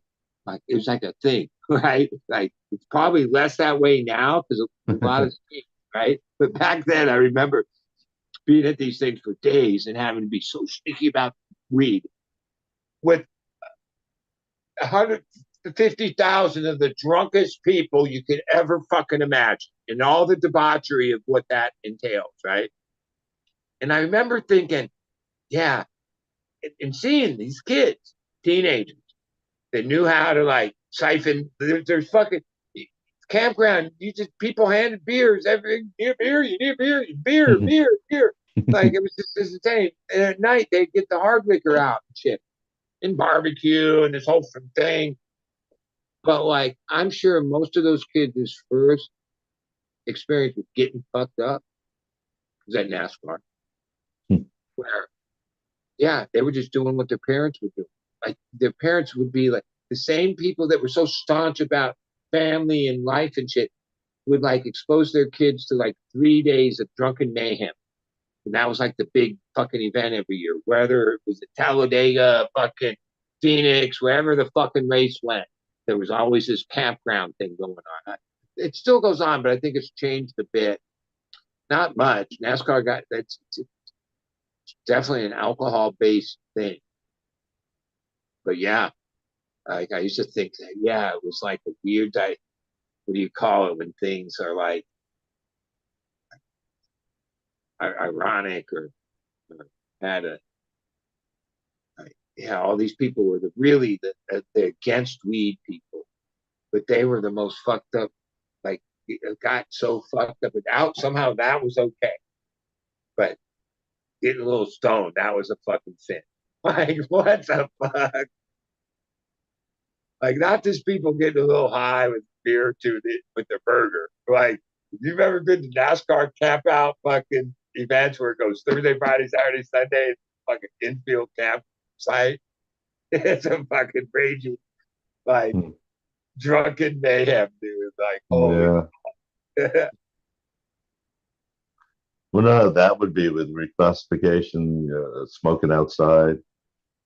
Well, Just over illegal. time, a lot of those people have been softened to cannabis. But back in that time, those were the people that is why we like lost so many votes along the way. Because there was this weird group of people, mainly that they somehow justified that being a drunken motherfucker, whatever, was like a family thing, like that was fine, but God forbid somebody smoked any reefer. That was like a sin.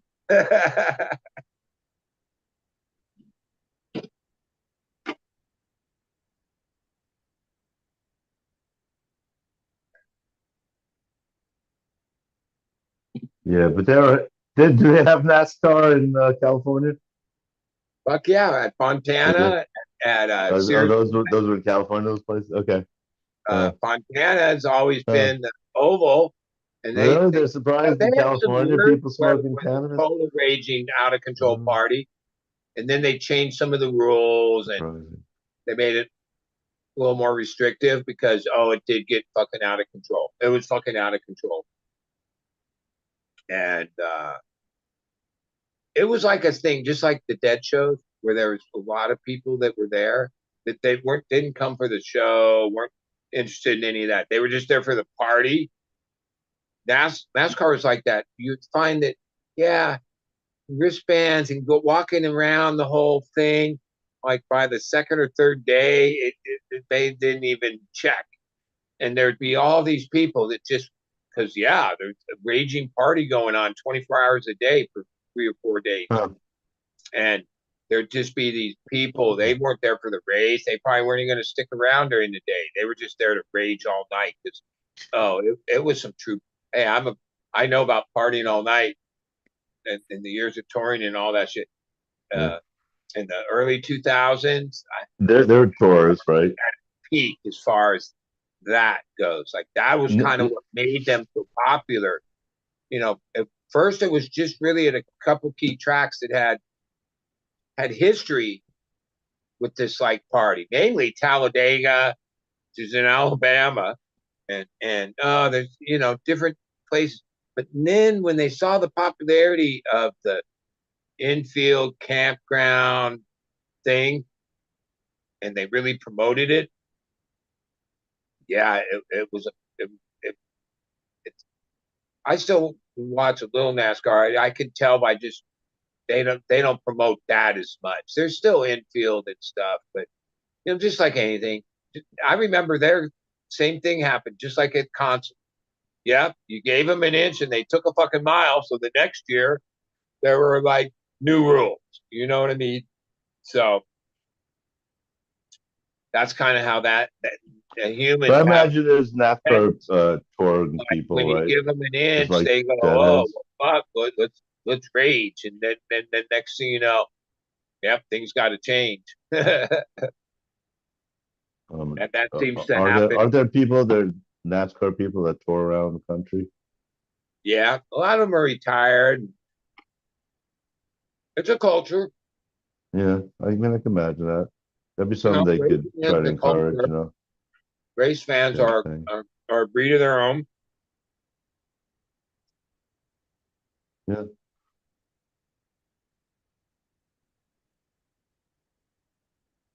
good when they can do that, or different sports can do that.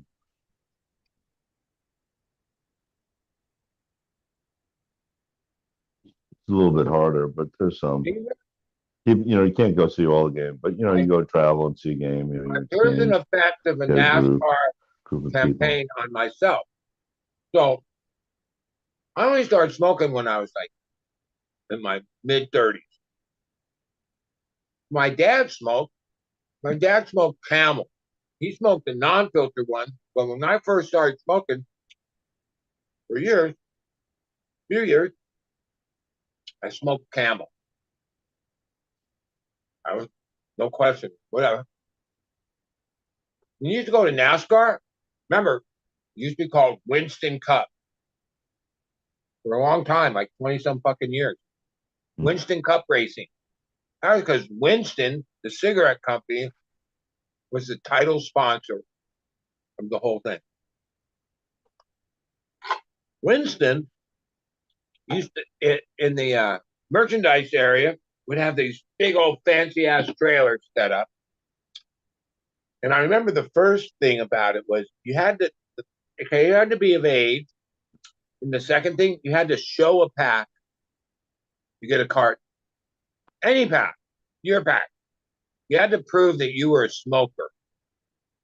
Then they'd give you a free carton of cigarettes every day. You could look. I remember going to get a carton every day. Winston cigarettes.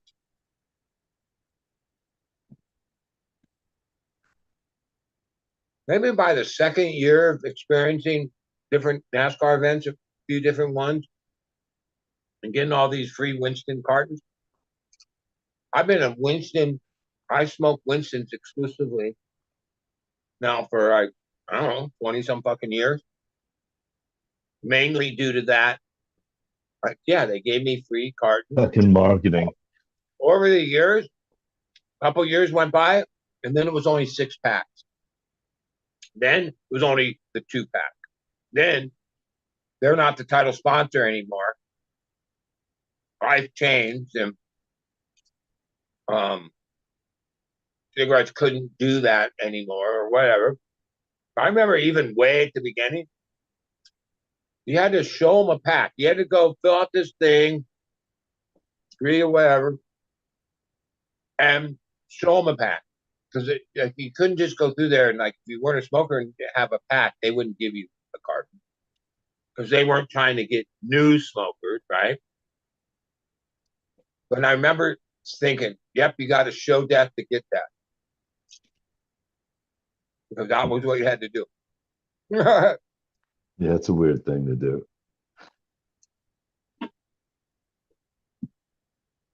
But ultimately, like, that sponsorship and that program.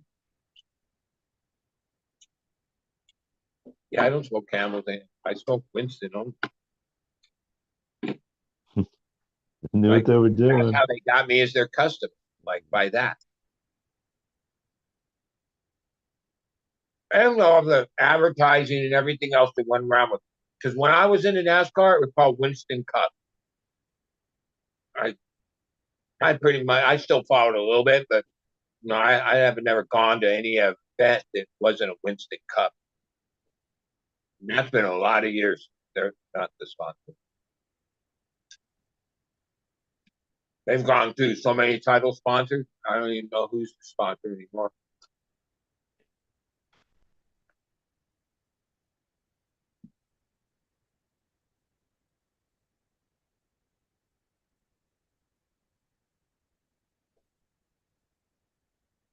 Was there any Kentucky Derby today?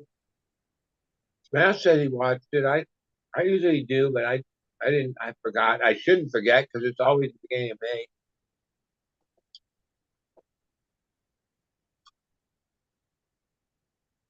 I guess it was a photo finish and whatever. Yeah. Photo finish. I heard.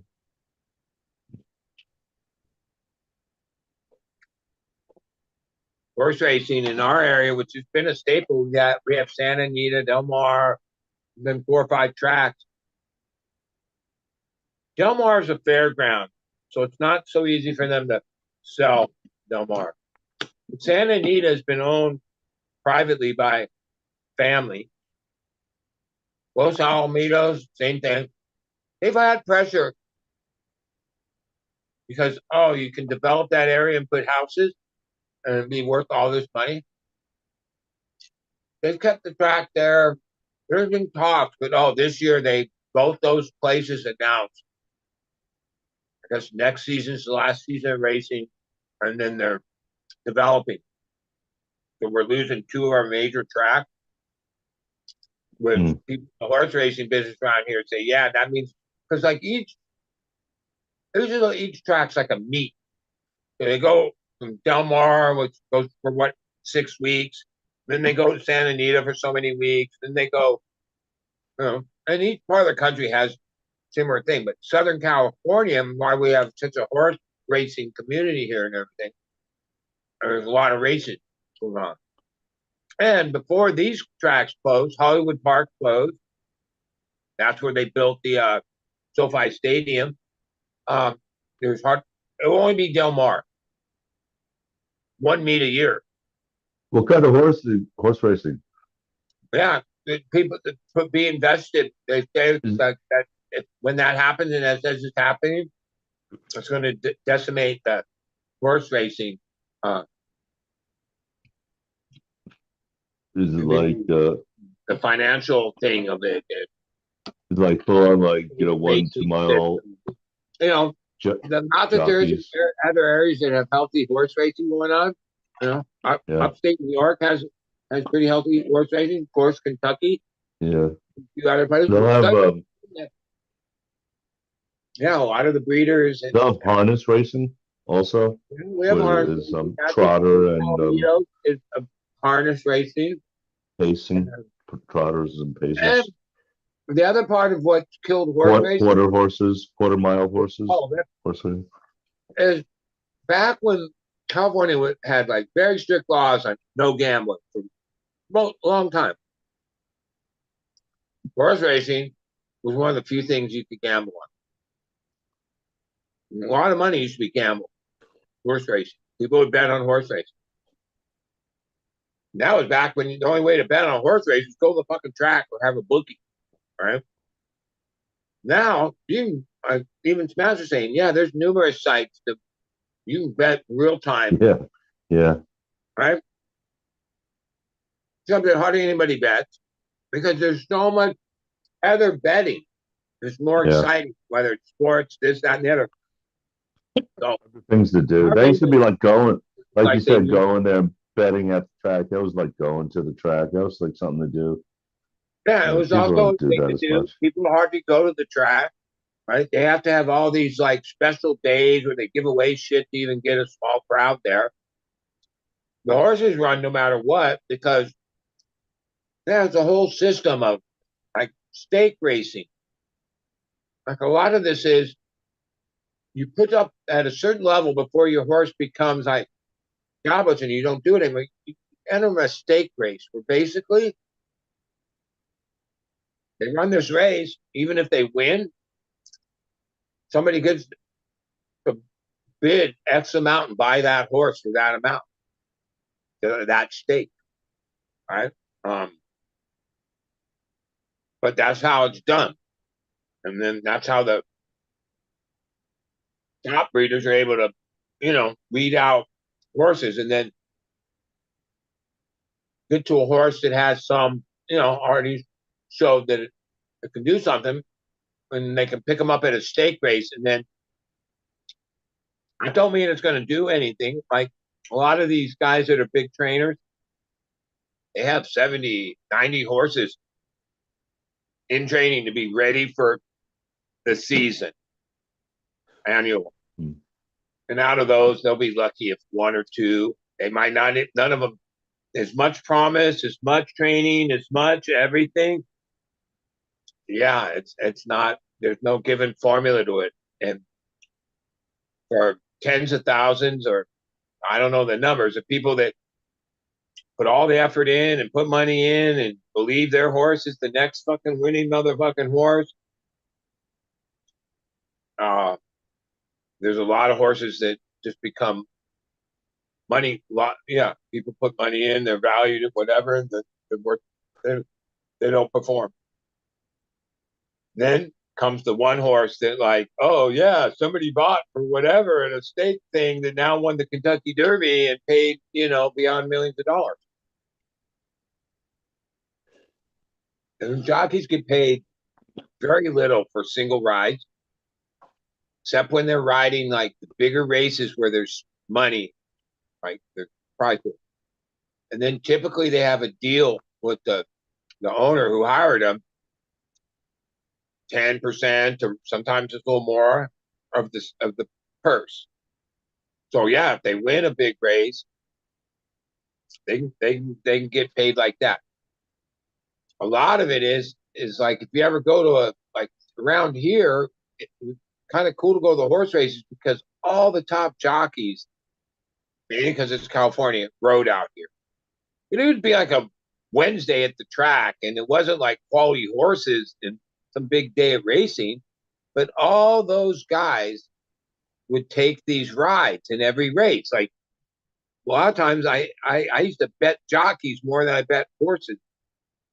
Because some of the jockeys like just had good stats on things. But yeah, they didn't get paid much at all. It's like a flat rate you get paid, right? But they take the ride because, part of that relationship is that horse is in development. There's a small chance that could be your ride because you're the jockey that's been on that horse from the beginning, and that relationship's important, right? They don't like to like to swap around jockeys on horses. That horse might be on the ticket to the big thing. You never know. Like that's the thing. Everybody believes their horse is the fucking thing, right? In the jockeys.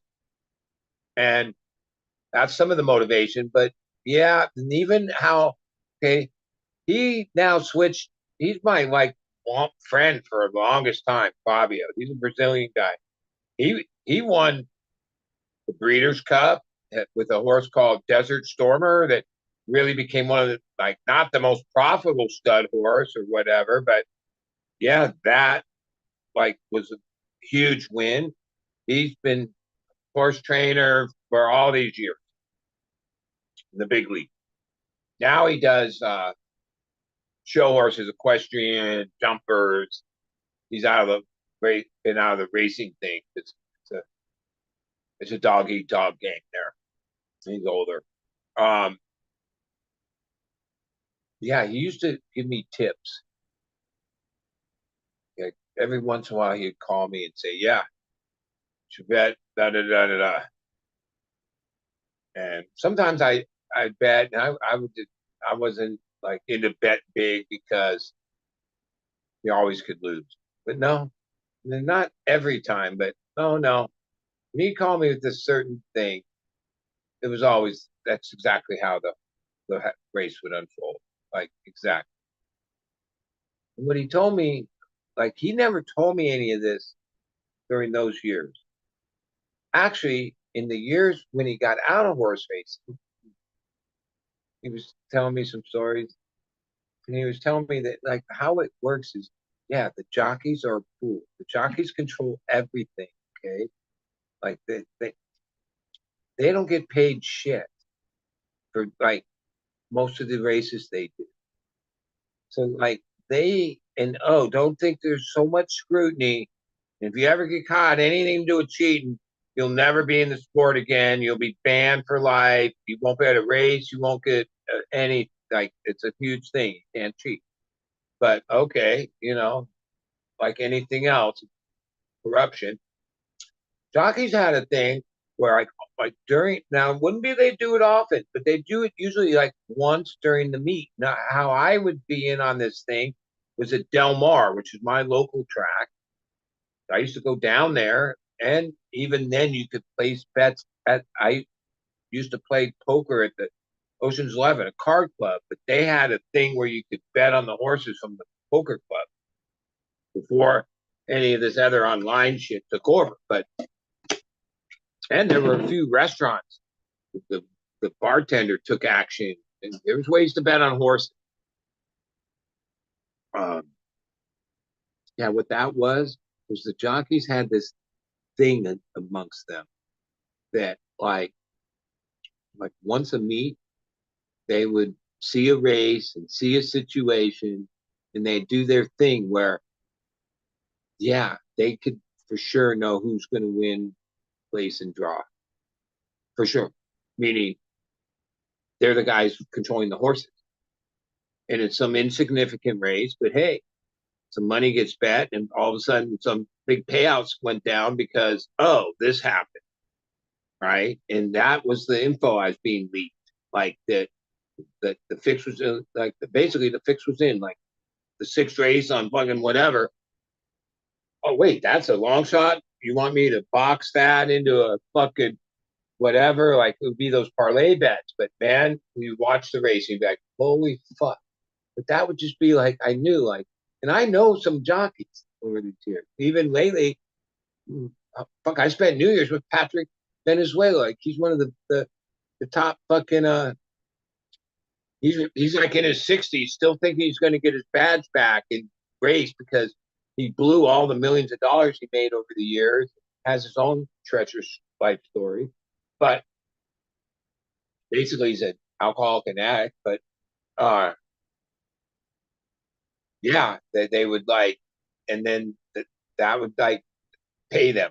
You know what I mean? They would cash in, and they like had the, oh, they wouldn't bet, but they had their fucking girl or whatever. There's like, there's fucking million ways, money, and I always heard the harness racing was easier to You fix. see the real gamblers, like you realize, like I'd go to races and I'd bet every fucking race. As soon as one race was over, I'd bet, oh, what's the next one? Let me see.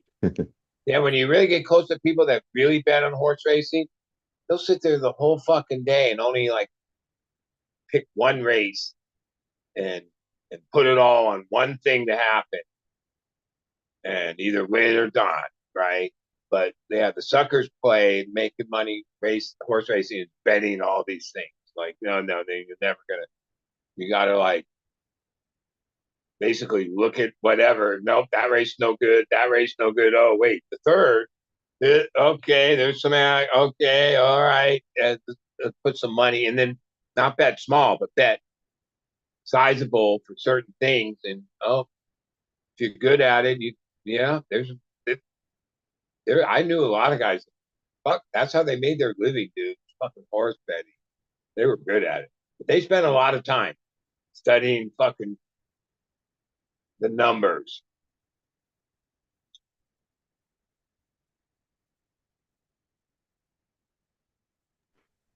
Yeah, we used to go out, get the form.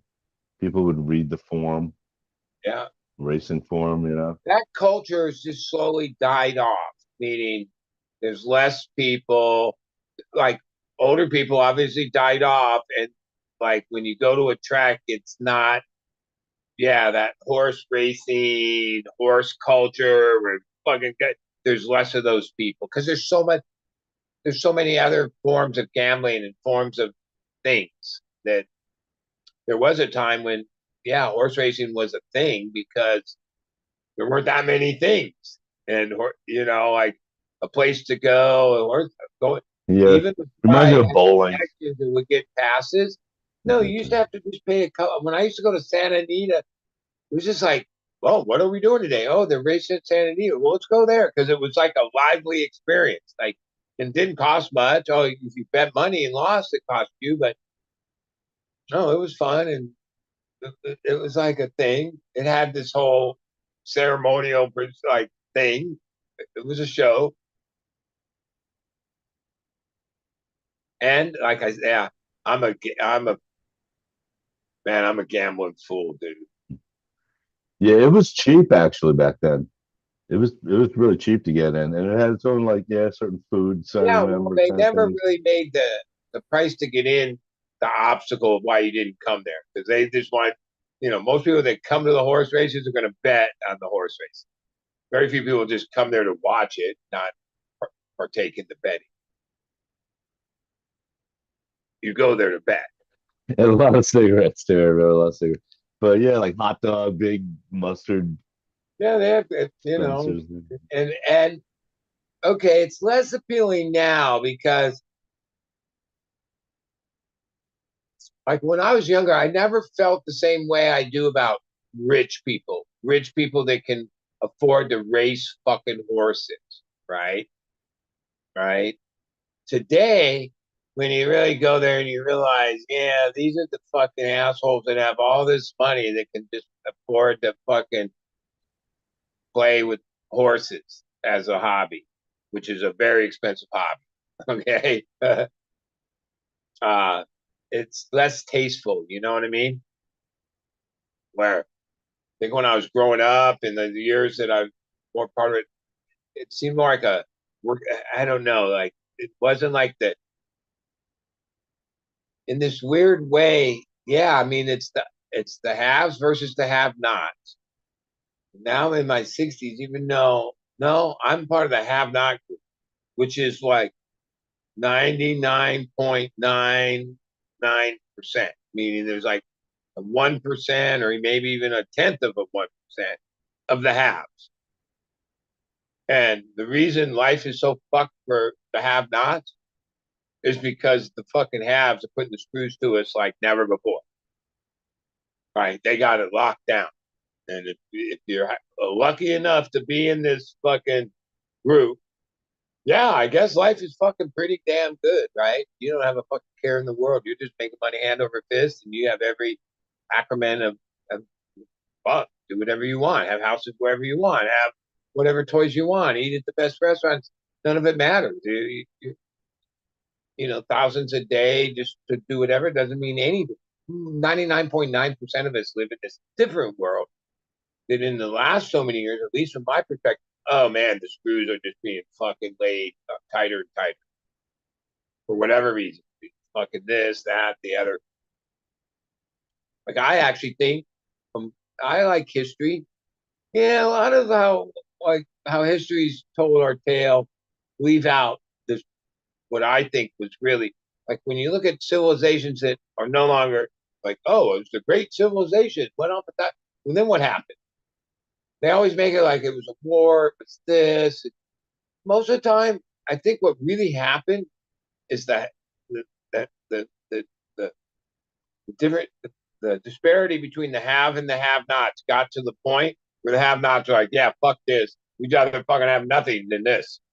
And then it destroyed their own thing, like died off or whatever, even though it was a great thing at one point.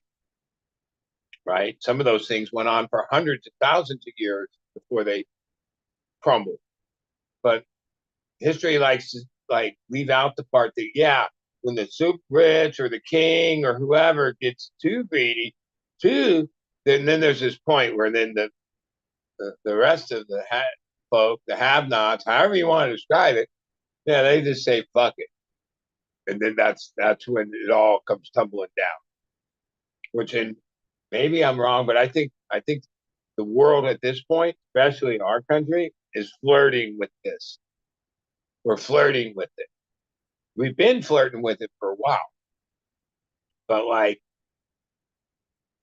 that's why when you see, even in LA, this was a long time ago, the riots, when all the looting, and they just fucking went into every store, took everything. And yeah, that was the first sign that, yeah, that's part of that. Where people are like, yeah, fuck that. I want to get it. You know what I mean? If they have an opportunity, they're going to fucking they showed people just going crazy, grabbing shit, right? It's like a frenzy.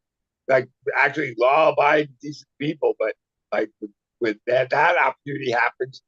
Now, they've changed some of the tactics, and it might not. I don't know if we see such a thing again, but there were a couple of decades there where there were little outbreaks of this little phenomena, right? Sometimes they would have trigger points politically, or something happened in the news or something. But once those were all covered, where there was this other vibe of yeah, maybe we can loot and take everything from it, burn it all down. That was pretty crazy, but that was a sign of yeah, fuck this. We'll even burn our own neighborhood down. Because at least in LA, what ended up happening was, yeah, then their neighbors were left with no stores, no anything. And because the ones that existed, they burned them out or did whatever to them, right? They destroyed their own community, in the process of all this. Which, yeah, I think chaos could, even that COVID, we had supply chain things or just certain things. I realized, total anarchy is not out of the question. Some people, they hear something's going on, some kind of disaster, some problem. Yeah, first thing they think about is oh yeah, oh man, yeah, let's go loot. The right set of events go down. Now, granted, they tonight, got call everybody. And ways they think they're going to control, but power's always in the numbers. And if it ever gets to a tipping point, yeah, maybe I'm wrong, maybe I'm pessimistic, but I'm like, holy shit, we're playing with fire when it comes to that. Because a lot of people are fuck it, what do I got to lose? That's part of it. Even when you look at the thing of the Republican side, that it's weird because I come from the hippie thing, so we were all about revolution and we're gonna bring in change and fuck the government and fuck the establishment, and we went and did all this and we protested and and then we died off and we grew up or whatever. Now, and back then, the establishment and the government was them. Now them are the ones going, oh, fuck the system, like dismantle it. Like we don't trust the FBI, we don't trust the CIA, we don't trust the fucking any of it, right? Like they're like, it's weird how, and I'm like, wow, how dirty is that? They beat us to the punch. Like we're supposed to be the ones going, enough with the system, down with the system. Somehow they're the ones going down with the system. they stole our fucking thing, right? And our side's now trying to like, no, we need to keep the system going. It's hard not to be for that other side because I'm like, yeah, fuck all the establishment. Destroy it all.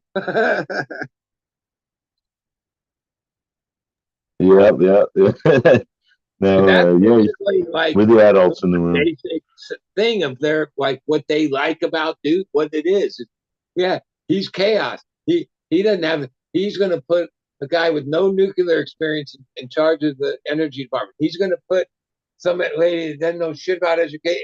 Like just why? Oh, because that's going to degrade the institutions. That's going to like he said it. Like that was his thing. That's what his people love about him. Is he's like like not trying to build up the system, not trying to make it better, not trying to reform it. No, he's trying to fuck it up. And they're like, yeah, vote for that. Which like I'm like, wait, those were the people that were the system and believed in the system. Rah rah rah. Now they're the ones that are finally like, oh fuck the system. It's bad. I find that crazy. Like that side, who I've always, obviously within any of these organizations, there's all kinds of people. But in my lifetime, I've always viewed like the conservative type as the ones that like were rah, rah, rah and supported all of these institutions that I've hated my whole life, right? The FBI, the CIA.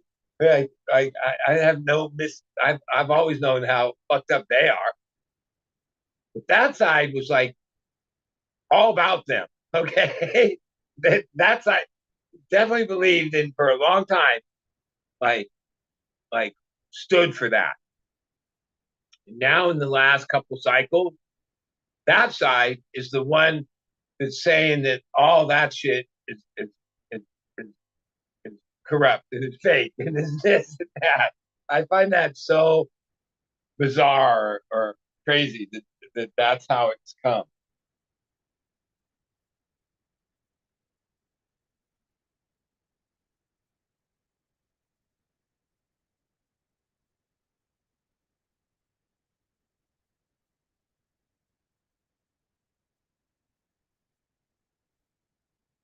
And as the days are ticking, holy fuck, dude.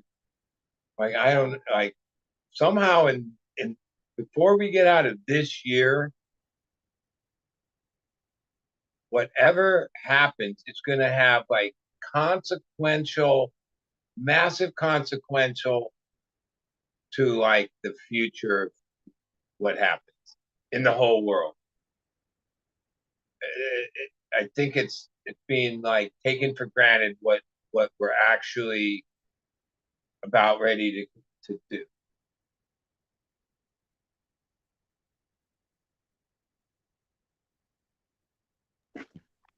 Yeah.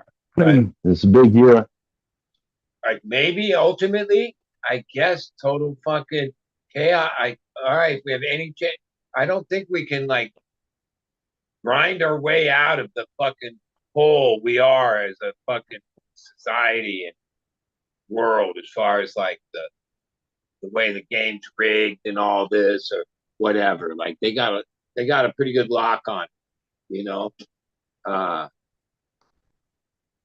Where the only way out sometimes is you have to burn it all down, right? Where I'm old enough to go, well, whatever, but like there's any chance of it being a better world or fucking peace on earth or anything that we could have, well, Yeah, that they're not going to give it to you.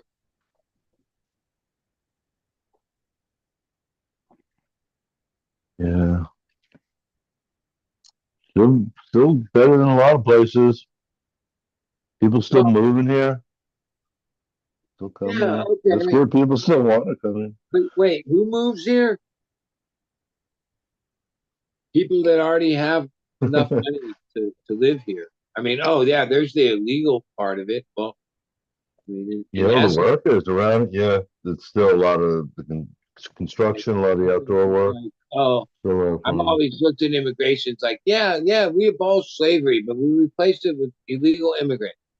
The fact that like so much of our food supply, our nursing, elderly nursing care, uh, the nannies, gardening, all these things, we rely on this like workforce, right? But then we rail that it's so bad that like there's people coming from other countries.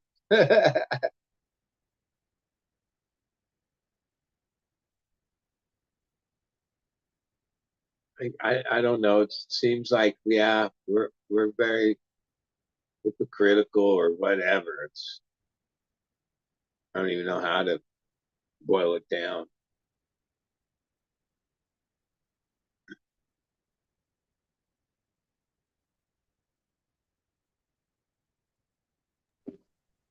yeah. No, we need them though. Do they're not they're psyched, they're motivated. They want to be, and yeah, they're not slaves. They want to be. Fuck. Sometimes a lot of them, anything but. I don't know. From what I've heard, anyway, is they get a debit card with thousands of dollars, sometimes maybe for a family. Anyway, get them going and a place to stay. I guess depends on where they are, but I think around here, Denver treats them pretty well. I think Well, can you imagine if somehow the they were giving world them at least and like the some powers that be, months. the big enough countries, all realized that life could be so much No, better definitely for not that. their citizenship and everybody else on the world if we like stood down and stopped the whole idea of war and then like just stop spending the money on it, stop spending all the resources on it, stop creating it to justify it, right? Like, holy Yeah. shit, all the things that we're complaining that, wait, the roads are falling apart, we don't have this, but all that shit is like the money that would easily make that shit happen that society creates through work and taxes and everything else is being like But thrown that goes back so away. far. It's like That not even before to humans. me, It's it's one like of those things where like our military's gotten so big and so inept and this thing that it's not even capable of like handling business. Like if when like, oh, well, we can't threaten, we can't confront, we can't be oh, we can just give you money instead because oh, we don't want to get sucked in. What do you mean we don't want to get sucked in? Our military's 7 times bigger than all you combined, and we're afraid to get sucked in. Like, wait, why have this huge military? You know what I mean? well, they say because if it's big enough to scare off the enemy, Scare off, that's what you want.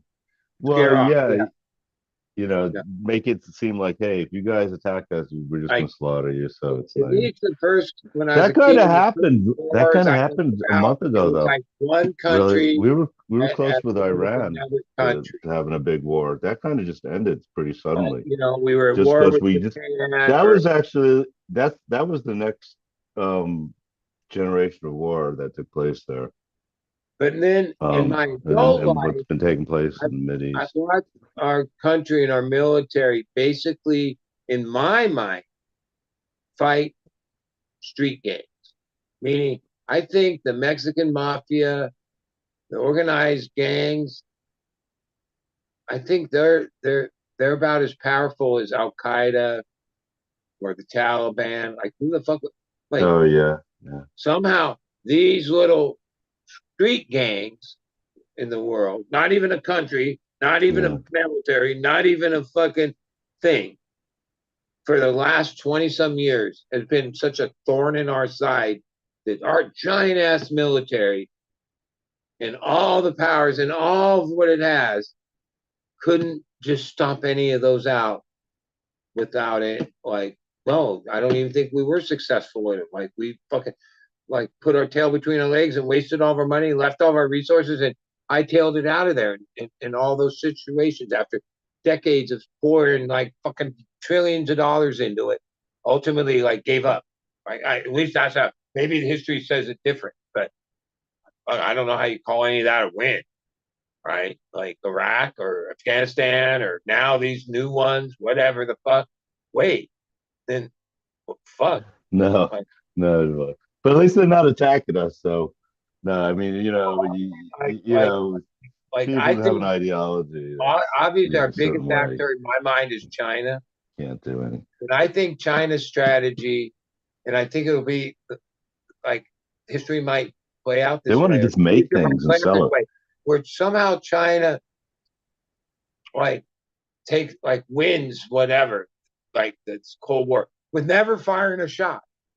Like just do it through economic and whatever fucking things or like population or control or uh, our ineptness or whatever. But somehow we're like we call them an adversary. We're definitely in some kind of tension with them, right? We got this big military, and they don't even fucking seem to care about that at all. They're not. They don't. They have some military, right? But that's not their big thing. They actually could possibly like get the best of us in this story, right?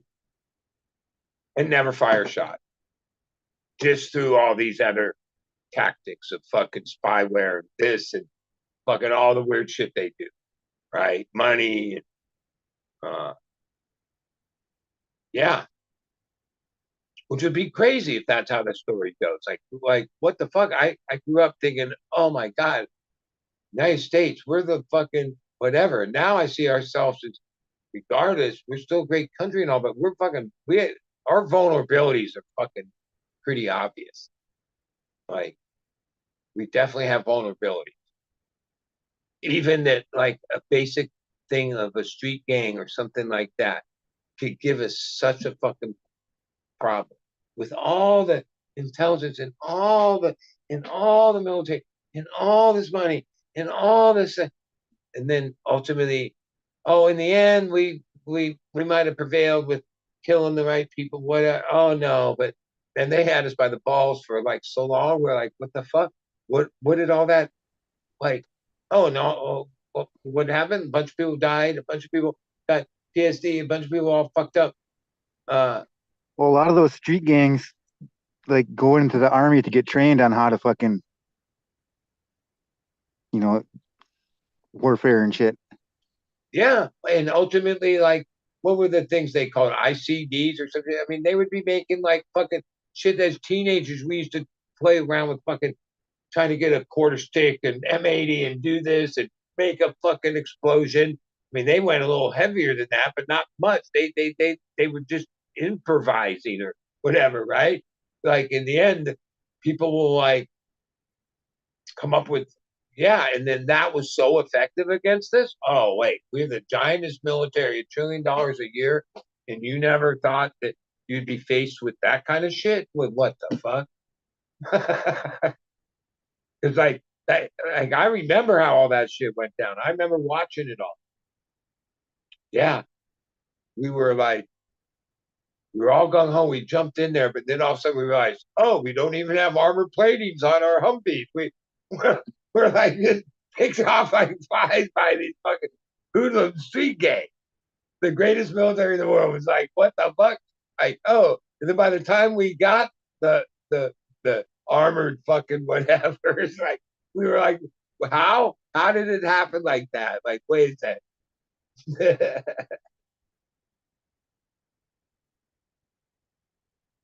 Even I remember the days where like they changed the way they covered the news. I think it was called Desert Storm or whatever. This is way before. This is like the first Bush thing or whatever. where for the first time in news history, like we got to ride on the like caravan or the platoon racing across the desert from Kuwait to fuck up Iraq or whatever, right? It was like, rah, rah, rah. We're the fucking heroes. We're gonna fuck these people up. And we did. Like that, I think that first thing like got wrapped up real quick, right? And then we went back. And I don't know. I remember watching all that too. And then yeah, I know that we'll always never admit that we lost or anything, but I don't know. It's pretty hard to say what we won in fucking Iraq, especially all the problems that we're dealing with now stem from destabilizing of we did then. Okay, right. Things were fucked, and there's some fucked players in the thing, but oh, you really opened the can of worms now. You know what I mean?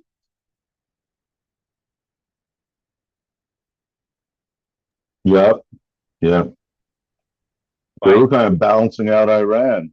I watch and I turned it on to D, but there's these couple guys that are self media guys in LA. They just drive around, find fires or shit, usually off the scanner, and sometimes entertain. Last week, of course, both of them were live down at UCLA, which I know that campus. I know Royce Hall. Uh, grew up in that area, and I watched it. In the first night, oh, they showed the cops were like coming around. Somehow the one side had gone to like the construction sites in the area because they're always upgrading the campus and putting in more stuff, and like literally had like this encampment thing. It was pretty damn fortified. Like these people were fucking around. They grabbed the cement bags, sandbags, the plywood. The way they set it up, but that was just because, well, halfway decent smart people or whatever, and that somehow all these building supplies were just walking distance away. Okay. But then the one night where I was like, oh, it was on, I was kind of listening, it was a thing. And then I just remember this point where, because these are citizen news guys, so they're just in the crowd, whatever. They're trying to get shots they can sell to major news. That's how they make their money. But they also make money from having this YouTube channel. They get a lot of views because, like, sometimes when there's a news story, I turn to those guys because they're always wherever because they don't have to do what the real media does. They get in there. They're not bound by whatever. Did you ever watch that guy called Smoke and Scan? No, but so okay, I wasn't really paying attention. All I saw was like 10 maybe on one side and 10 maybe on the other side of this thing. It was already dark, and they were the protest. They were the people, whatever, and they were like screaming at each other, right? And you could kind of hear all the rhetoric you hear. It was intense, no question. And then, like in a flash, I don't know how many hundreds of people were in a complete fucking. Oh, they were women, young people, this kind, that kind. Basically, the one side against the other. Were in a complete like bash with each other, slamming each other, hitting like chaos, right? And there was like thousands of cops that were like there, like amassing or whatever. That night, they didn't even ever do anything. Like they let it go on. Somehow, oh no, they brought in 800 CHP. That's the highway patrol. Well, I'm thinking, God, 800 of them. I'm sure that was gravy overtime for them because that night they walked them in and made like a line between the encampment and the other people and just kept them away from each other. But it was already like 3, 4 in the morning. The damage was already done. Okay. There was fires. There was like the craziest shit going on. They didn't do anything. Sure enough, the next day it even got crazy. The encampment was like more fortified. and the news went live and everything was live because you could see the cops were amassing like thousands. They would bring in these buses and just cops and right here. Oh, that's the sheriff. That's this. That's the CHP. That's this. Like it's everybody on fucking hand. They had a plan. And then it took hours for them to get situated, and then they finally implemented, right? And they didn't fuck around. They cleared that fucking thing. They dismantled the fucking shit. They did all this shit, right? And these people were still like, oh, they were getting arrested. They were screaming all this crazy shit. Okay. And like yeah, I'm not commenting on all the issues, but this is what I think. Most of those people seem like they could for sure afford a flight. Okay. And not somebody around them could afford it. Because they were like violent. Like they were like they were trying to hurt each other. For sure. And I thought, why don't, if you're that passionate about it, that you're going to go to this extreme on this place at UCLA campus, disrupt everything in some ridiculous thing that you think is going to have any bearing on it? Why, on both sides? If you're that passionate about it and you're going to go with blows and get crazy, you might as well just get on a plane and go right to the fucking place and handle it there. Okay? Like, what the fuck?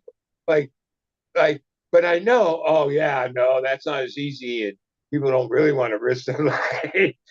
And you know, they're huff and puff at this thing with the cops overlooking it and all this.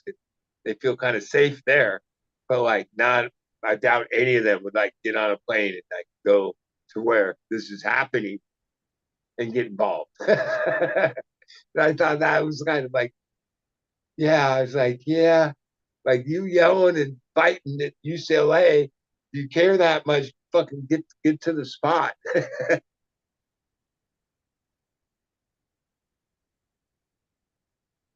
I guess that would be like a suicidal or not. I don't know. Maybe it would be. I don't know. You could just go over there and get in the fight. But fighting at UCLA on the thing at Royce Hall, I was like, oh, this has gone too far. They were swinging buckets on each other. It was like they didn't. If somehow they had weapons, they would have started shooting at each other.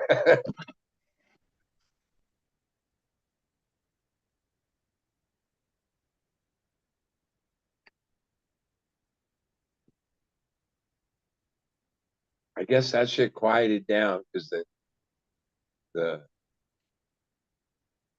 there was like a bunch of these protests going on in a bunch of campuses, but I haven't heard much lately. I guess they ran out of steam or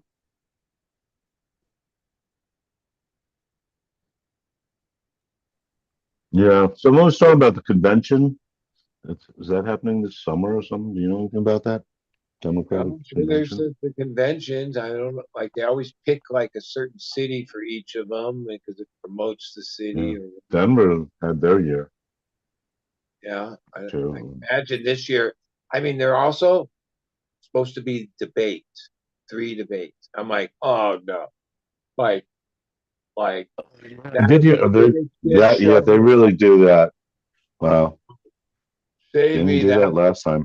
But like, I mean, yeah, I mean, I don't even know. Like, it's we have no good option. We're like, what the fuck? Like, over the years, there's always been like some rich guy or some weird person that throws their hat in the ring, Bernie, or different people over the years, right? Somehow this year, there's not even not well. I guess they're fucking RFK, but like you'd think that this shit show would create this like massive shit show where like that even the numbers would say that the approval ratings of both people are so low that anybody could, like this is the chance that a third party or this or Bernie. Let me tell you, if Bernie was still this would be his chance, dude. Like it would be like, like, yeah, it's always going to be hard, almost impossible to beat either the Democrat or Republican Party, two-party system. But if there was ever a fucking chance, it would be now when the approval ratings for both those parties are like beyond dismal, right? And people are looking for anything and fresh and intelligent and optimistic and hopeful and all the things that that it could be. And there isn't anybody. Like, what the fuck? Wait, where's this Bloomberg guy? Even though I hated him, like at this point, wait, where's the option? Like, wait, if both of them are so old and so fucked up and everything, okay? Yeah. I forgot. Yeah, he can't. He was in for a while. Yeah, last time.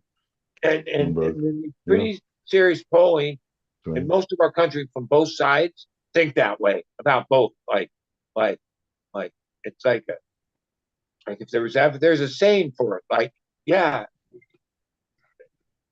and of course, over the years there's always been like that other rail, like of people. Even we would hear them debate, and they would like go through this process, and usually the incumbent a little bit less, but this is a different story. This isn't fucking incumbent's 80 some fucking years old, right? And even if it's a third party or fucking Green Party or if it's fucking anything, right? At least I had like fucking have some kind of intelligent conversation or message or idea, right? Yeah, nothing. It's dead. It's quiet. It's just like, nope, it's a mono. And either way it goes, we're fucked.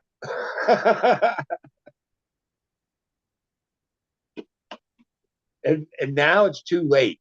Like, it's not like one thing about these is, oh, you can't just jump in at the last second. There's like, you have to apply for all this shit to even get on the ballot in all these states. And if you're not in all the states, then you can't win. And you have to, that process doesn't go down in the last few months. That's a longer process. You can't, I don't think you can even get on the ballot anymore. Like, that's already, that ship sailed. So like, this is it. Let's come down to this. We got fucking idiot 1 against idiot 2.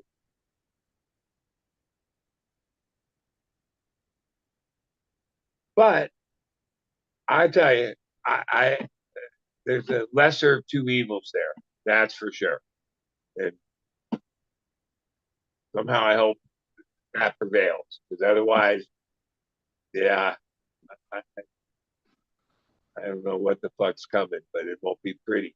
I'll tell you that.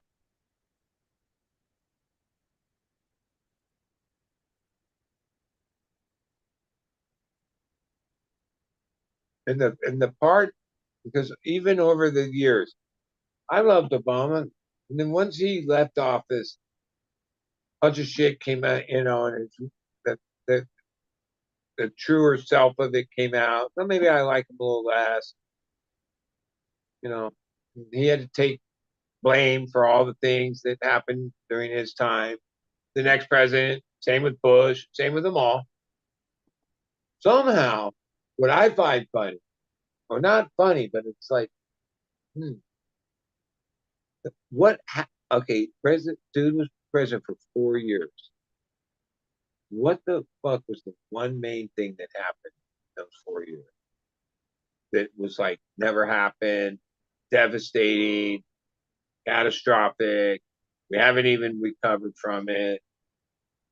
Fucking millions and millions, beyond millions of people died all over the fucking world. It's COVID. It happened when that jackass was president.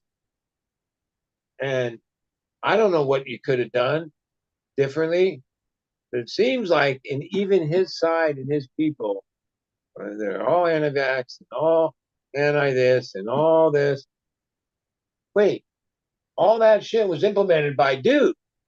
He was in charge when that shit hit. He was in charge every day.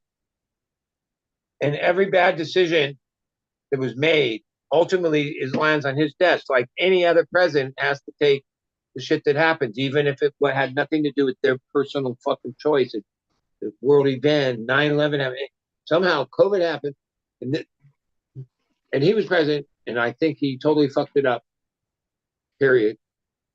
There's no way you could say, oh yeah, he did the best he could. He did a good job. Wait, he got COVID. Like, it was a fucking debacle of craziness, right? And beyond insanity. Somehow, he doesn't have to answer to that. He doesn't have to explain that. He's not even like part of like his history or like our choice. Like, oh, because like, holy shit, you think, you know, a viral thing or so many other things like that. Hey, there's been people warning, and our world's like vulnerable to that, right? Holy shit. Can you imagine if like destiny repeats itself and yeah, we fucking reelect this guy and some crazier fucking virus? That one was a No life. way. No way. Now you're talking like We nightmares. expect him to like fucking do like anything that would be. Wait, he already totally failed. How would he ever like be any better the next time, dude? Right? It's the No way. lobbyists that we don't hire that run the fucking show. Doesn't matter who the president is. Well, You're right. well, That's why I take it easy. Yeah. I mean, No, look, I it have a doesn't really few matter friends what I who are think. like Trump people, and sometimes we debate. And like the only thing I have left to say is, right, is yeah, the president basically doesn't have all the power we think they do, as we elect them. But what power they really do have is their cabinet and the nominee, like their team. That there's these certain jobs, right, that they and only they put in place. The Secretary of State, Secretary of Defense, these certain jobs that are fucking crucial, right? And the person needs to be level-headed in that job and all that, for sure. In the 4 years that Biden been president, I don't know. I think that all those people are the same people that took the job 4 years ago. During Trump, oh, I could name 50 fucking names, 20 really big fucking names. Their whole career went up in smoke. And the craziest thing, oh wait, the first Secretary of State or whatever was the CEO of Exxon. What? Holy shit, that's some tricky shit. Oh, he was only around for a year, and then he took off and went back to being the Exxon guy again, because he raised into the fucking Exxon. And beyond, like, just all the craziness, but like, I'm pretty sure it's in the 90%. Not one of those people kept their job the whole time. Any continuity. And every one of them wrote a book afterwards and said, yeah, it was crazy. Yeah, this is what happened. Yeah, dude's a total idiot. Yeah, this. And somehow, we don't believe any of that. Those people are all lying. All of them. Where it seemed like the same scenario happened over and over. Right? And we're like, oh, okay, yay. Like, what the fuck?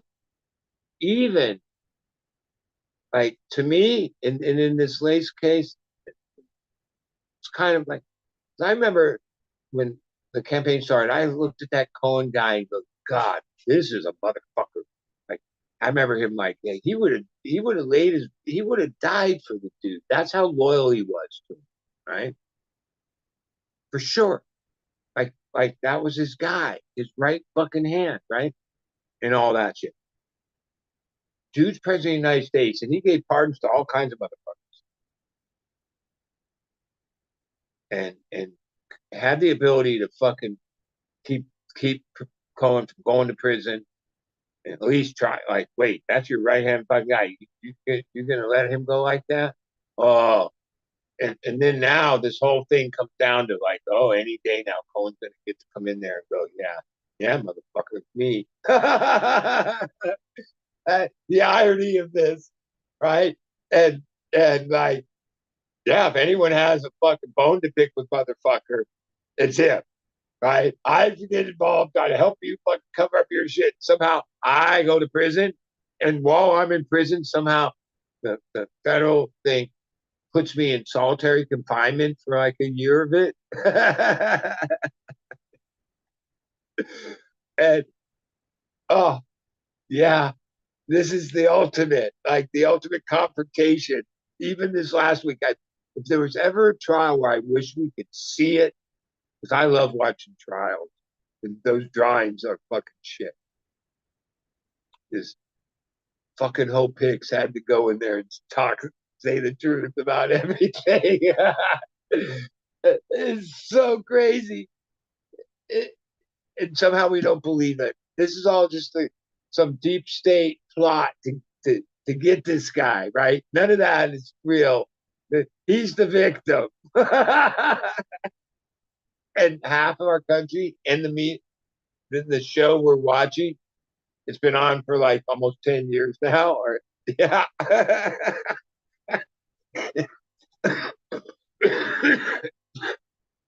With no end in sight. No end in sight. It's like, what the fuck? This is the craziest situation that actually the whole world, even countries that have not, like far from, are like, this is going to affect everything. This is going to affect the whole universe. And we're not even afraid of it. We're like, yep. Even most of us that are not really firm, pretty resolved that most likely he's become president, right? Again, like that's how this story is going to go. That's how the script is. That's how the Matrix got this one. Whatever, however you want to look at it. And I'm like, wait, no, like this is beyond too crazy, like way beyond too crazy. And we're playing with like a lot. We're playing with billions. We're playing with everything. Playing with it all. Like, because happen to be the president of the United States doesn't like, a lot can go fucking wrong. They could go wrong. And there's no time for fucking bozos. But okay, let's go. We want chaos. We want to fucking have a show. We want to keep this fucking show going. But like, yeah. Pretty great. I don't know how we got to this, dude.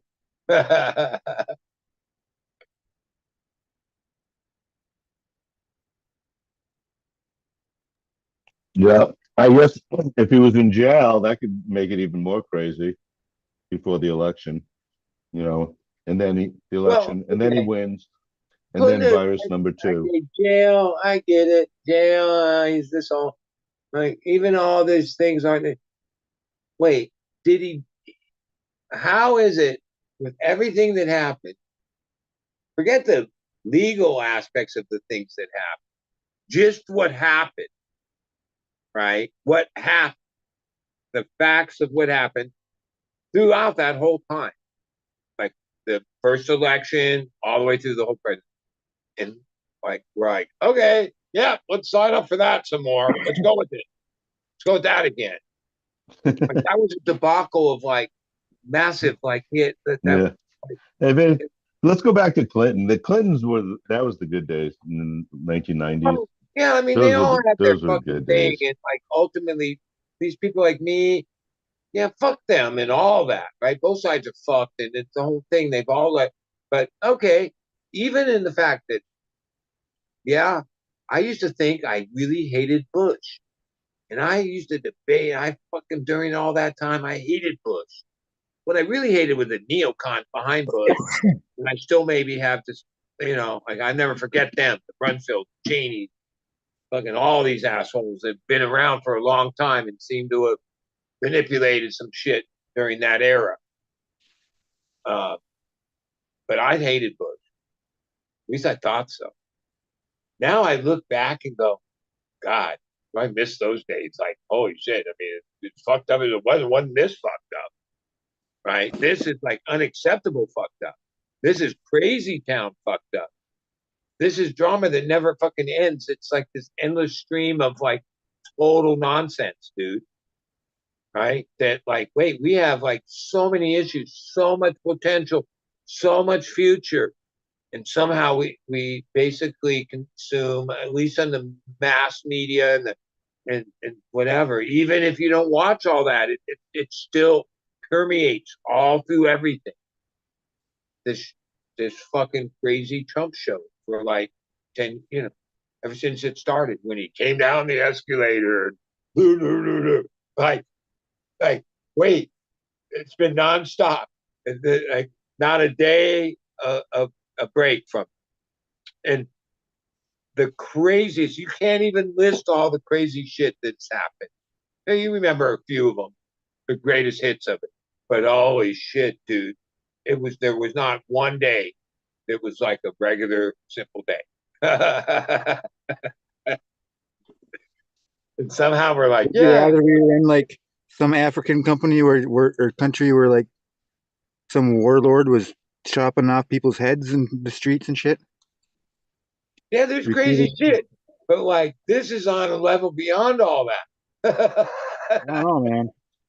I don't have any 12-year-old siblings that have been forced into fucking carrying guns and killing No, people. I mean the world's a fucking. Hey, I know one thing. The world's a very Well, complicated, I guess very everyone's on video complicated games. place, and there's no easy answers to any of them. It's all very complicated. It's very complicated, and yeah, we like it, Avril Lavigne. and we need people that at least have are at a stage in their life and a comprehension in their life and with the experience in their life to be at least in the understanding of these things and the complexity of it and where or whatever. And yeah, at the moment, Biden might have sort of had some of that.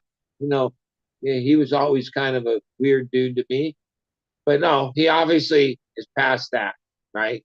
The only thing I could say is, oh well, at least he has like a good people around him that I seem to be, not in the mix of some bullshit. But like, yeah, like I was saying at the beginning of this, is like, wow, there's ever a year. I remember all these elections. There was always the Green Party and this, and none of that. Those people ever had a real chance. Oh, they were out there. They'd get their message out there. At least people could hear different ideas, think about it, and then all of a sudden now we just like resort to this, and then there's more money in the world. There's more of these people that could possibly, even if they can't win. Yeah. at least Well, this is get out there to the say last something. one. Also, I mean, next time it's got to be all. It's got to be a totally fresh slate. They're both. I think that ultimately Yeah. the reason for all that is the real powers that be. The real powers that be is the big conglomerate corporations and the real huge money.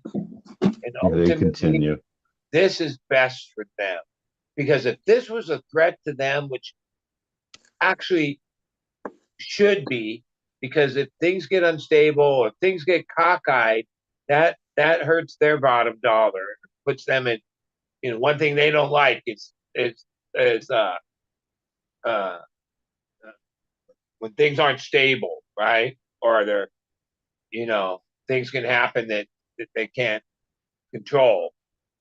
Where somehow, yeah, and people being divisive, yeah, that's profitable. They probably already figured out decades ago. Divisive overall, world divisiveness, whether it's within your own country, your own whatever, just overall divisiveness.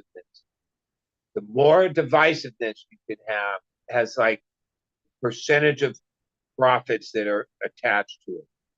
Meaning, and that's why for God so long, like, yeah, we've gotten so divisive that even on things that years ago, No, we haven't. certain things that people just agreed on, somehow, I mean, people can't seem to like even like, wait, are there even a baseline facts of like reality? No, because no one can agree on it. It's like this, like everything's up for fucking uh, debate.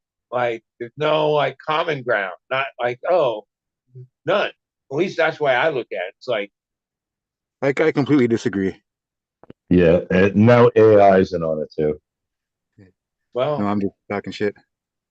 Yeah, yeah, well, I would think, yeah, I was going to ask you, so it's you crazy. think we've been less divisive, or we're like less divisive now than we've ever, like, no, I think we're No, like, I think being problem. online it speeds everything up, increases Yeah, everything. but everything is online, and That it's might be why Clinton's online time was influence. good. It's not like, oh, yeah, online is just online. It doesn't really interplay and interfere or the reality, the real world. Oh, it does.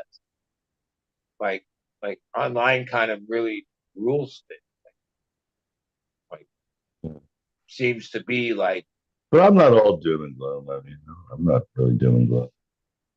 yeah. I mean, I know in the end, it's like a show or something I've watched for decades. Like it doesn't. None of that really ever matters. Like some of these small things matter more. They're Like dead. I realized this a long stores getting looted and leaving kind of stuff. even though like some of those things that the government does or doesn't do does have effect on how life is in your surroundings in your life. It affects things, whether the different ups and downs and policing, all the different things. Ultimately, none of that shit really, like, life goes on every day. And a lot of that shit's just noise. It's like, how important is it to your real day to day life? Who the fuck is president? Who's the secretary of state? Who's the really? I Yeah, guess right. when things happen that you don't agree with, but oh well. Like,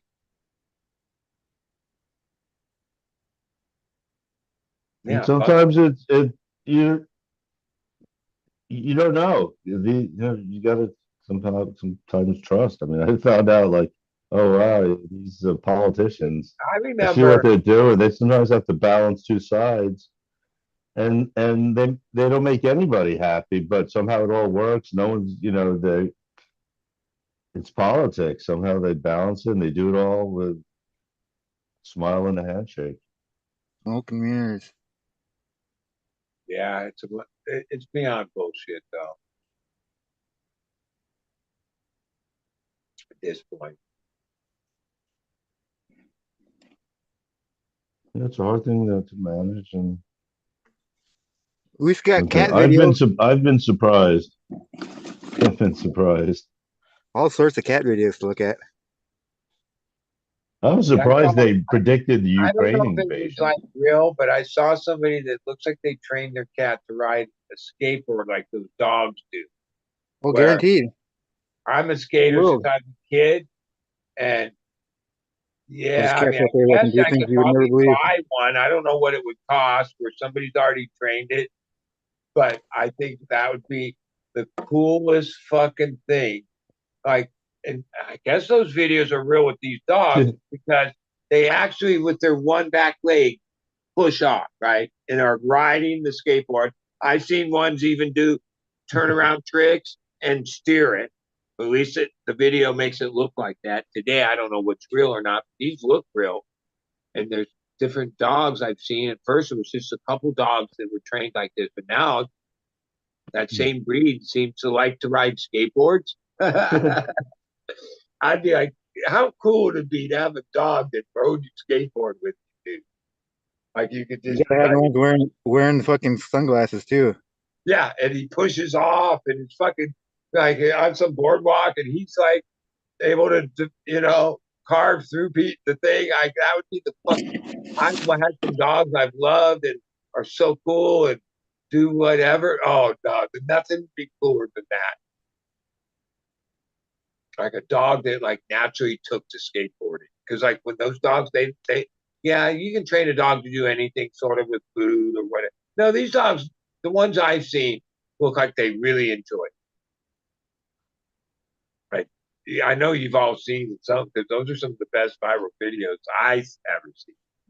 But now I noticed I see the cat doing it. And I was like, well, I don't Well, you know. seen? I figured you'd be into dog surfing. Yeah, You know, a lot of times when you read the comments on that, even though that dog kind of looks like it's enjoying it, yeah, I don't know. Ocean's kind of look, yeah, I get, yeah. If you, the one I've thing with seen the ones that are real. skateboarding, like sometimes it looks like the dog I maybe mean, he's just enjoys standing there, really. He's just kind of lucky more than anything. it, but Or longboard or whatever. I don't know. dogs that skateboard, they look like, yeah, that seems like the dog's more suited to be a skateboarder than a surfer. There's always them little pudgy dogs too. Them fucking like what the hell Yeah, are I've never researched, but there must be like a technique of training, and that dog, Hmm. particular breed, must have some aptitude to that training I can see because them well liking it. there's how pets where they'll lose have you seen it? They got this dog that rides a skateboard, and this dog. Oh, there's been a couple, but no, it's that one kind of breed that seems to Hmm. like be the best skateboarder. They Yeah, love to and- stick their head out the window too, I bet, in the car. yeah. I just saw a fucking short that was a dog that they were in a like a fishing boat, but they were going like I don't know, they were going a good speed, maybe 20, 15, 20 miles an hour, whatever. There's a good wake going, and the dude's golden retriever just had his head just overboard in the water, just like fucking loving that whatever the fuck that fucking hurt, but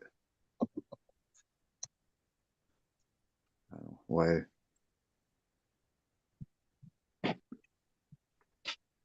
why I ask these things happen. Well, I always thought, like, because I know Tony Hawk definitely loves skateboarding with all of his heart.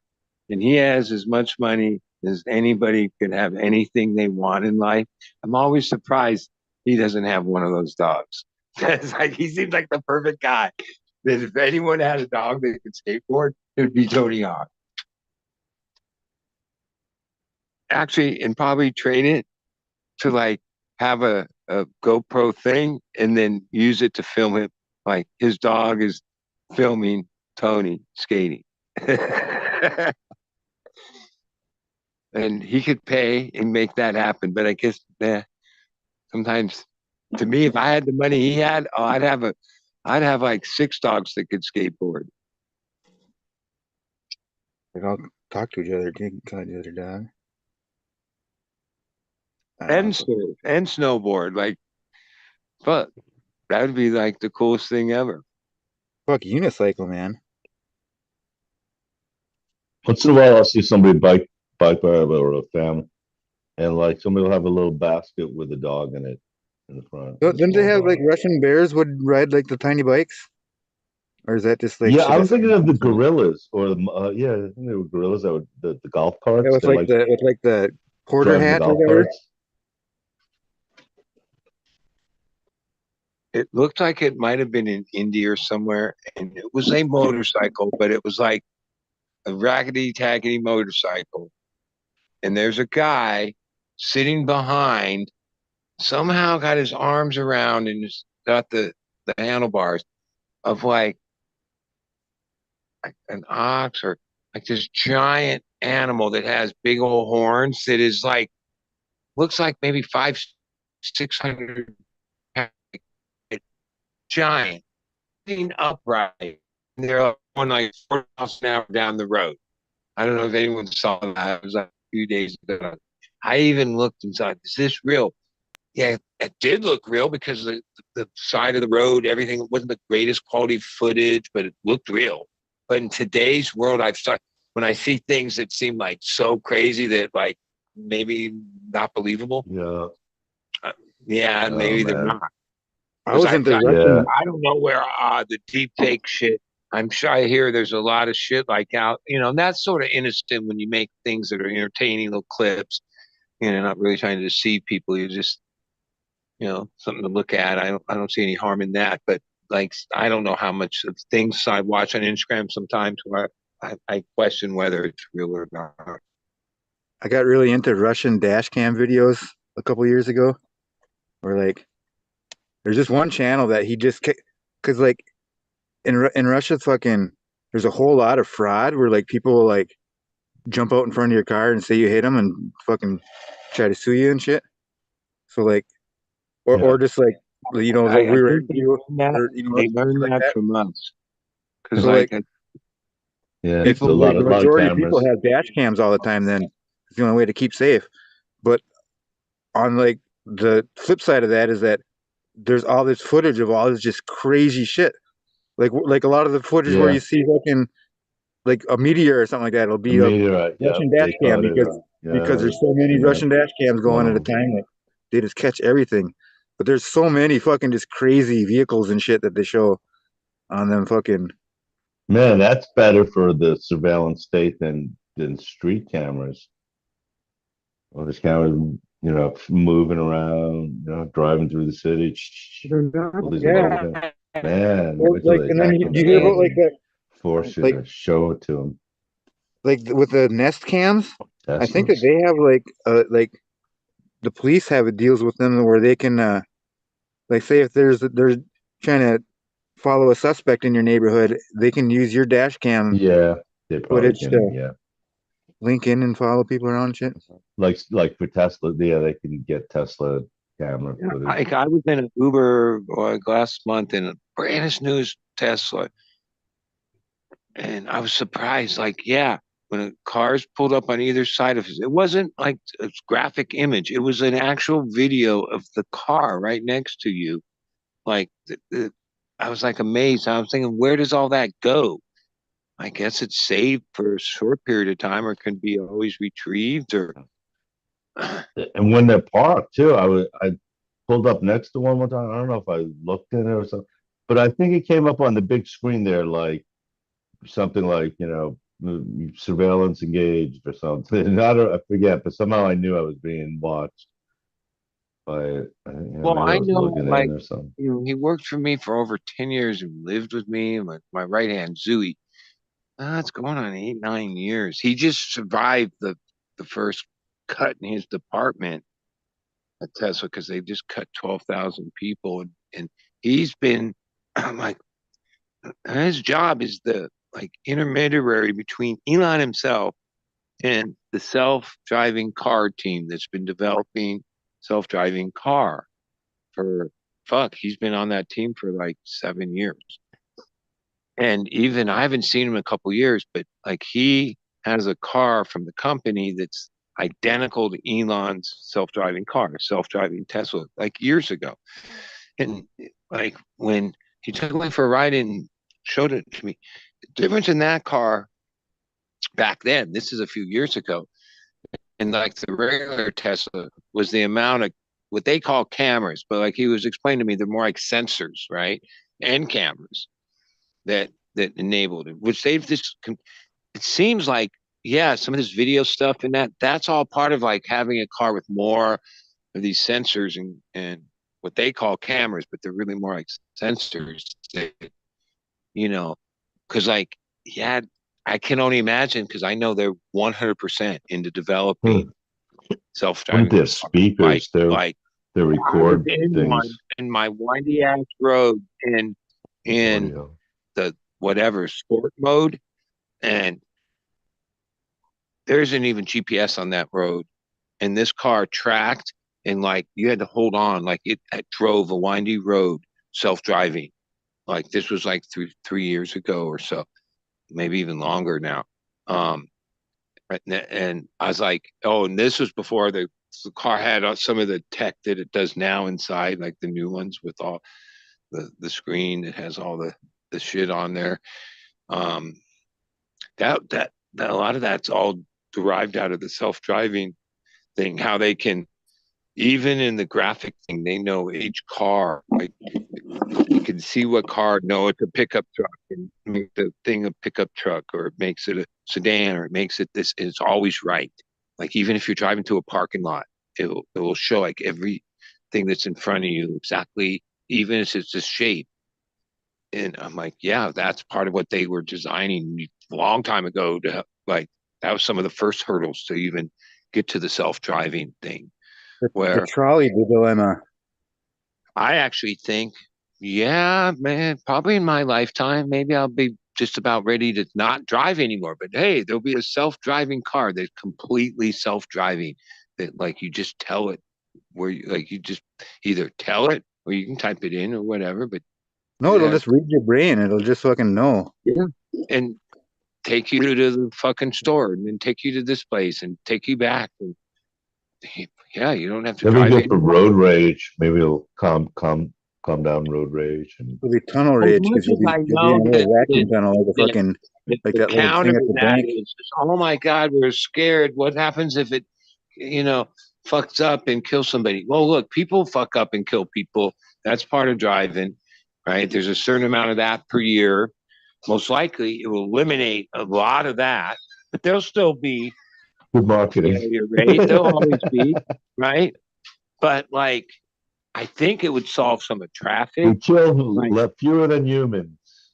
like it would help things in the long run. Like I think I'm not afraid of it that way. I know the naysayers are like, there's Yeah, certain drug companies in certain states that have yeah. a I think it'll allow Usually We product were yeah. saying that that. doesn't Yeah, even have a within a driver couple of in it years. that goes out on routes and takes things from, I think it's in Texas, from one city, big city in Texas, to another city. They already implemented or doing it. Yeah, The trucks maybe on like the its own road. lane, and yeah, Yeah, on the highway, just truck I the know In that trucks, there's like the a big lot of city over self-driving. next. pushback on it. People are afraid of it, and but I think, well, there's nothing really to be afraid there. I mean, yeah, like there will always be certain things. Certain things are unavoidable, even with all the best technology and all the best sensors and all the best things that they can figure out. There'll still be the freak thing that happens. That's you're never going to avoid that.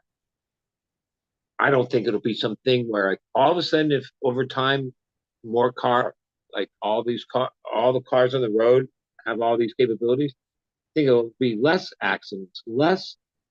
Oh yeah, statistically it'll be a whole lot less, but like the ones that do happen will be like the trolley dilemma where like they've got to choose between killing one person or killing fucking I know in a five people. Tesla, if you have all those things on, it's going to be pretty hard to be in one lane and like switch to another lane if somebody's right next to you, because like it does all these things that like tells you that like you'd have to ignore that it's saying beep beep beep and this thing's on and it's showing you that there's a car right next to you in the fucking thing. Like, okay, like like and I started noticing when I see cars on the road, I like when you're coming at them, whether it's a Mercedes or it's this brand or that brand. Now I see a lot more electric cars, because the one thing with electric cars, they don't have a grill. They don't need a grill. There's no, oh, they have air movement in the front, radiator on. No. So the design is like a grill that has no, it's not like there's air that goes through the grill, right? They're like solid grills. And I've noticed, I live in pretty affluent area. Bear grills. There's like Tesla, there's a lot of Teslas, but there's like so many other fucking cars that are fully electric that are out there too now. All kinds. You don't have to just buy Tesla. First few years, it was like, oh yeah, Tesla, that's it. The other companies were developing and really didn't have them out. Now, especially like all the big expensive cars, which those probably pretty expensive, like a Mercedes and a BMW, Jaguar, they all have fully electric cars, dude. That I remember my boss had one of those fucking God, what was it? It was one of the first ones. It was like the hybrids or whatever. God, what the hell was that thing? The Volt or not a Volt? God, I'm brain farting on it.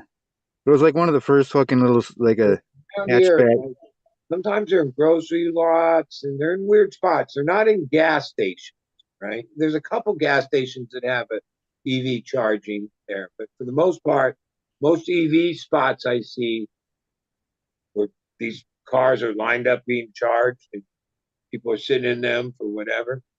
So they're not really that prevalent here yet. So like there's a Target in the next town over that's this, I don't know, 10,000 person town. And the Target has had like a row of like a dozen of these Tesla um chargers at the end of the parking lot for like almost 2 years now. And for the first year, I maybe saw one or two cars every once in a while in those spots. Like the rest of the whole parking lot will be full, but those ones, those spots will be empty. But just in the last, like, I don't know, few months or 6 months or something like that, I'm finally starting to see a few more. But a lot of the Yep. people that are charging are just people that are on the interstate on their way through too, for the most part. Here's what I see in the places that we don't have enough of those stations overall for the amount of people that have electric cars, because when you see some of these, like, yeah, there's 6 spots and there's already like these lines. It's almost like a fast food where people are like waiting to get to a spot. And the thing is, Well, like, they yeah, do it on their phones too. Like they have it, can they only get take safe sign in and shit on their phones. and you drive away, and the next guy can pull in and do his thing. Oh, to hook up to a charger thing, it's not. It goes pretty fast. It's not like you need hours. They have this like quick charge or whatever. But oh yeah, there's backups at these charging stations. They can hook into like wall plug in too, but it takes a lot longer to charge. Yeah, like I've seen some of the like videos of the guys that I like get it. they Like, we try to don't do really road trips have and they like can see how far they can make it. we don't really have the power on the grid. There's that issue with it, but Well, the power electricity from the can grid is be just made solar anyway. like so many Like ways, driving through a solar solar, truck. through wind, through this, through that. That, yeah, I can't imagine how we couldn't figure out ways to technologically make that, like, that's not that big of a hurdle to get over. I think the propaganda from the oil companies against the electric car thing is all this doom and gloom that, like, oh, our grid can't handle it, blah blah blah. Like, of course, that's what they would say. Well, they got to worry about their grid. They got to worry about the AI compute that's coming in the future here. They're gonna be sucking a lot of power. Well, ultimately, like, a self-driving car isn't really IA, right? But like, why wouldn't Yeah, IA no, be that's AI, self-driving? Like, at artificial your point, intelligence. like, who would be better to drive the car than the fucking IA, right? It's fucking smart. It learns it. If that's its task, then it would be good at it, wouldn't it? The A comes first, like in the alphabet. It's fucking. But yeah, I mean, it's And they far were faster saying than everything something. that moves It could think a lifetime of my thoughts in a split second, kind of. I don't know how to say it. Yeah. Well, I mean, that's part of, like, what causes accident is reaction time. So if this thing can react fucking a billion times faster than you can, well, that's going to prevent a lot of things. And it's not watching fly hotties on the. I don't know. I tried lingo there. It didn't It's work. like all change kind of scary, and I don't know what to think about. When I hear all these naysayers like try to make out to be all these things, like, uh, the obvious change that is in the midst of happening, and then they have all these, like, naysayer things about it. Like, nah, that that's we're never going to get anywhere with that type of mentality. We have to charge ahead. So, all right, this is the next charge ahead, and then let's charge ahead.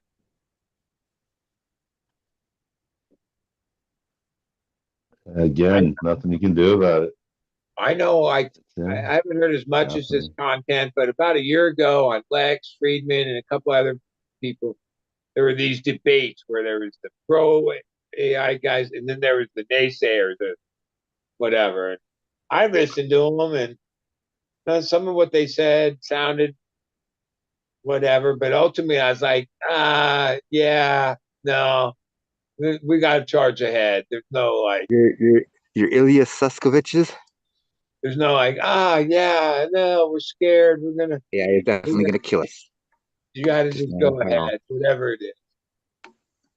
Couldn't be When it's a any million worse. times smarter, it's gonna kill Like, you a million an out times. of control IA got to be less harmful than like a fucked up president. Well, no, it's going to change everything. I mean, that might be it's the crazy. ultimate solution to our country, is that we Well, make it to the AI, world, to the, and I mean, we make him like, universe. that's it. There's no more elections. We made an AI. He's president, and that's the way it goes. Okay, he's going to calculate all the complications of all these situations, and and and that's the way it goes. Okay, and he's been whatever he's able to take in everything that happened, inform and learn, and so he has opinions on which That'll side never. and this and We're that, all just going and we to just That'll rather, trust never it, happen. because if we're just it going to could want be, to, I don't know, like at least the people that run for president aren't the smartest people. Politicians aren't the smartest people, right? well, they're all lawyers pretty much, every Yeah, president. but you know Yeah. what I mean. No, somebody Like, like a president might have that, like something that would advise them, like an AI advisor on the team. I can see that, well, I guess but that Oh, comes yeah, ultimately from that's it'd the be a definitely, human military, that because the decides. military has systems in place that if certain things kick off, well, who do you think's been putting money in AI for fucking the and longest? Yeah, sort of might be able to influence what happens, right? I mean, have you Meaning seen what we have like robots? scenarios run through, so then this all has to happen in real quick calculations when you're talking about attacks and this and that, and militaries developed and are like, and there's questions whether that's a good thing or a bad thing. And the naysayers, of course, are saying, yeah, that's where it gets out of control. When an IA's opinion is like put Rattle, on rattle, nice, nice. the president's desk and has a minute or less to decide on something that was calculated in the computer. But if that computer can calculate faster than fucking humans can, well, then there it is. Like where to strike, what level of strike back, shit like that. There's a Well, point where yeah. I fear that the system will just be triggered by them. Like it'll just Yeah, take people out. we're not going to be in much involved in the equation when AGI, if it decides to take over and Well, concern itself with us meat bags.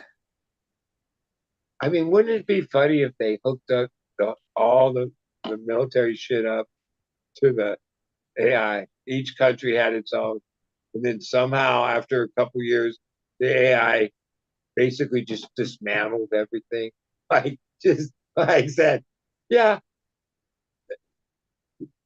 but I'm people build dismantling systems all the with new, the I'm AGI in it. Well, it'll just dismantling give us. all the We'll fucking all So just. things. there's companies that like Palantir, you know, thinks about this and has stuff like that built into their systems to author not only like who can like let's say in a military thing, it'll suggest things and allow certain people to actually execute, but Well, I mean, to it would be do the same fire dilemma. some, That but at a even like certain point, these information, who gets to AIs are know to something realize it that controls.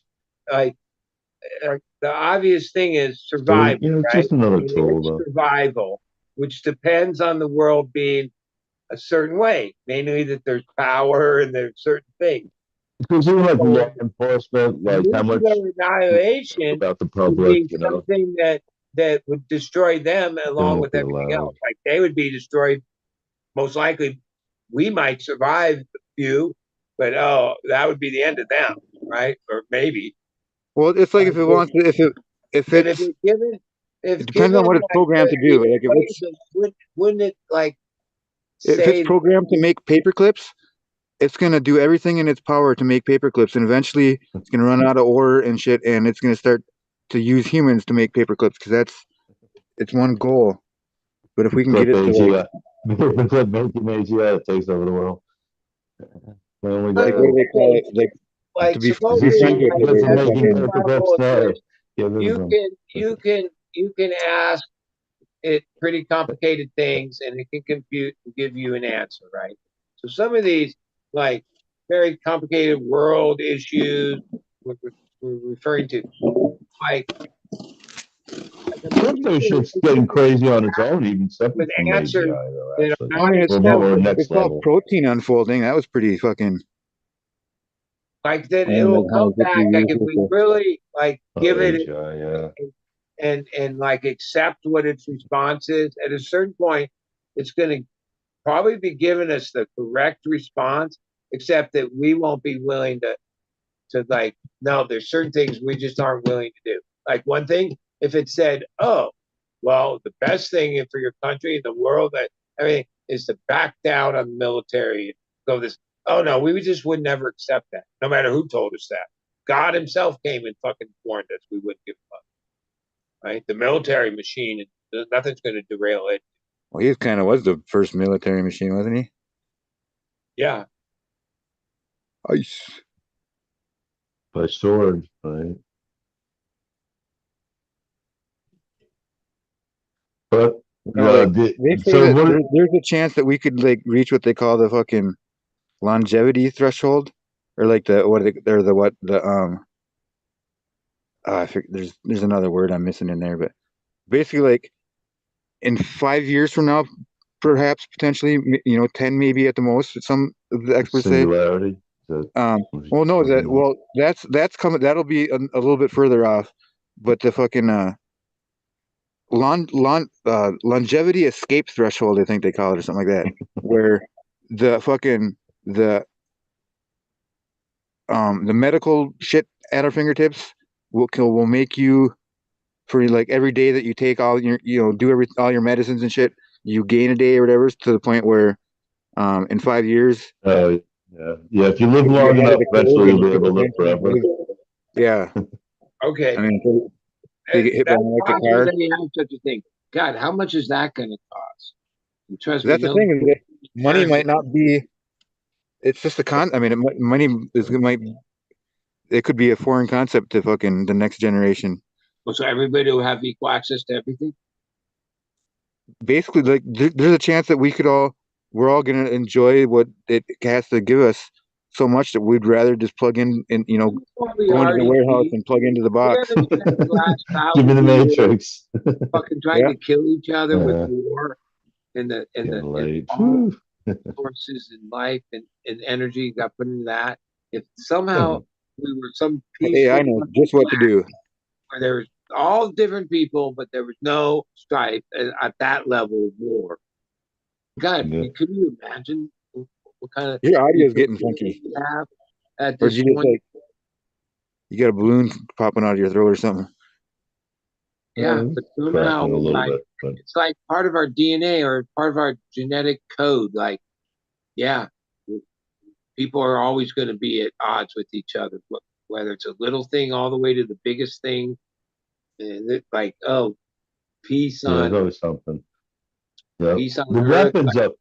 as much as like, But one of these next weapons that's controlled by one of these AI companies, that Audril and Endoral, even though I don't know is if there is such it's a it's rockets. So it's basically these rockets and Red glare. so one of them are these missiles that they can launch, and they can say launch six of them, so some planes coming out, and maybe one of them misses, so the second one then hits, and the remaining four or whatever can then return and then be reused. They basically will land like a SpaceX rocket. read It lands like standing up, and like it's ready to be reused. It's like, so if it didn't have to go out and explode, it can just go back to base and be reused. And these other ones are these planes that are going to be autonomous, that let's say a pilot goes out. These are planes that are going to be, they're designed to be wingmen. So a wing might go out, and then after he's up, he'll order like a few of these AI drone jets. To like accompany them, maybe two ahead of them for like, and they'll have sensors on them, and they'll relay back, information back, like what what they're picking up on their sensors, and You can the buy guy like a $50 can drone send that one of them all out to like pilots. intercept something that's coming in. It's They're not going to have dogfights as much as they had in the past, though. But yeah, like that scenario was like, I don't know. Still command these AIs. I got a few uncles that The were fighter planes. pilots and shit, or like great granduncles and shit. Yeah, I mean, you really think that like a military that has an air force of capability in another country like ours, it has a massive military with air force capability, are going to ever fight in the sky again? Like that's not how wars. Like they No, don't. it's like Well, yeah, that's no because we got dogfights. these. We spend a lot of money on our fun Yeah, planes. like dogfight and like one plane trying to knock out another plane. That they don't. I don't think they do that style of shit no more. No, They the planes are for. I mean, that's run to the fucking get the weapons onto the enemy. they're gonna unleash a bunch of shit, and that's that. It's gonna kill a lot of people, and not just people. Take out things like destroy all their fucking this and their fucking runways and their It's this going and on now, yeah, in Russia or in Just fuck it Ukraine. in mines. bridges, There's tunnels, supposedly a lot every going infrastructure. on the That's the first drone thing and to wipe AI. out. Like that's And you know tactic what it's one. like, Bud living next to a fucking army base. I used to live kind of by one for a while, and it was kind of unnerving when you'd have the big fucking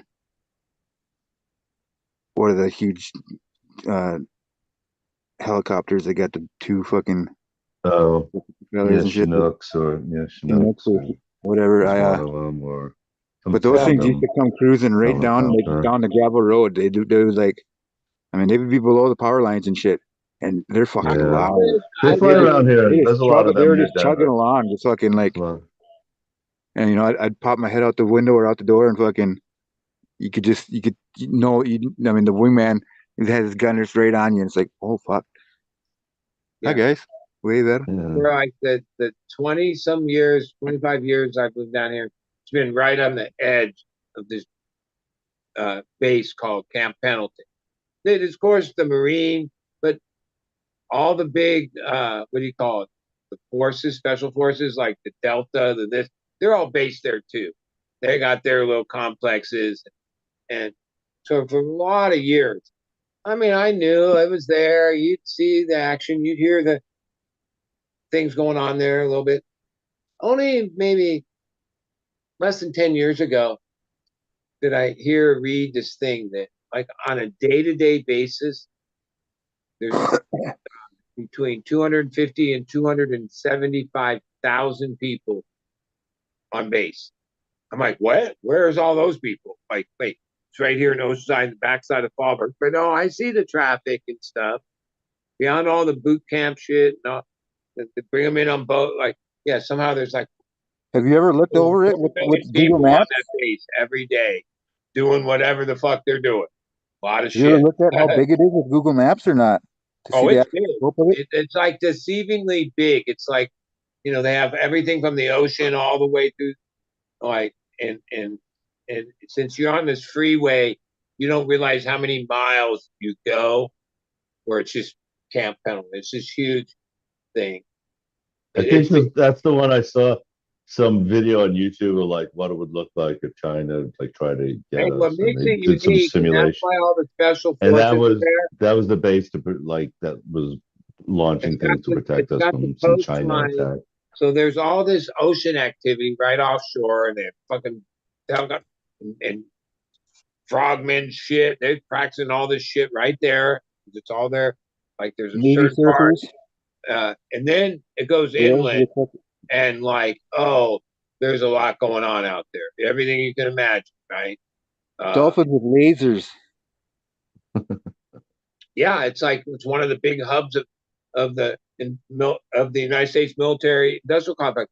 Most likely, it's probably one of the biggest, like a big fraction of the budget, the military budget, is goes into penalty. I was More listening to this thing where like the CIA paid like millions of dollars, maybe even the B were billions, but I think it was several millions of dollars to try to train cats to be suicide bombers, but like they couldn't get the cats to do what they wanted them to do. Like maybe they should have used dogs in the first place, but Sounds plausible. The animals I, are I, I great for was listening to a podcast about some it. It was weird fucking shit kind of. like that. They're supposedly using them in Ukraine. That's what Russia had to turn to protect some of their ships from some of the drone, the under, I mean, water, for as long as I that they know, were successful with for a while. But just they about had anything that came like along, dolphins. our government tried to see if they could turn it into a weapon, whether it was a drug, whether it was this, whether it was that.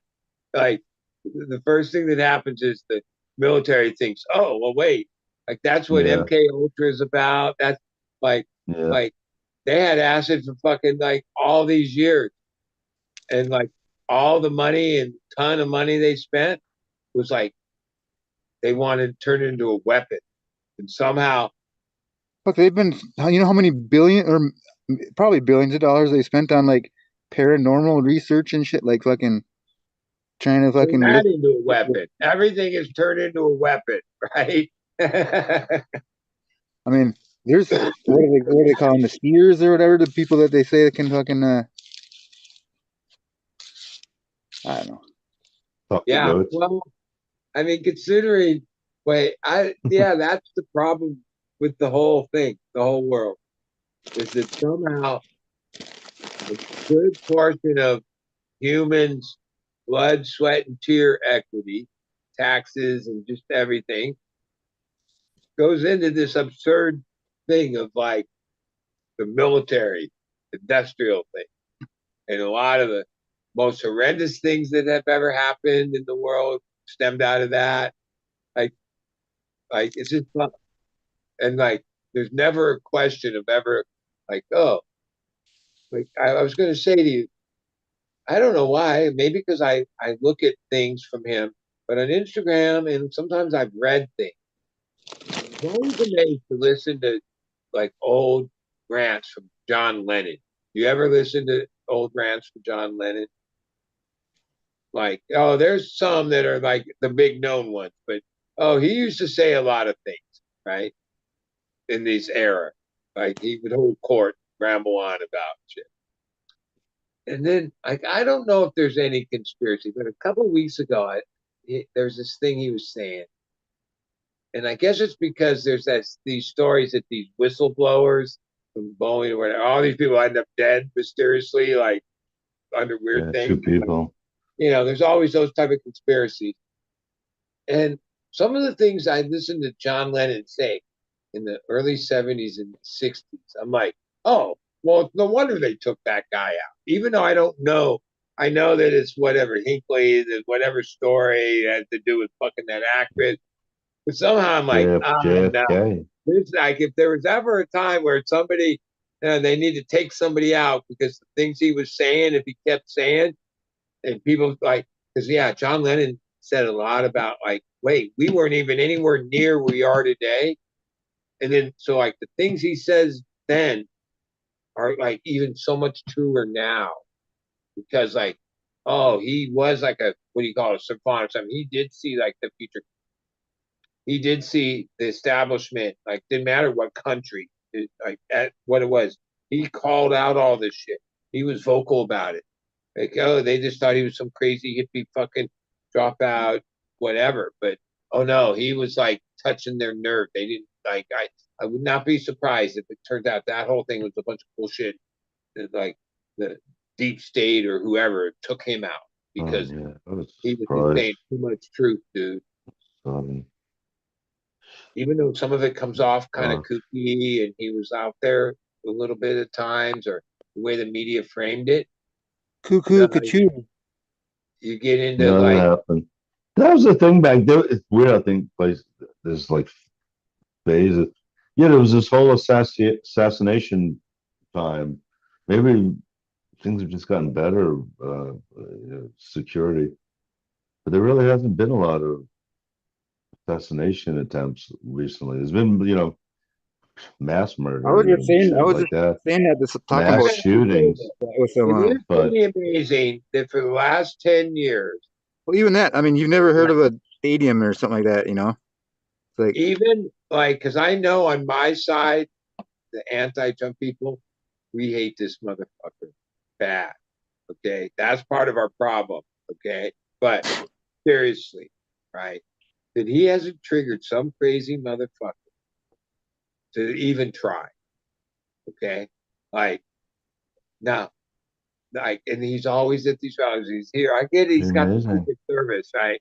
I get all that. There was something at like a baseball game, like with a bunch of senators a while back. But that was, even that was with a bunch of senators. It's not like for a while Oh, there. yeah, Yeah, it that was like happened to Kennedy and that the one guy, and now, Reagan. Somebody tried well, to. wait, Reagan. One of the Reagan Excuse me. ones was Squeaky. Wait, one of the Manson disciple chicks that wasn't in prison somehow went and took a shot, fucking president, right? I mean, wait, that could never happen today, but all right, it happened then. They got dime bag.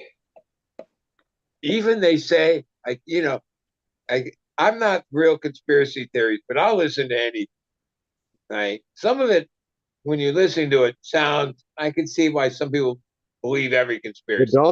Dolphins overcame us, and the There's Dolphins this are like controlling it. books and there's people that've been writing this thing. It's supposed to come out.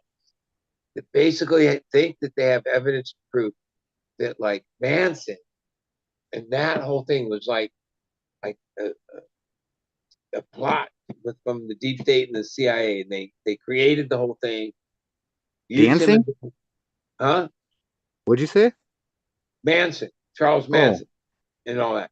That like, oh, the CIA started like using him like '60s, and like he was like this thing that they created, and then through that created what he did was like a CIA plot. And I'm like, well, I don't know. It seems like it was like, I don't know. How does that make sense? And our I own always think it government. was weird that he didn't murder anyone, and yet he's like considered the big one of this big serial killer and everything. Yeah, his story is kind of weird and complicated and intriguing. And when they found him, so like he's like a little like I don't know, fucking like one of those clowns that fit in the clown car. Like they found him in a fucking like a cupboard. Like like you'll have the skinny cupboard, like next to your fridge. That's only like 8 inches wide. He was in like a 2 foot deep cupboard that was like 8 inches wide. Fucking when they found him, it's crammed in there. Fun fact. yeah, it's weird though that like certain things, even though all these years have gone by and we should have better ways to like prove out whatever story or not story, that all these things have only become more in question of like what the real story is, not less. It's not like it seems like things, yeah, you're not sure of anything anymore. You know what I mean?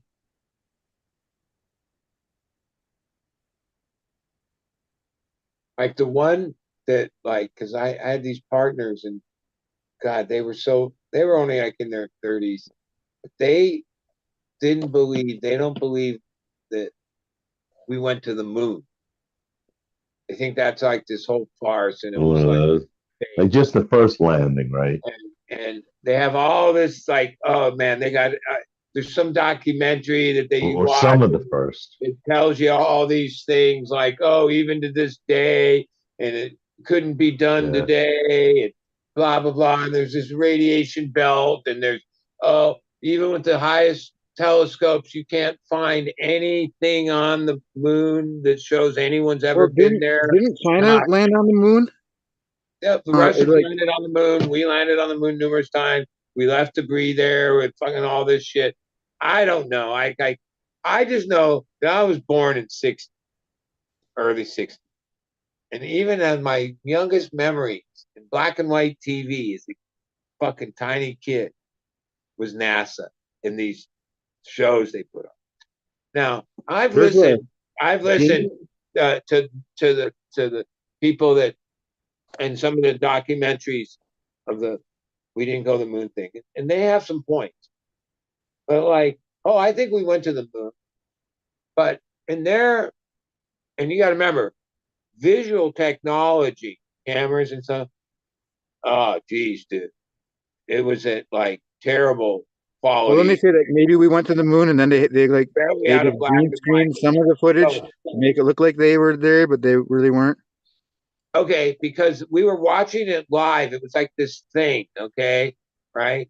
I believe, yeah, they might not have. They might have like added some like extras to that to make that show, but they were actually there. You know what I mean? Like, yeah, we did go there. There's no, like, I you know, but oh no, there's a lot of people that think, and then there's a lot of people that, like, conspiracies are like used to be like a fringe. You'd be like, it'd be rare to run into somebody that's like that. Now, I mean, there's people that are really, and they say it openly, like they're flat earthers, right? And they have all these things they can tell you that, like, Well, that there's don't make not a any whole lot of sense smart because, flat like, earthers out wait a there. minute, like, wait, and if you think that, and then all the equations of physics in the universe, then you don't believe any of that because, like, it's all based on a whole bunch of things that are all like calculated and tied into each other and have been uh, uh, thought out from the earliest man and worked out. So it's like, but there's Most of people. our math's only been around for like a few thousand years, though. Like the Egyptians didn't even have zero, or what? Or was the Arabs came up with zero? But there's some things where this is what I The mean. We don't have Indians, like they a say. factual baseline where like it used to be. Yeah, there might be some fringe flat earthers and fringe people who don't believe in NASA and fringe this and fringe that. Somehow, all those fringes have gotten it down to where at least the young people, people in their 30s, so that's half my age, a good portion of them, they're smart people. They're cool. They're stoners. They're fucking hip. Somehow, yeah, like things I thought were just settled facts in life. No, there are no settled facts. Well, they Like, got Reddit. I mean, start believing a couple of those things, there's whole rabbit holes of them, right? And this whole industry that knows how to like suck people into conspiracy theories, right? And I've noticed, like, yeah, we don't even, and some of them are good. Like you listen to I it, and want to you even believe. question yourself. What did this really? Is this really what happened, or is it really Religion's got to be some you based know? on that. I mean, there's so many of them I too. I think Sam mean, Altman's fucking robot. Same with Lex Friedman. Every once in a Huh? while, you can how see do you him have glitch a so little many bit. of them? Joe Rogan's been going over a lot of different Yeah, I conspiracies. listened Like to the some of one that these he had he's with been the guy talking that's about. the big moon or the NASA guy that created the documentary. One thing with Rogan I appreciate, which I don't really like his politics, but he's a stand-up guy in a certain way, is He's all like, right. He tries to be even honest though, anyway. like he He'll might switch his believe opinions. like he obviously no the way he questioned that guy, he put a certain assumptions of like reality in there, right? So he didn't just jump into bullshit, right?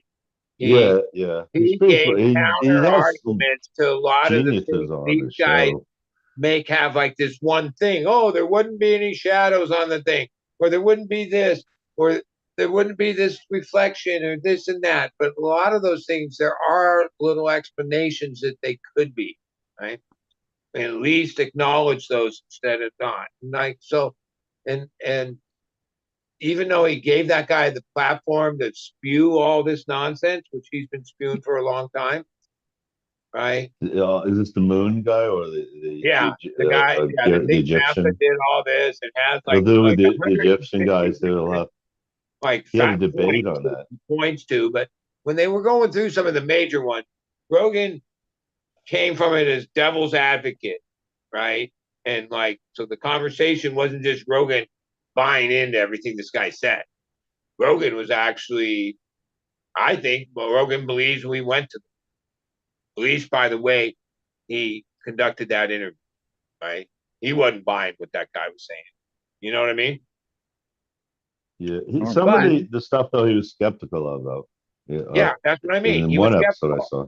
And a lot of it, like when that guy was explaining it, and of course that guy is explaining it in this way that that, oh, they have certain things, the work reel and certain evidence that's okay. But like, and that was where Joe Rogan was skeptical, where he said, yeah, that might have meant that they shot the camera with the thing and whatever to make the picture where the earth is outside the window, because you couldn't have done it any other way with the technology, the camera wise and whatnot that existed Yeah. at that time. Primitive. Okay. So, oh, they used a trick to And a make it delay, there's seem like like time this, delay, right? few Because, second time oh, delay. back whatever they had all the best minds and fucking thing, and and came up with scenarios, and I believe they did all that shit. Yeah, like, because if I don't know, I mean, I have certain pride in everything we've accomplished as humans. That's one of them. I grew up right in that time, like the NASA baby, really, all those things, and the first There's coverage a on TV when they were alive. And oh, and I get that, oh, there was some of that might have been fibbed up a little, because there is, especially at that time in technology, all this lag. And even one of their big things is that, forget what president it was, Kennedy or wait, maybe it was Eisenhower, but somebody, the president would be on like a phone, like a rotary phone, talking to the people in space, right? And that's proof that it's The fake. hot phone. It's fake. I'm like, yeah, even The in the hotline. 60s, The they had hotline. an ability to take a fucking uh uh uh, um, free, capture the fucking audio and pump it into a phone. And if it looked more aesthetic that the president was on a phone talking, what was he supposed to be doing? Right now, today, oh, we're used to mics and people just talking to the air. But back then, the aesthetic was, oh no, right? He's on the phone. He's talking to the guy on the spaceship, right? Yeah, they made these scenes up, and they were influential. They were like influential. I was a kid that saw these things, and they Yeah, that was a maybe some of that was produced. Yeah. right. And I to hear that you figured out through all these years and getting a hold of this and this guy, that some things might have been. That doesn't mean they didn't go to the fucking moon. You know what I mean? Yeah. And wait, we didn't just go there once, right? And no, wait, if you say we're faking it, that must mean the Russians faked it too, because they got up there right after us. Now, like this guy explains in that thing that, yeah, it would be like 10 million to one shot. That on our first time with that level of technology, which was pretty rudimental, that we had this perfect fucking shot and like navigated and got there and all this shit. man. And you see certain documentaries of like, hey, at the time, all that shit was in black and white. And when you saw the rocket, you saw the capsule and you saw it all, it looked really fucking high tech. Especially, I saw this documentary that went more into the Russian side of like their stuff, where, oh, they were in like a tin can. Like the fact that they even got back and forth is a fucking miracle in itself. Because like their NASA at least did do a lot of testing and but it Yeah, is they a at least went around. Yeah, I'm trying to remember company. if they did a shot around to the moon, just like to see if they could just send something around the moon and back to Earth. Well, I think They we know. might, they Because might I have done remember, that.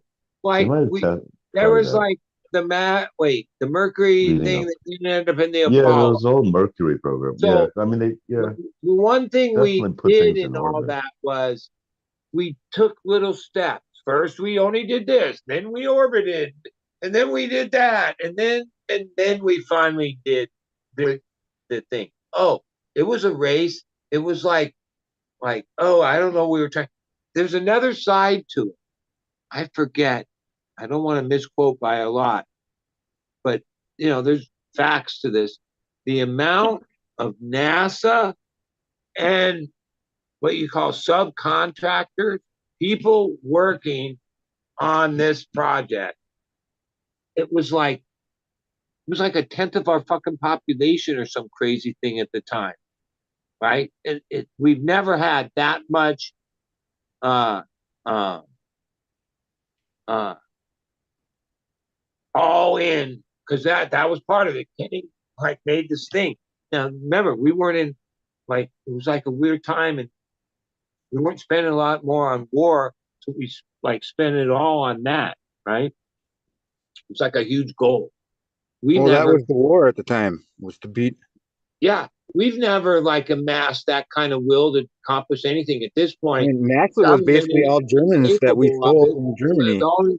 we're like subbing it out to private companies that can do what they can't do, because they became this fat ass bureaucracy that, like, a fucking toilet seat costs $12,000 or some shit. Yeah, That, that's what that they do that it story now. that I just was sharing in there, in 1979, I guess, like, uh, there's a NASA, a woman reached, or, I'll share it again here. Fucking, like, a woman astronaut made a record for altitude or whatever. Um, and it was one of my relatives that was fucking the fighter pilot or whatever, and like or he was like a NASA fucking pilot, and it's crazy. Space, there's like rocket ship fucking thing that they did it in. But like till this day, there's a fucking a James A. Krakowski Excellence and Achievement Award at NASA that they give out every year. Yeah, Hmm. I mean, Nice. Cool. I think, I don't know if there's anything came anywhere close to that I would say gives me pride in, like, something my country accomplished. Right? Like, I mean, we've done some things since then. I mean, there was the space shuttle, and there's the space station, and there's a few things. But yeah, NASA was like, holy shit, fuck, that was pretty great. Like, that was a big thing. Now they made a production of it. I get all that. For sure, they made a production of it. That doesn't mean they faked it. That's where I want at it. That's just basic. I hear both sides. Some of their stuff seems like, yeah, well, They're that's real just gonna cool. have to go to Mars. The only way to put it. Yeah, well, I guess we're going somewhere. I mean, I don't know. Like, We're going crazy. unless we find some kind of portal to get But place the got a places helicopter faster. flying there. Oh, we Yeah, already found the portal. It's I'm not so sure that. quantum fucking whatever, quantum entanglement and shit. I think where we need to go is so many fucking light years away that We just fold time though. We fold space and get there we like need in. like a portal. We need that, like, we had to We go. don't even need a fucking what's the car in fucking. Yeah. Yeah, if there's I 10 think we We should dimensions, need a do. flux then capacitor. there's a way. Then we might have some real Oh, groundbreaking hey, stuff ahead of us. let's just say that So war we didn't just get have to in the figure out way how. Otherwise, if it's since just we a went to simple the moon. world, yeah. Like, because the bottom line is, when NASA was at full and going out full bore, they had a giant budget, and it was all in on that. Well, It was all then we got Nazi into scientists too that we war stole from after Germany. war after war. We would have Like the already head of been NASA when it involved. was first created was a German Nazi scientist that we stole. We didn't spend the trillions of dollars on war every year for decades and decades. We would have been on Mars already. We would have fucking been all further than that, dude. If that's what we wanted to do. We At this point, you're in debt $33 trillion, and you think you're going anywhere? I think money is just a concept. It's an illusion. Yeah, just a Yeah, number. They don't give a shit about the fuck. That's just the.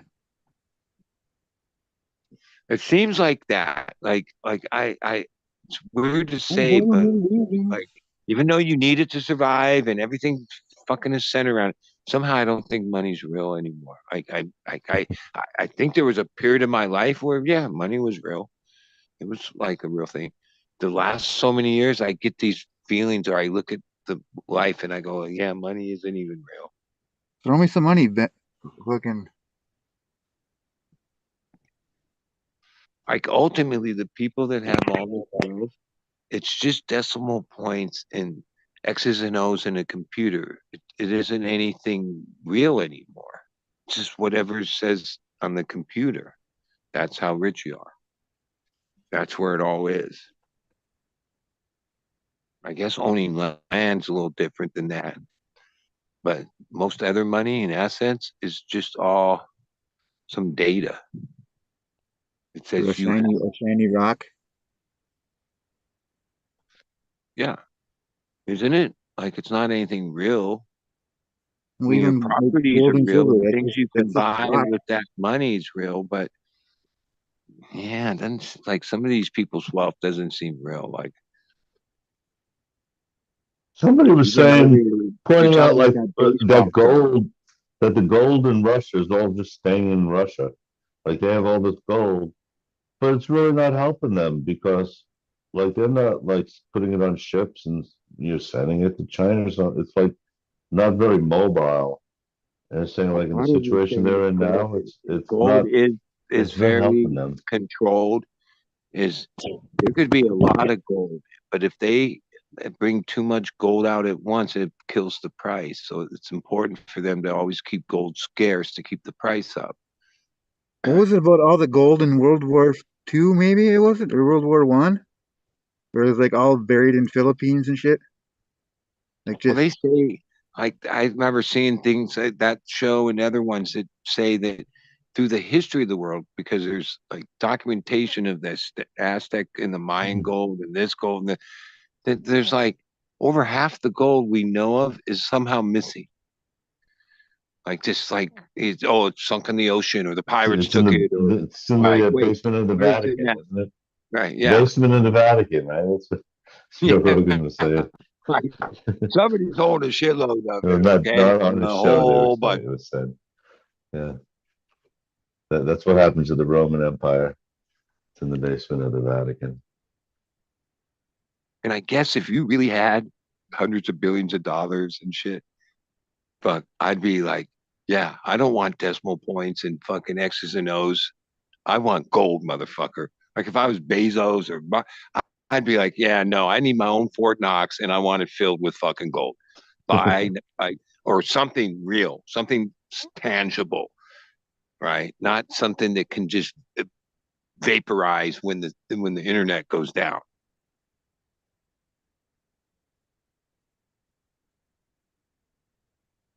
Or that you need to go to a bank and hope that they can cash you out with what Yeah, paper that isn't worth yeah. anything. Electric, yeah, no, it's not good. Not I know totally. some of those guys, yeah, they do. People that are that rich, yeah, some of them hold like substantial amounts of things. But a lot of that, there's two ways to own gold. A lot of it's not, you don't really have the gold. It's once again just a fucking number and the decimal point.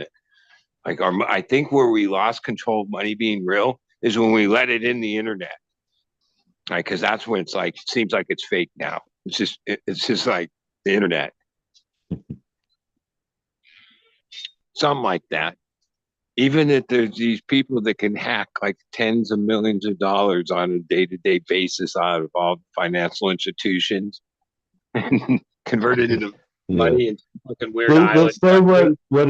when all hell does break, with the economy, like it goes back to bartering, just simple bartering in some of these countries where like some of their inflation and whatever is just crazy.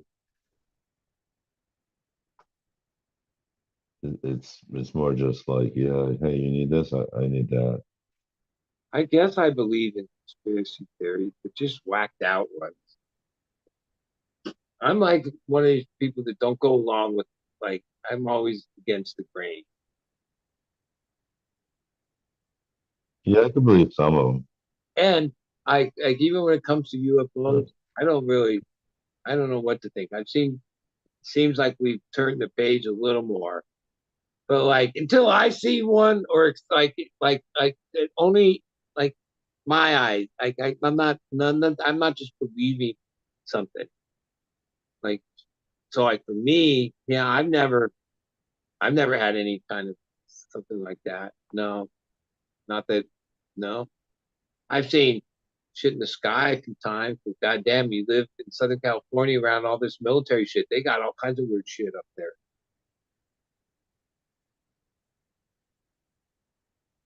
Like I grew up looking in the sky where like pretty much you just saw stars. Sometimes I look and all of a sudden I realized, and like I had this after a while and I was like, the fuck, that thing is like, wait, and then it's over here, and then I'm like, someone said, dude, that ain't a fucking star, that's the space station. Dude, that's a fucking satellite. Like, cause you can see those things, right? Where when I grew up, no, there was pretty much just stars in the sky. Now there's all kinds of shit floating around out there. Yeah. Starlink. Satellites, like, they're like 500 or 600 feet up, miles up. Yeah, I don't know whose 600 version is miles real, up. but like yeah, that's another conspiracy theory that seems to have like people that pretty smart. They're not total fucking idiots, but I think you could be. All of a sudden, you think birds aren't real. Like, wait, Yeah. their That, face bird? I fucking seen dead I'll birds. pass on that conspiracy. Yeah, Yeah. like, and I know there's Well, like some of the 9/11, I I grew don't know, up there with may be District some They're just Movie, and government conspiracy all with that. plans. I 9/11. watched that movie, and I thought, Yeah. wow, that's a fucking heavy movie. It's a good movie. Oh, But like, I never thought, oh, okay, and now we live in this matrix, and nothing is fucking real, and it's all this sim, and I'm like, yeah, okay, that's a fantasy. Well, the That's odds that we're living in a simulation are better than the odds that we're not. simulation. Wait, oh, God has a video game, and that we're living in the simulation. Okay, Well, if you want to call man God, yeah. okay, and then Because so at wait, some point we're gonna create a reality civilization that's so much. 1,000 light years from now that somehow created some sim that like entertain themselves. Like none of that. There's no logical like. Wait, for it to be a sim, wouldn't somebody have to be in control of it and made it? Turtles all the way down. I watched that HBO show for a few years, seasons, and then it got a little corny. What was the one? Like they were all living in a sim, and at first season it was like the Wild West thing, and rich people would pay these money. What was the name of that show? The first couple seasons, Westworld, that Westworld. one. I remember Yeah. the first couple seasons of Westworld. It opened my mind. I'm like, Yul wow, Brynner. that's crazy. Like, because they did a good job of like exploring that fantasy or that thing. Yeah. But then I watched it. Yeah, that's a weird kind of, yeah, that's a sim with finally ended. robots. Yeah, they had a couple good seasons, maybe 3, and then they went too far. Because I remember in the end going, "Oh no, this has got ridiculous now." And if you didn't really pay attention to every episode, you were lost of like what the fuck, who's who, and fucking Movies were bad. I think I'm Logan was talking about that too. The movies I'm were lacking on the guy's better name, back but there's then. where that there's show. one guy that's like the leading simulation guy that's like he always talks about the headset that you're using and the fact that we're in a simulation and that he's also a really big proponent of that the fact that there's no free will. What's that guy's name? Well, even during Really that says headset. Westworld, I forget the actor's name, but he was like the main actor in the thing, where he was the rich guy that was like the main character, and he would like no matter what happened to him, he could like we could kill him, and like then they backstory his story of That how was like before they even imagined like virtual reality and things yeah, plugging into your brain. that show was The most good. they could envision back then I was miss like, shows like a that. world with robots I and don't know, humanoid I'm not so looking current with robots. what shows are out there, but if there were shows that Westworld was pretty damn good. It was. Like now, Westworld would be like, oh, here it comes, lay down on the couch and look more like uh, the I just Schwarzenegger remember the beginning of Total Westworld when Recall. they like really showed you that like these people, it Just was all like an virtual. amusement park, and rich people would pay to be like a cowboy, come in to Yeah, this you get a dream. That's it. and like pretend to be in the saloon and kill a bunch of people and fuck all the whores and do whatever debauchery you could do because they were all fake and all this. I was like, wow, that would be pretty darling. That would This be is a fun. really good Like, dream. That'd be Like, yeah, if you could like pick it, what you wanted, and like someone could ensure, like you have a like really good dream. Like we've all had really good dreams. You can imagine, like, oh, yeah, And no that's as matter close what as we get to happened, that kind of. Oh yeah, you it's gonna couldn't be die. so involved. Yeah, it's gonna, like I say, we're gonna want to live in the warehouse, plug in, and Yeah, and run. no matter what happened in the debauchery, you couldn't die. Like I was like, oh, that signed me up. How much money? And no, it used to be like part of that Westward story was, oh yeah, it was like super amount of money. And it was this weird company that had this fucking virtual thing, and then it well toward the end it's taken over the whole world. And hey, that was before we were really even talking about AI and Apparently all the that. metaverse, like But that Facebook Meta, they have an but a AI lot of what that show was like world. predicting is kind of like where we're headed now. That like pretty soon there'll be a map of the globe, and like most of the globe will be under control of AI. Well, it's already got us in its pocket in like 10 years. I mean, 10 years ago, we didn't have any of this. Well, 20 years ago. Yes. Yeah, no, I mean I lived in as an adult like through the all this, and sometimes when I look back, I've seen some of these shows that like point out the history of the timeline of and when the cell phone came and then when the smartphone part at it wasn't one thing I've realized wasn't as long ago as you think. Yeah, it wasn't that long ago, and we've come like from where it started. I remember working in my mom's firm in the summer where they were updating all the desktop computers from some of them were 286, 386, but now there was like a Pentium chip or something. So it was like a month or two were basically just setting up computers at 5-story office building complex. And like I was friends with Mike, this guy that ran the computer department. He was like nerdy fucking computer guy at the time, which and I remember him explaining DOS and these things and the forget all the they and then like today that's just this little flash in the pan that led to where we are now. Like and so Yeah. much happened so fast. That seems simple compared to, yeah, like Yeah. somebody starting And now. the modem to this, but then now Alan looking Turing. back, that was just all little um yeah, like it happened fast, really. Because like it's been 10 years at least since we've like kind of pinnacled. It's not like And it's just gonna get more crazy every year. Like it was, so like where the last, maybe every 3 years it was something cool would come out. But like in the near future here, it's just gonna be like well, I know GPT this. 5 is about to come out here. Just the amount of innovation, considering at the beginning how like it seemed unfathomable would be where we are today with it. Even then, in my mom's firm, I remember because like their accounting firm, business management. So I mean, they went from everything on paper to everything in the computer, right? But back then, Did you ever see any sweet celebrity tits? Can you remember a pair that you saw in person that just? Helen Hunt's. Oh yeah, okay. I was at her house one time in the morning delivering her something, and Oh, you're delivering or something, huh?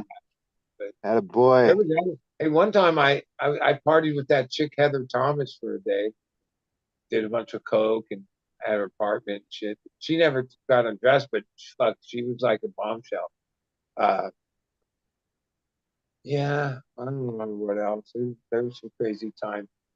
For a while, I was I worked on Solid Gold in the outside dance show as production manager at the KTL studios.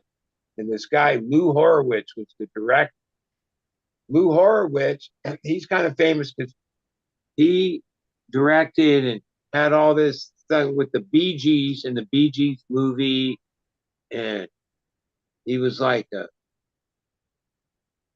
he had a certain art to the way he shot his stuff. And first I worked on some like show at Dick Clark with him, but then he hired me to be the production manager on Solid Gold, which he got this huge contract from Paramount that owned Solid Gold. We had this huge budget and this whole thing to upgrade the show and all this shit. Dude was like a total, like, okay, I was production manager. I had production associate, basically runner. When we were shooting, which was like almost, 12, 14 hours a day, 3, 4 days a week in the studio.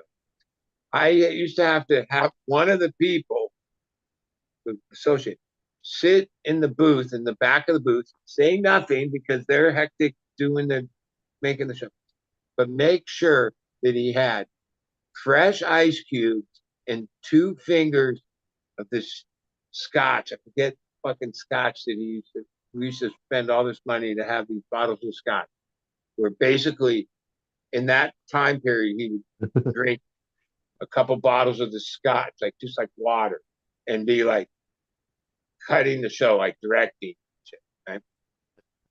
After a few months, like I realized, oh, one of the girls that was a dancer, this young hot chick, the blonde one, was like his girlfriend. And he used to go at the breaks into her dressing room. And then he'd come out. Literally, he'd have like so much coke on the outside of his nose and all of his mustache and shit. He was like coked out of his fucking mind and would drink the scotch all day. My main job is make sure he never gets upset, anything. And then came this one day where he's like, yeah, I don't need any, but I don't need scotch up here. He asked for a certain beer, I forget. We had a liquor store across the way. We had the beer, we got him the beer. He was drinking beer. And like, oh, I used to sell coke, right? So I had my own whole coke world going on. Way before I worked at that show. And yeah, that came this influential day where like, yeah, what it was, he didn't have any blow. He was coming off the blow. He was all fucked up and he was still trying to work and everything. And like, I forget how it came about, but like, I was like, we need a little something. And I kicked him down, right? That led to me and him going on, like, basically, he lived up on Lookout Mountain where he was rich as fuck. He bought the 2 houses on either side of him, so he didn't have neighbors, and they were just empty because he was like on coke all the time and would get paranoid and whatever. So he bought the houses on either side of him, so he didn't have neighbors. And part of my job started that I would have to go up to his house, leave my car there because he was drunk. They didn't want him driving at 9 in the morning to the studio, and he didn't want to take a car. He wanted me to come pick him up. And yeah, we would have like, we're supposed to be at the studio at whatever time. Everybody's on the payroll working. And I'd pick him up and he'd be like, oh, we got to go down over here to this like weird exclusive fucking cigar shop. And you go in there and buy like, all these cigars. Oh, at this point, I had my little coke thing. Oh no, this guy used to buy like kilos of the best coke and have like so much coke. And within like a week or two, the next thing you know, he's like, dude, you should just live in the house next door to me. Right? And yeah, next thing you know, I basically live in the house next door to him and would do blow with him 24 hours a day. And we'd go down there and handle the fucking shooting the dance show with all these hot chicks, right? Because his girlfriend was one of the dancers. There were many nights that 2, 3, 4 different girls that were from the group, the entourage of dancers, we'd come up there and party all night. Just be me, him, and all these fucking hot chicks. Fuck. He's older than me. He's died and fucking passed on now. It was the craziest time. Hey, I had meetings at the top level Paramount that called me in and basically tried to talk to me about trying to, because he was out of control. It was costing them a ton of money to try to like rein him in, because like somehow through this one act of this giving him a little blow when he didn't have any, turned into like a couple years where like, oh dude, I had the life, dude. Fuck, it was good. And he had like, yeah, I was sort of like his flunky in a way. Like I took care of making sure he had all the shit, all of his vice shit, right? Which was booze, cigars, and blow. He had his own blow connection because he'd buy like huge amounts and just have it. And parties. I mean, it was crazy, dude. It was so crazy. But like sometimes life is just this weird thing of being in the right place at the right time. Like, yeah, that was a hell of an experience. Yeah. And Yeah. even how that happened, a lot of these things, okay. So I'm a drug addict deadhead. But my mom, who's like an influential business manager in Hollywood, anytime there wasn't tour and I'd venture back to LA, she would basically be like, oh, okay. And then because she had connections to her clients, would give me, it wasn't like I had to fill out a resume or anything. I'd get these jobs. Most of them were Solid Gold was like a couple years. Dick Clark was maybe a year and a half. Even at Dick Clark, it was a live TV show, the 1984 American Music Awards. And you could find that probably some, and the credits. I had a full screen credit because I was production manager. Now I'd been like production coordinator on a couple like shit. It started on the blooper show, then went to these little variety shows within Dick Clark. And then through some circumstance, they gave me a shot to do the American Music Awards, a live show.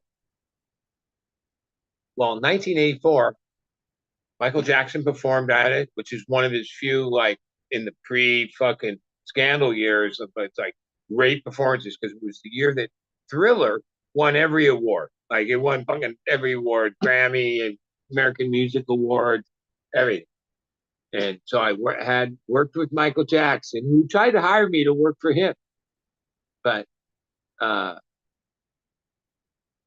yeah, I had a lot of celebrity little things. But what would happen in all these things is the dead would be off for like a couple of months or sometimes longer. And then no matter how prestigious or how much possible opportunity was in my future with these gigs, as soon as the door would start, I'd hightail and be like, drop everything and just leave. And a lot of times my mom would be like, oh, wait, she referred me and then I fucked them over. Like, not really fucked them over in any way than just quitting out of the blue and deep. Okay. It's like, yeah, I'm a deadhead, dude. I'm Grateful Dead was actually still alive playing. That's how I made it to 535 Grateful Dead shows, by not letting anything get in the way of that, no matter if I was whatever job. I had through that, in '85, I was the production manager with Pierre Cossette of the Grammys because I had a knack for these live shows, which a live show is like a whole different animal than a tape show. And yeah, I had a few years of my life. I was younger.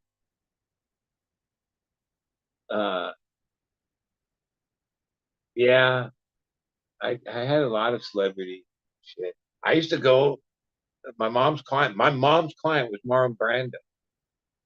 And he lived up on, there's this weird driveway up on Mulholland. There's two people that live on that driveway: Marlon Brando, Jack Nicholson. Two craziest fucking guys of the era. And like Marlon Brando's, like Jack Nicholson's place, like, oh, because he was friends with Lakers and all that, had this basketball court built like right on the edge of the fucking cliff that had this view. And his whole house was like open design. You could, when you got close, I mean, it was a private estate. He had different gates. Marlon Brando, Like, and this was in the era when his kid killed the fucking whatever. That's like the craziest shit happened in this house. Right?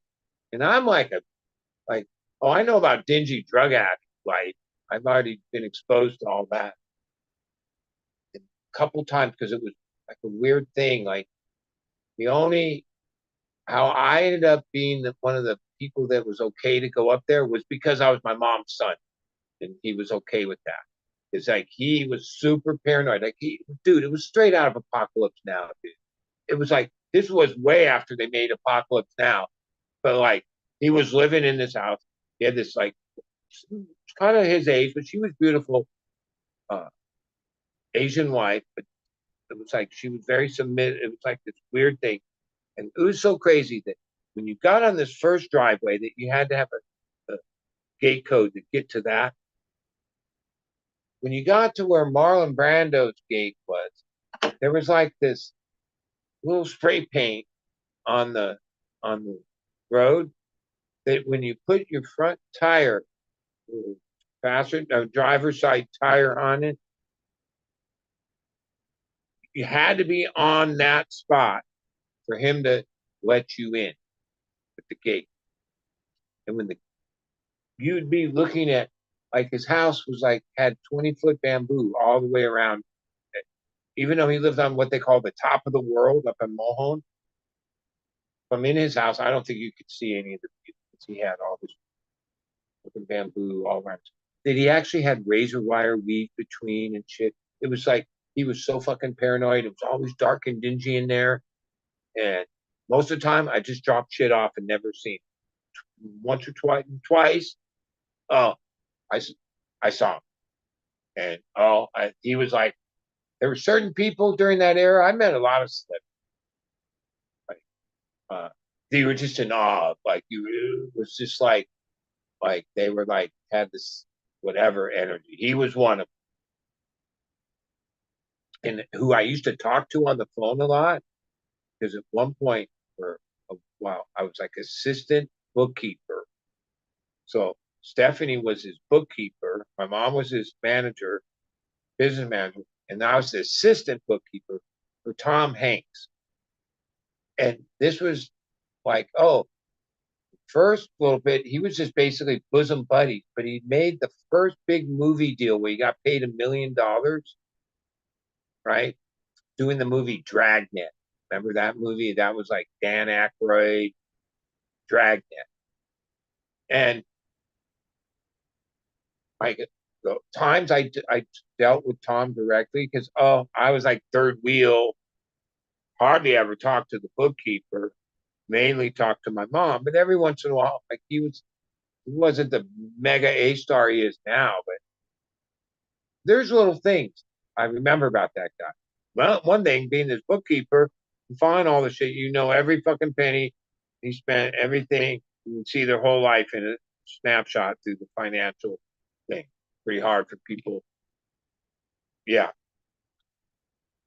This guy, okay, during the first big $1 million movie, get paid $1 million from Universal.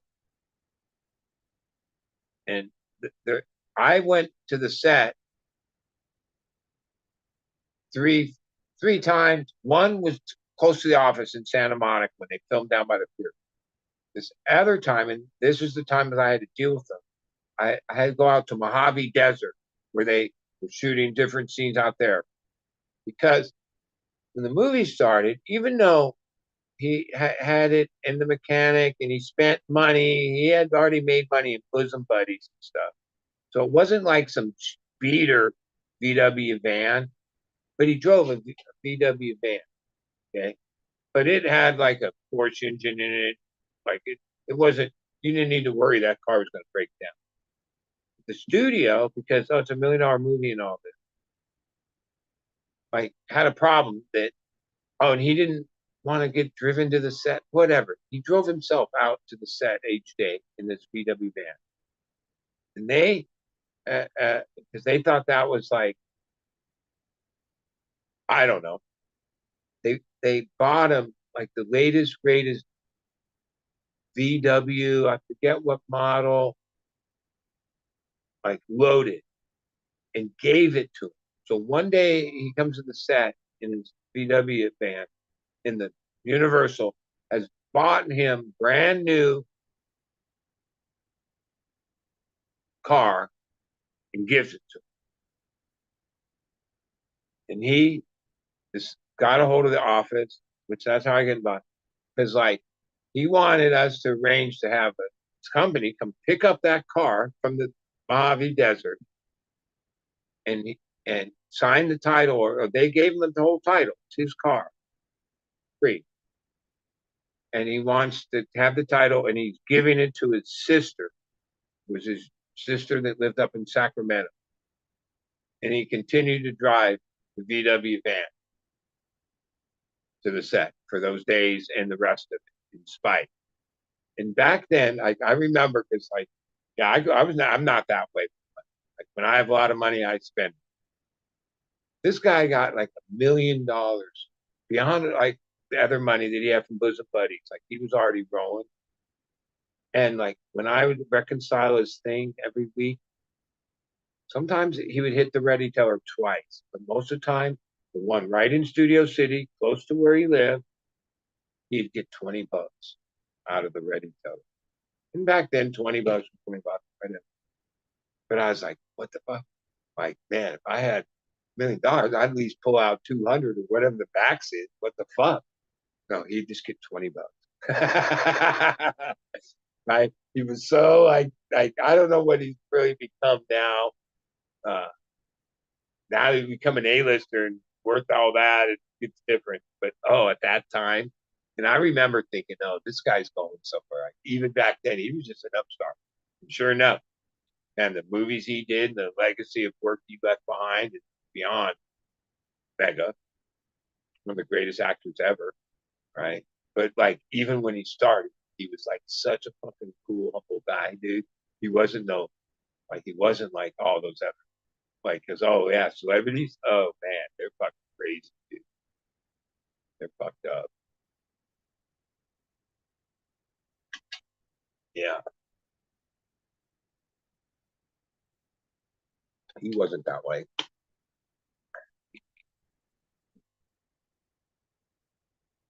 And even though I saw him a few times. My mom's other client was Norm from Cheers. George went, and George was cool. Like George was like it wasn't like George was an actor, like or maybe, but the role he was playing was his. Like it wasn't like when you saw George or he was in the office or whatever, you'd be like, oh, that's the guy that plays Norm. You'd be like, oh, that's Norm. Like he was that guy. I don't think it was an act.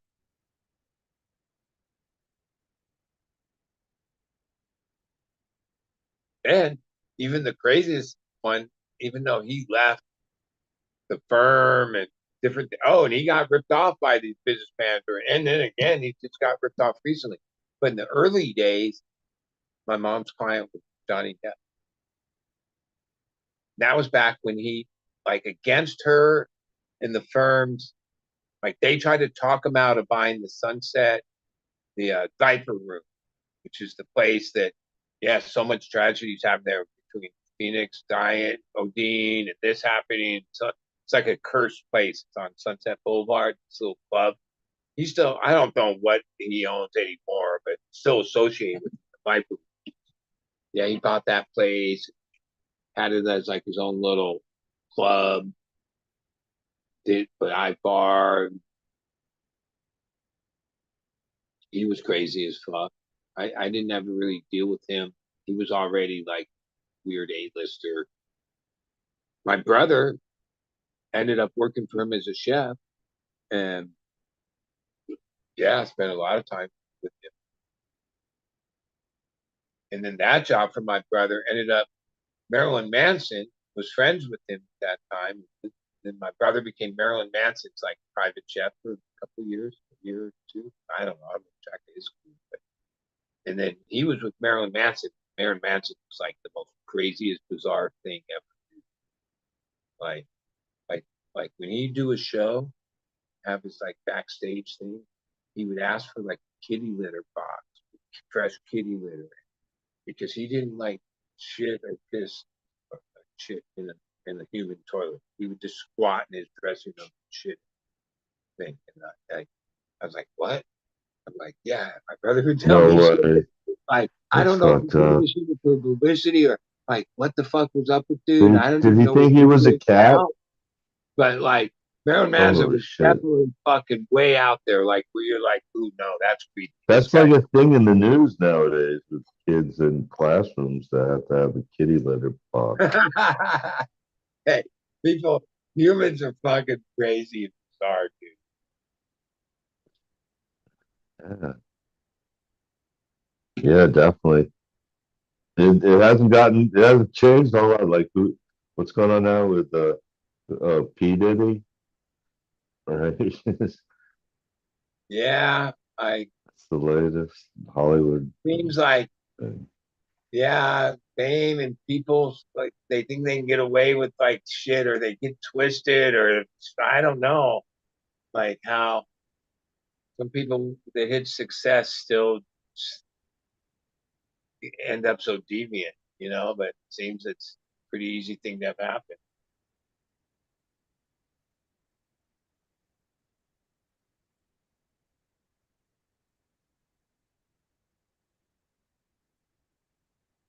Yeah. Well, it's getting pretty late. Yeah, I'm down to I got work to do that I never get done on the nights I come here. Even though I thought, oh, tonight I'll do this on the show. Nah, I'm good at procrastinating. Uh-huh. Yesterday I worked for 7 straight hours. Yeah, that's all. Tonight I came here thinking, oh, but then it's okay. Tomorrow's another day. Yeah, I just try to get as much done. It's just personal thing, not too serious. No one else involved, no commitments really. Because it's really endless. At one point I realized like I could just keep my God, there's more and more things you could do. I could do this and that and this. But yeah, try to be reasonable. But yeah, I ate some food. I got a second wind, so that always helps. We got a lot more to do tonight. Ryan's cooking. That Yeah, you're pretty far along on it. That's pretty cool. I was watching when you were starting that. I was like, oh yeah, that's pretty nice.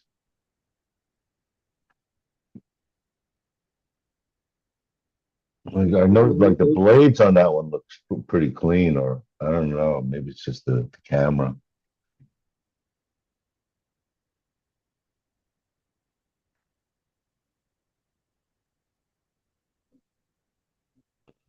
Yeah, it looks good. Or maybe pre-painted it. That's probably it. Huh? He's muted, but birds aren't real. I say I put this, I ground them with this like a buffer wheel first, and then I just took some like white Rust-Oleum paint and just did one layer of white, because if I Uh-huh. don't do the white first, it'll rust, or like the rust will just like go through the layers and shit, or it doesn't, like, colors don't pop as much. They don't have that white background to stick out from or something. I don't know. Yeah, Yeah, it looks that's good. part of art. The white is a base, and But like right now, I'm using, like, I'm mixing my paints with some caulking to get the raised effect. Uh-huh. And I'm just kind of, as I keep going around in circles here, I'm just gonna keep glooping. Like, I gotta just kind of keep upkeep on them, kind of keep forming them as they dry. those look like fish guppies or something. Yeah, I was thinking they kind of look like swimming something or other. Yeah, I didn't realize there Yeah. was depth to it. You got texture, so they're 3D, Oh yeah. and that's from using the epoxy with the paint. That's a smart idea. I mean, it's not like Marshall's like this one here. Got some crazy 3D shit going on. all these things look very psychedelic to me. Ever since you started showing them, like, damn, this boy be tripping.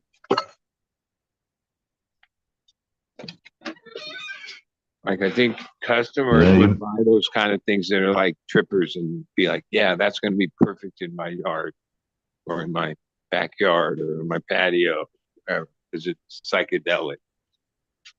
Right in front of the yeah. fucking speaker stack. Do you take Fireworks shooting pictures? out of it. Do you take pictures of all of them? Well, yeah, kind of. I You mean, get to there's so make much an video of album. me doing this shit anyway. I mean, I kind of really only do it when I'm fucking. I don't know how serious you are about it, but yeah, it's kind of your thing now. It's your style, the wheel style The of 420 rotary cookout hoe. skate. Even Well, though May not be technically able to have somebody's all like the I'm not wheels, the 400. but you only could have person pictures of that's them. doing art with these things, but yeah, I've never seen anything like it. And that's pretty hard in art where so many people just do what other people do or similar. Like, yeah, that's a pretty unique thing. And like this one, I'm just doing more simple colors. I just figured, like the high school colors in this town are blue, white, and or blue, green, and white. They're the Lakers, kind of like the not really kind of like the Lakers there, but I don't know. I haven't figured out what I might just keep this old John Deere green here as part of the green, but I got some glow in the dark green to slap on here somehow, incorporated in the outer. I don't know. We'll fuck it up a few times and then make it right. Break the trend and do one that isn't like this subdued colors. There's somebody that's gonna like gravitate to that piece because that. Oh, the ones that I've sold that sell the quickest are just ones that I just give them a little bit of a grind like right on the edge of the blades, so they kind of shine right there, and then just spray them with clear coat. And just the rusty ones, they sell quick. They don't sell. I mean, they go for a lot cheaper, but especially when I first started doing them, when I fucking Have you ever sold one to somebody and then they decide to do their own painting of it and then send you a picture and say, "Oh, look what I did." no, but I mean, like especially the older ones like the first ones that I did, I guarantee that those ones are like just looking like hell right now. So like I mean, a person they own it once they own it. Obviously, I mean they can repaint them and shit. Or on a lot of the shows too. I've like Marshall's here. I've repainted this one fucking a million times. I think I'm calling it done though. It's close to done. I'll probably hit it one more time or two, but it needs some clear coat on it. But Is there any of them that's like not for sale because like, oh, you're keeping that one? no, Yeah, most no. artists answer that I question. mean, in a sense, kind of. Like I probably hold on to them a little longer than I really need to. I guess that's But the difference of a professional artist and a hobbyist. It's like so hobbyists might just be doing it for their own things, where a true artist, everything they do is for sale because that's why they're a pro. Which would be hard because I know you put certain effort into certain things, you don't want to let them go. well, not only that, but people expect them for, or some people I suppose expect them for cheap too. I don't know if that all. There's all sorts, but There's Marshall. You know, Marshall, I saw you in the Maple Leaf stream the other night. There's probably a stream tonight, probably an hour left. Jazz Fest is on his big night tonight. I don't know. At a certain point, it gets like, starts to burn out. Like, holy shit, there's been like 2 weeks of solid fucking music, like 24 hours a day almost.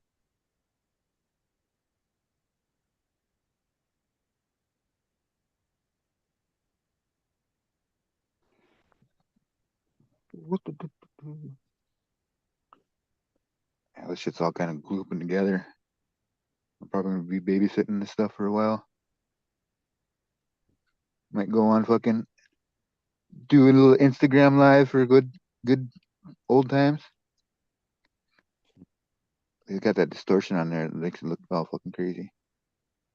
That's what I liked looking at when I was tripping. Well, this was a good show. Yeah, see y'all on Tuesday. Everyone have a good Sunday. They stopped early tonight at Maple Leaf. It ended 50 minutes ago.